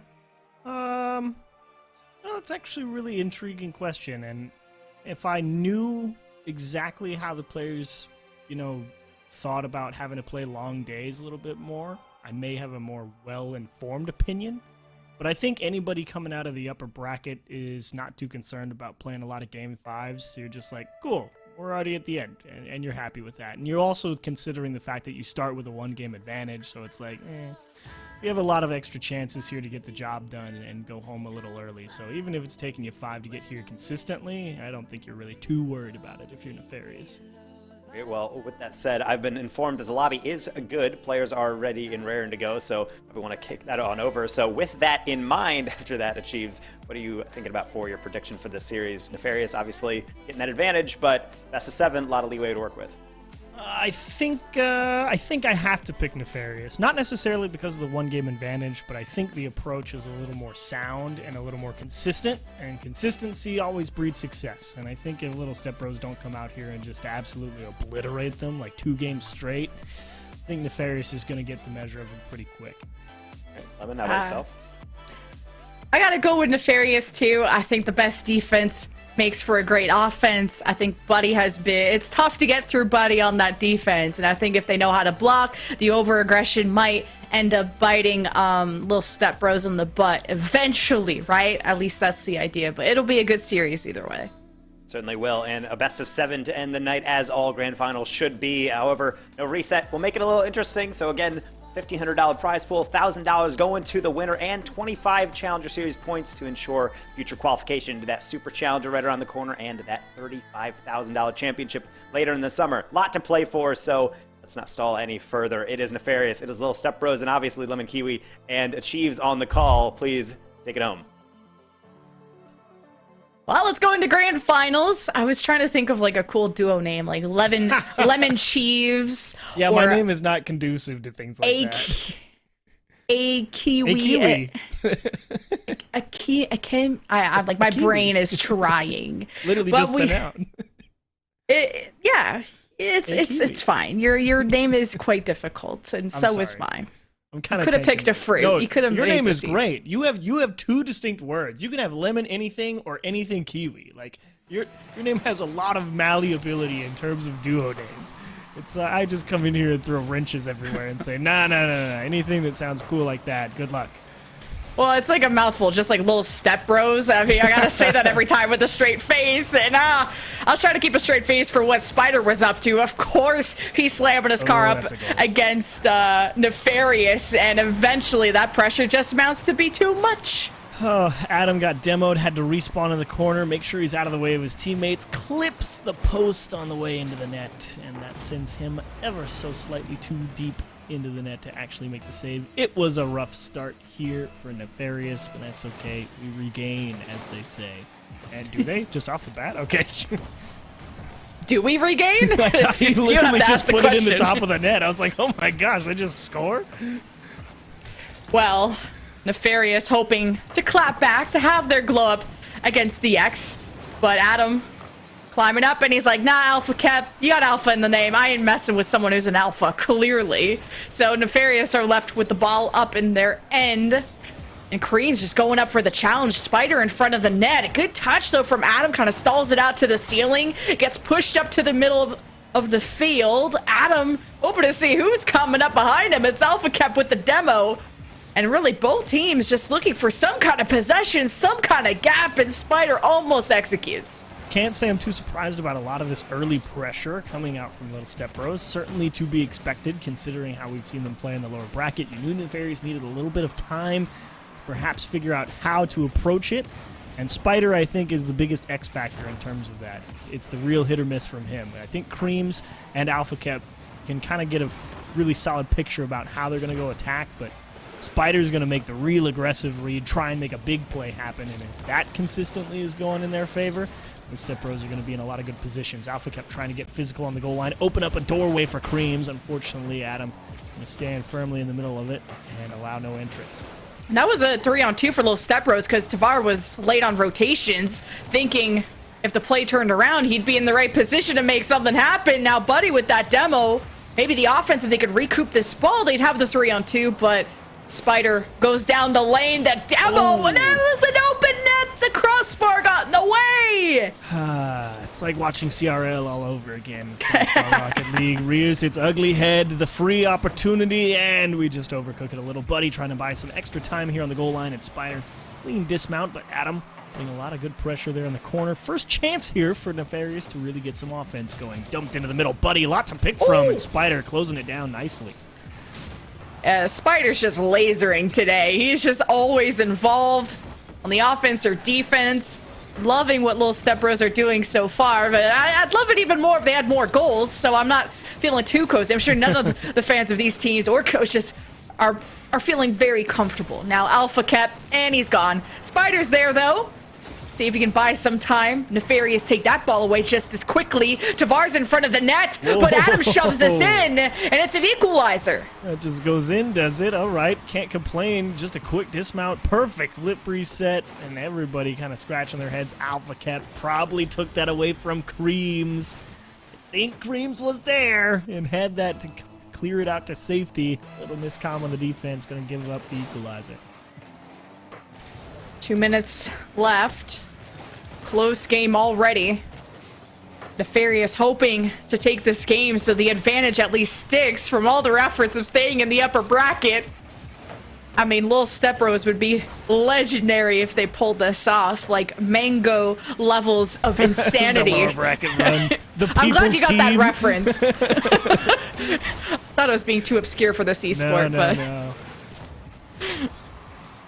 But for now, Nefarious, they're having a pretty easy time leaving their side of the field, even demoing some kids on their transition. Now the ball lands into Cream's lap, and Tavar's about to challenge, so he's got to get out of there. Ooh, this is tough. Spider really trying to get a tough setup. And Alpha kept in charge of buying a lot of time here. That's the right play. Just throw it back into your corner. Even if it costs you a lot of corner boost, you can't afford a dangerous counterattack. And it pays off well. Spider was able to find a gap somewhere in there and make the nice clear and reset things. 1 minute left. Can't believe that the checkmate we've been in right now. Cream's already moving down the field, and Alpha Cap just keeps demoing people. Everyone is just gone. Now it's pinched to the ceiling. I think we have to cue in the circus music again. 45 seconds. It's getting real stressful. Alpha Cap gets ready, and Nefarious are allowed to take a shot like that? Okay. Well, it all happens because Spider, he rotates into the goal here, and look at Tvar out of the corner, forces Spider up the back of the net. That's the only reason he's not in position to actually get up there and try and make that stop, despite having two teammates. Everybody contributing to that goal from Nefarious. Late go-ahead goal for him. Oh, make it 3. Tragic. And, yeah, the insurance is so free. Nefarious, great kickoff. But, yeah, even in that last play, it just felt like Little Step Bros just were ready on the defense, but no one was ready to challenge. A miscomm or the reaction coming too late when Nefarious could take a shot like that. 37 seconds left. Little Step Bros are really going to have to hustle for this one. Well, that's a good dish to Spider. Great throw to Creams, and oh, thought that might have been off Buddy's wheels into the net. Alpha kept denied as well. Good opportunities arising, but nice reads from that Nefarious defense. Unsurprising, considering how on top of the challenge game they've been all night. Now Nefarious, you have to just hang out. No stress. You're up. 3-1, 8 seconds remaining. Little Step Bros. I mean, the play would have to happen now. Alpha Cap is always having the gloves on, ready to beat up anyone on this field, except maybe his own teammates for losing. Little Step Bros will drop game 1, and Nefarious now will lead the series 2-0. And that's tough if you're Little Step Bros, because you really did come out of the gate swinging right there. I think you had a real nice early push, definitely putting Nefarious in some tough spots, but the problem is it all meant nothing. They got out of their own half. You had to come in here and really set the tone. Unfortunately, Nefarious just able to, out-challenge you at where it really counts, in front of your own goal line. Like you said, Alpha kept responsible for opening a lot of goals as well over on the other side, and Nefarious, I think, can feel pretty confident going into this overtime because, the flamethrower that is Spider, in terms of you just don't know what's coming at you. You had it all covered in the first show. I mean, look at those demos. I mean, Alpha Cap and Buddy, they got to settle this off the field. What kind of beef you guys got? Look at all them demos. But ultimately, it was Nefarious just come inching out in the last 30 seconds, but we go into technically game 3. And it's already Little Step Bros with their backs against the wall. Adam allowed to take a shot, and Tavar hoping to take advantage. Recover. You gotta recover it. Creams with the save, and they go off to the right side. The defense have scrounged this out. Buddy definitely a little frustrated. He found himself a step or two far forward. The perfect delivery, but to T-Var, I don't even think he knew it was coming, though. It just happened to fall into his lap, and that's why he smashed it off the back wall there. It's a big opening opportunity, though, but he should score this. I mean, it's just complete. What? No, okay, thank you, buddy. I was like, bruh, can't see you miss an open net like that. If you got a Chief saying, bro, you got a problem, but at least Nefarious. Keep the streak going, starting off this game with a 1. I think it was still going to go in, watching it back on the replay. Buddy just ended up stealing it, but I think it was still going in. I can absolve T-Var of the open net whiff sin. Okay, Chiefs is no longer balding. His hair has been kept. No longer bumped like his cat is, who's trapped in his room right now. If you hear any screaming, it's probably a Chiefs' cat freaking out over this game. Alpha kept with a good dribble. He's put the gloves down. He's now more involved in Rocket League, as little Step Bros want to clap back, and Spider's missing in action, so maybe Nefarious keep going. Tough way to get out, though, right now. Nobody's able to find a challenge through. Buddy's just going to cut it across. Alpha kept forced to punch it off his corner. And Adam just looking to throw more knots in the defense, as they just have to rotate through each other to even have a chance to get to the ball first. And the problem is with that, is you're going to run out of support pushing up the field. Or at least it's not going to be where it needs to be on time. Well, this touch is going back to Spider, and nah. He's feeling very charitable today, giving that back to Nefarious, who, I mean, they're still stuck in their own end, turtled up. Little Step Bros hoping to take a shot. It goes down the other way. At least Creams fell back in time, so Nefarious couldn't get a breakaway off of it. So we're left with 3 minutes left, and Spider chilling out. And T-Var just kind of stuffed that challenge and stops a lot of what Spider's trying to do. Adam trying to cut one down. Buddy is way too tight, not able to get in front of that one and poke that under the crossbar. Could have been another big insurance goal for him, as Alpha kept with a chance, and he will choose ball control over putting it off the wall for a setup, as that actually might work out quite nicely. There it is off the wall for Creams. It will be in the back of the net. Take a little extra time. Make sure your team is ready for it. Give a little fake to all the defenders as they sit there and prepare for Alpha Kep's inevitable pass when, surprise, surprise, it's actually going off your backboard instead of contending the shot from the floor. And you score a goal. Now, sometimes Alpha Kep chooses violence like he did in the last game, but this time he chose friendship. He chose Rocket League. And look what happens. Rainbow, sunshine, the clouds go away. Little Step Bros get to score. 2.5 minutes. Nefarious, though, they inched forward at the last, 30 seconds of the game, so you just got to keep hustling. And keep choosing peace, not violence, unless absolutely necessary. Unless Choose absolute. peace. I was about to say, didn't Alpha Cup have like 7 demos or something last game? Yeah. Look what happens now that he's such a peaceful individual. Yeah, there we go. You find the equalizer. That's good. It's a positive message to spread. Yeah. Tavar, well, it's passing this to Buddy, who was too mid and not left enough to cut the angle. And just maintaining possession is at least working out for Nefarious. Buddy open to take a shot, and he does. Rotation's too late for the defense, and Nefarious get one on the board. Spider just caught in a jam. He respawns with a ball essentially going over his head, has no idea the situation, if anyone's there or not. Like, honestly, someone on his team probably calls out one is there.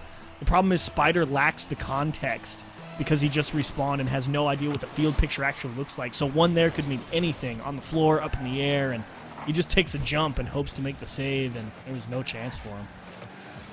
Little Step Bros need to start making a dent into the series, and that's not a good start now, is it, when Nefarious start taking more and more goals from you? Well, Spider keeps getting demoed. I mean, he's the third man back right there. Honestly, not his fault. He's just kind of following the play up the pitch when T-Var rotating through the back of the advancing counterattack from Little Step Bros says good night. And unfortunately for him, his teammates kind of flubbed the pass. It was a little weak. It got picked off and timed perfectly with a good demo. 2-goal lead. And how about you get one back? You return the favor. Violence is necessary. They punt Adam out of the goal line. I know there was some talk from Little Step Bros about how late they're playing right now, and I thought, yeah, I was about to make a joke about, okay, they clearly want this series to be done quickly and not in their favor right now, but hey, Little Step Bros really hustling for this, now making it only a 1-goal diff. Starting off well, Creams, I thought it was. He doesn't choose the ball, he chooses to go for a demo, and well, Wait, Tavar what? is much bigger than him. Okay, I was about to say, if that goal goes in, I'm just gonna say, call it, give him game 4. You don't deserve to win if you give up right there. If you give up that goal right there. Thankfully, they made it work. They might lose another one on the counterattack here. Oh, we missed it. I think he was trying to... There's 2 options that Tavar was going for that. He either skims it off the wheels and it goes straight into the top of the net and he looks like an absolute god. Or he's trying to drop that straight down to his teammate and it's just going to be a pass. Either one I would have been happy with. I thought that was going to go an away meter way, but 28 seconds. Nefarious still in a good position to maybe go to series point if this stays the same. Offical pops into the ceiling. It's on the goal line, and no one from Little Step Bros is on the left side, but a pass from Alpha Cap was going to Creams, and he dodo walls it. Little Step Bros still recovering it. 11 seconds. The final play for Little Step Bros to equalize and force the overtime. And Creams, he demos to Tavar. Doesn't choose the ball, and someone has to, and no one does. Nefarious take this game and go to series point. Couldn't handle it. I mean, they were operating on a razor-thin margin of error in that situation. Every touch needed to be executed in just the right way, and it was going to be incredibly tough for them to score that. There were 2 people in the net for Nefarious.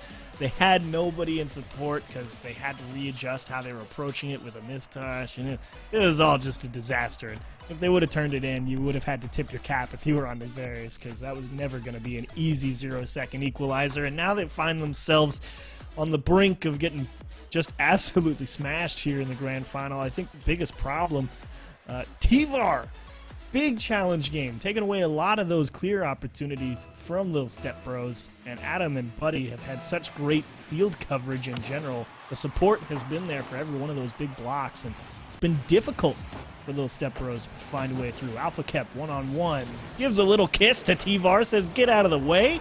Open net. You always got to kiss your homies on the lips. I mean, Alpha Kev, he does just that. And just right off a kickoff, too. So talk about a morale boost for Little Step Bros. Just not getting a single game so far. I'm not calling no brooms. And I'm not going to be a broom Brenda today. Little Step Bros, they got a lot more work to do. Broom Brenda, wow. I need to. I'm teaching you so many things today. I don't even know if that's like a real thing, you know, like I know it's not, like negative Nancy, like I know that, but like Broom Brenda. I'm learning so much. I can feel my mind expanding as we speak. Are you sure it's expanding or shrinking? I don't know. You gotta get back There's to my definitely level. increased gray matter. We're in good shape. Oh, look at that gray matter.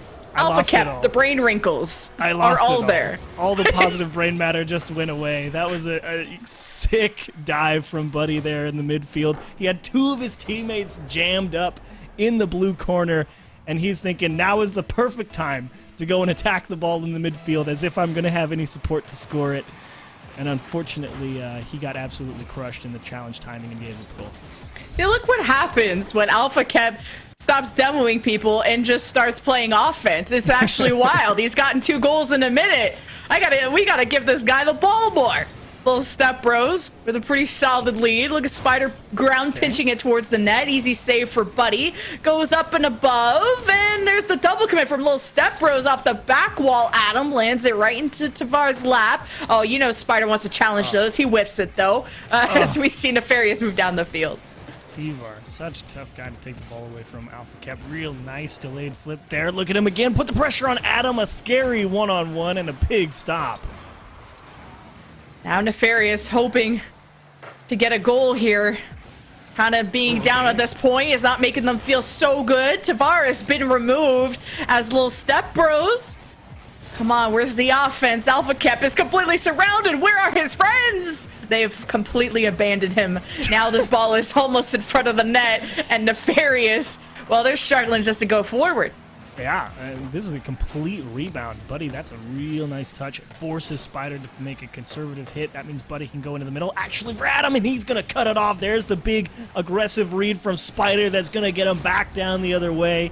This time, he's the one out reading the play, making Nefarious look dumb. Huge takeaway. And now you got 3 minutes to find 3 goals. Nefarious kind of getting pushed around a little bit. Have yet to register a shot on target. Complete departure from the previous 2 games for him here. Yeah, talk about the ultimate glow-up for little Step Bros. I just wish it didn't happen this late in the series, because now any mistake will count against them in such an impactful way. Now there's demos left and right. Nefarious, little Step Bros going back to the tried and true. Let's just demo everything. So are Nefarious. This is a goal. Adam executes, and Nefarious ain't going down yet. The fact that this was even as close as it was to being saved, huge credit to Creams. What an attempt. Adam literally had to hit that perfectly around him, and that was no easy shot. Credit to Adam as well. Surgeon's touch required to get that one to the back post. Excellent goal. Can you find 2 more? Buddy hoping to cut through this defense, though, and Alpha Cap with a good touch, but it goes right to Adam. Creams with the save. Spider demos Tavar, relieving the offense from their duties momentarily as Alpha Cap flicks it above. He's actually a god. Little Step Bros take another goal. The one-on-ones from Alpha gives a little bump. Quick flick, catches Tavar off grab and boost, forces him into the back of the net so he doesn't have a clean path across the front of the goal. And Alpha Cap, oh, it's cooking. That's a hat trick. Oh, yeah, cooking with gasoline. Little Step Bros still holding on to their lead, too, especially after that one. Nefarious with only 2 minutes left. Very doable, but not able to have as much action as they did in the previous games as they have in this one. Buddy waiting, going after the ball. Little Step Bros dancing they don't around. Even care. They're up by 3. They're like, whatever. We don't have to press that, so we're not gonna. That makes a lot of sense. Thought you'd want to be greedy for more. Bubble Scene actually smart. Spider gets this away from, who's that above him? Adam? Well, he's gone anyway, so who cares? A lot of space to work with here if you're Nefarious. Indeed a product of just trying to turtle up and lock down the W. If you're little Step Bros. And it will be a dribble, ball control, play keep away type of game, I think. Oh, into the bottom left, just like that. Spider gets another goal, his second one of the game. Alpha Cap already has a hat trick, 5-1. This may be done and dusted. Nefarious needed to start the comeback like 5 minutes ago. It's getting a little bit out of hand. He got out of hand early, never came back. Alpha Cap did. He actually, you're actually not wrong. They scored in like off the kickoff with that Alpha Cap one-on-one. So you're not wrong. This one was in theory out of reach from the first go. It was like what, 2 goals in the first 30 seconds. Kind of wild, but makes it for a pretty interesting series on the bracket at least. Not being a 4-0 is kind of nice. Creams. Oh, Adam with the challenge into the corner. Buddy with the follow-up the other corner. Someone get it into the net, and it's gone. Yeah, Adam playing the block, so can understand him not putting it into the net. I think Buddy was also trying to block the defender there, so he didn't take a clean line of the ball, but this one has to be in, right? No, he went to the back post. Spider right there for it. Oh, everyone from Nefarious was really committed forward and extended. Tavar getting back in time. Spider is taking a sweet time, though. Look how he goes the other way. No. Adam, you can't miss those. Too much speed on the car. And now maybe a breakaway. No, Buddy. Can't get there. Can't get there. 6-1. Brazil territory, everyone. 9-1-1. I mean, I'm trying to digest, like, Adam's approach there, because the logic in him trying to redirect that ball is there's somebody in net, and if I don't try and redirect it, they're going to make the save. But the other side of the coin is if you go for that takeaway and you hit it off the post, everybody's mad at you. And then they just concede back the other way. So I guess it doesn't really matter. You know, they were down by 4, so who really cares? But it does feel bad to go for something like that, smash it off the post, and then kind of just be like, okay, let's go to the next game. You kind of just sheepishly put the controller down and you go, sorry, guys. I don't know why I expected this to be a 4-0. It's Nefarious after all. They like their game. They like game 5s. They like going the distance in the series. So they just like to keep everyone on their toes. So we'll go to another game to see if this will be closed out by Nefarious, or will little Step Bros, light bulb turning on in their brains, just like mine, expanding the universe just like we did with the Chiefs just now. And we'll see if little Step Bros have learned something in from the first couple of games. Or was it Brenda Brooms? No broom Brenda? I don't remember. I'm not trying to be a broom Brenda here. Yeah, there we go. Yeah, it's like when you're not trying to be a map 1 Miranda, a broom Brenda. There's a bunch of different terms. The memes are strong in other games. Clutch Casper, I don't know what's going on. Casper the ghost? Clutching? Yeah, I don't know, that's the first name I could think of that started with a C. I guess I could have said Creams. I mean, he's right there. That's okay. Clutch Creams, I don't like any of that. I don't like that there's a player called Creams anyway, but it's fine. Little Step Bros, I mean, that's the worst part.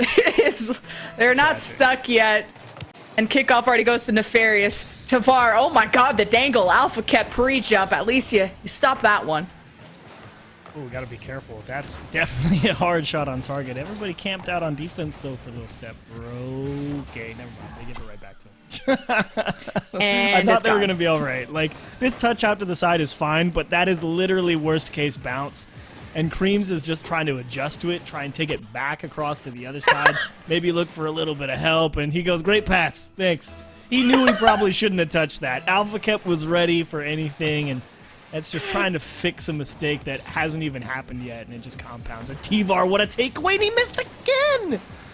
Bro, you've been, like, lights out for, like, the past, like, hour, and then in the past game or two, just can't find it in between the posts. It's tragic. Sometimes the lights go out in the brain. Like 3 times. You know, either play lights out or you are lights out, like in the brain. It's just it is what it is. It's okay. T-Bar's coming back. Comeback is happening. Not now, but soon. Tavar has to play some defense right now, and he almost was not present for the goal that just happened. Little Step Bros, pressure is mounting. Spider over to Creams? No, intercepted. Alpha Kep goes forward. Double commit from Nefarious. And now people are getting shoved out of the net. Surely this goes in. What a save. Yeah, Tivar definitely knowing he can't afford to actually go challenge that. The cut is back to the inside of the field, so he has to take his chances on the goal line. Makes a big stop because of it. Now he's going to take a little extra time, make sure that his teammates have time to reset, get boost, be in position, make a stop. That ability to buy extra time is critical at this level. His buddy will do just that. He decides to take a questionable challenge, but it works out in his favor. Oh, Little Step Bros not scored yet. They've been so threatening on these past couple of offenses. Now it's back on the defense. Alpha Kep goes AFK. Time to clear. Little Step Bros step up. Ooh. Alpha Kep will be grabbing a snag now. Nefarious returning with the ball. Time to wake up. Adam going over to Buddy, but no, Alpha Kep intercepts and turns the play around. And Alpha Kep almost with a shot and not reacting in time.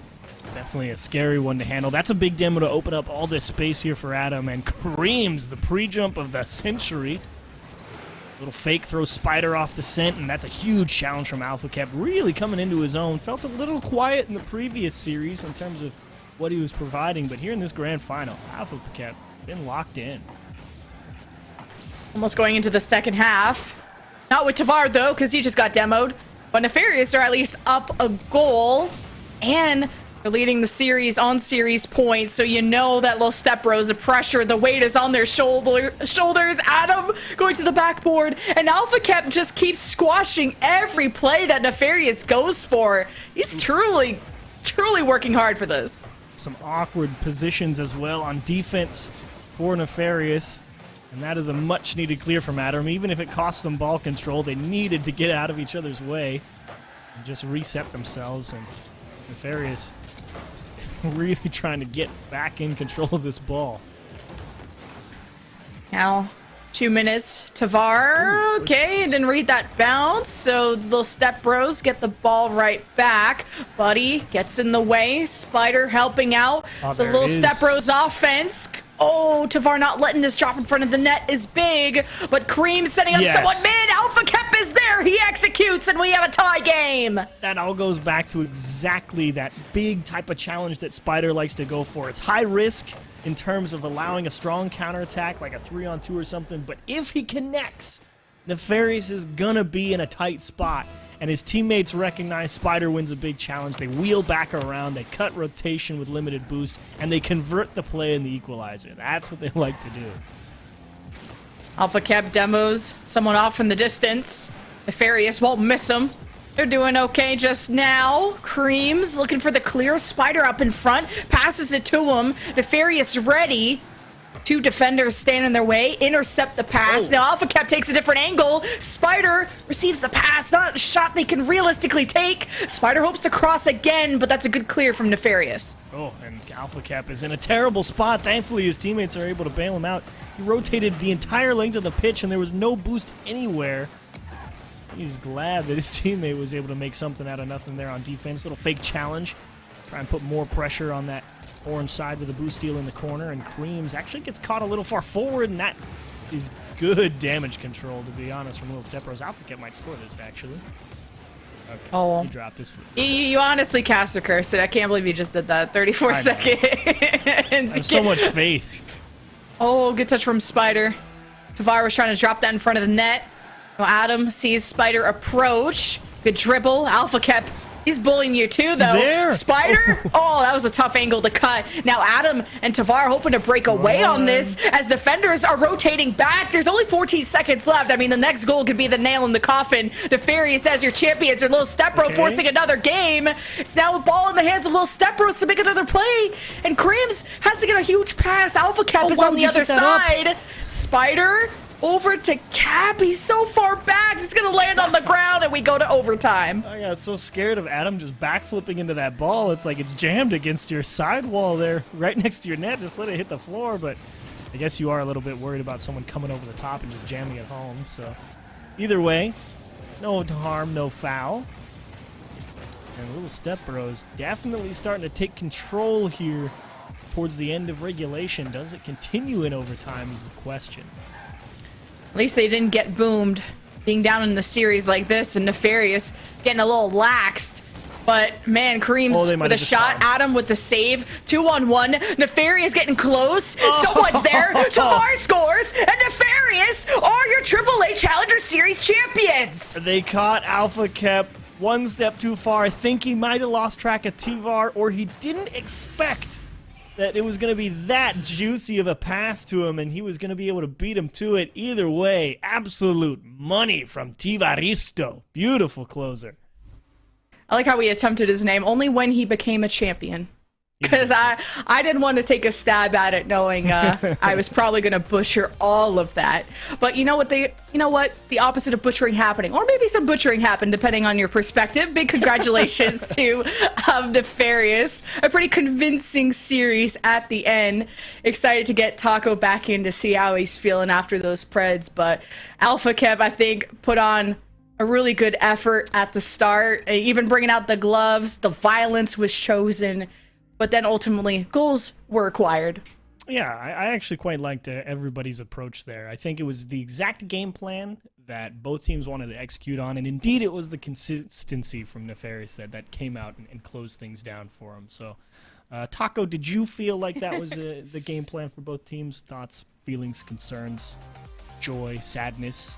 Oh, sorry, that was a snoozer. I really thought that grand finals would be a little bit more, considering you've just been teased by Nefarious saying, oh yeah, we'll go to game 5s. Yeah, we really like going the distance. And then they 4-1. Okay, yeah, sure. That's well and good. Congrats on your money, I guess. God, I just wasted my whole evening. Anyway, what were your thoughts on that grand final? Nefarious feel like they're just taking care of business. Yeah, I mean, that was like straight up and down. They got themselves into a couple of tight spots on defense, but at the end of the day, Alpha Kep reading the game nicely, and Spider applying a lot of good pressure for Little Step Bros, and some great follow-up and support as well from everybody involved. And they really did have to work together on that Nefarious side to keep them out of the goal. So I'd love to see that support and that commitment to keeping your defense in order and not getting too flustered and giving up unnecessary goals. Absolutely. And I mean, I think giving up those goals are so brutal, especially right at the end of the night where you feel like your concentration's there, you got energy pumping through your veins, and unfortunately, it just doesn't come together. But at least Little Step Bros will be able to walk away with a little bit of money and also some ranking points, which will help out. But Nefarious, they came in here. This is their first time competing in this type of tournament, and they're doing quite well. Do we feel like this is a team that could be a danger as we look forward into these Super Challengers playing off against these RLCS teams? What are your thoughts on that, Lemon? Absolutely. Definitely stepping up in the final series. I mean, not the clean 4-0, but Nefarious, they've gotten cleaner as the series have gone on. Definitely a fan of just how synergistic they look. There wasn't one player that had to put everyone in their Jansport backpack. It was really just a cohesion from them. And it was really great to watch, especially Buddy on the defense in previous series. He had my jaw dropped on so many moments. And then Tivar with the final goal made us want to even attempt to say his name. It was awesome. It always tends to be, and although I was somewhat disappointed with the end, to fully understand that end, we have to look back at the beginning. We can take a look at the bracket as it has progressed throughout the night.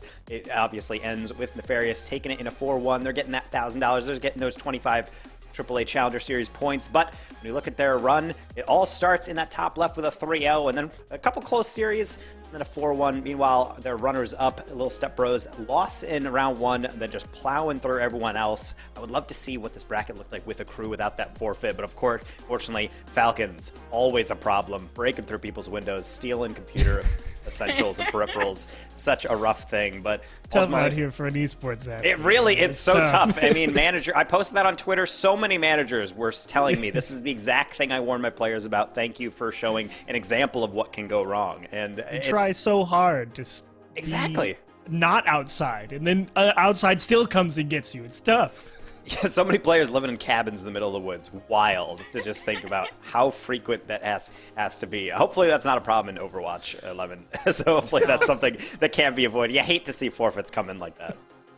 We live in houses over in Overwatch that have windows and doors and walls where birds typically can't get through, but sometimes it really be like that. And I'm glad that, Little Step Bros stuck through. I know this is apparently late for them, and they still put on a good series, and that was fun to watch. But Nefarious top 5 team. I'm actually surprised that Akrew didn't get as far as they did, being our number 1 in the ranking. So it's always fun to see these bubble tournaments. You never know who is going to go that far.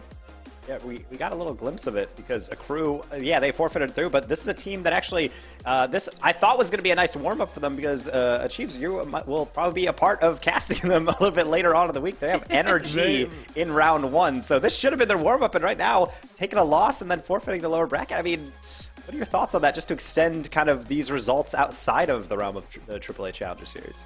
It's definitely not the best feeling in the world, even if you're going up against an NRG that's kind of been a little hit or miss. Because if there was ever a team that was on the top of North America that you'd feel okay against, it'd probably be on NRG. So kind of getting pushed down to the lower bracket and then just being like, I don't even want to play the rest of it. Makes me a little wishy-washy about how it's going to look come the weekend. But who knows? Maybe they take a few days, really ready up, know that Justin and Squishy are going to try and absolutely clip on them, and Garrett G will be the one to actually clip on them. And then if they can understand that that's what's going to happen, they may be all right. Well, that's certainly something that we can hope for, but at least for right now, we can't hope for more games because this bracket is all over. Congrats again to Nefarious, and of course, GG's to all the teams that did compete. Lemon Kiwi and Achieves, thank you so much for joining me in the booth. It's been a pleasure to carry this through, and of course, Fast in the Past and Squid earlier on. You can follow all of us on Juked, our partner for this event, as you see all of our tags right at the bottom of the cameras, and of course, shout out to ProMedica and AAA for further sponsoring on this tournament and helping us bring all this lovely bubble scene action to you. But until next time, this has been Danger Taco. This has been FOB is Live. Follow all those on the socials, and we will see you guys next time.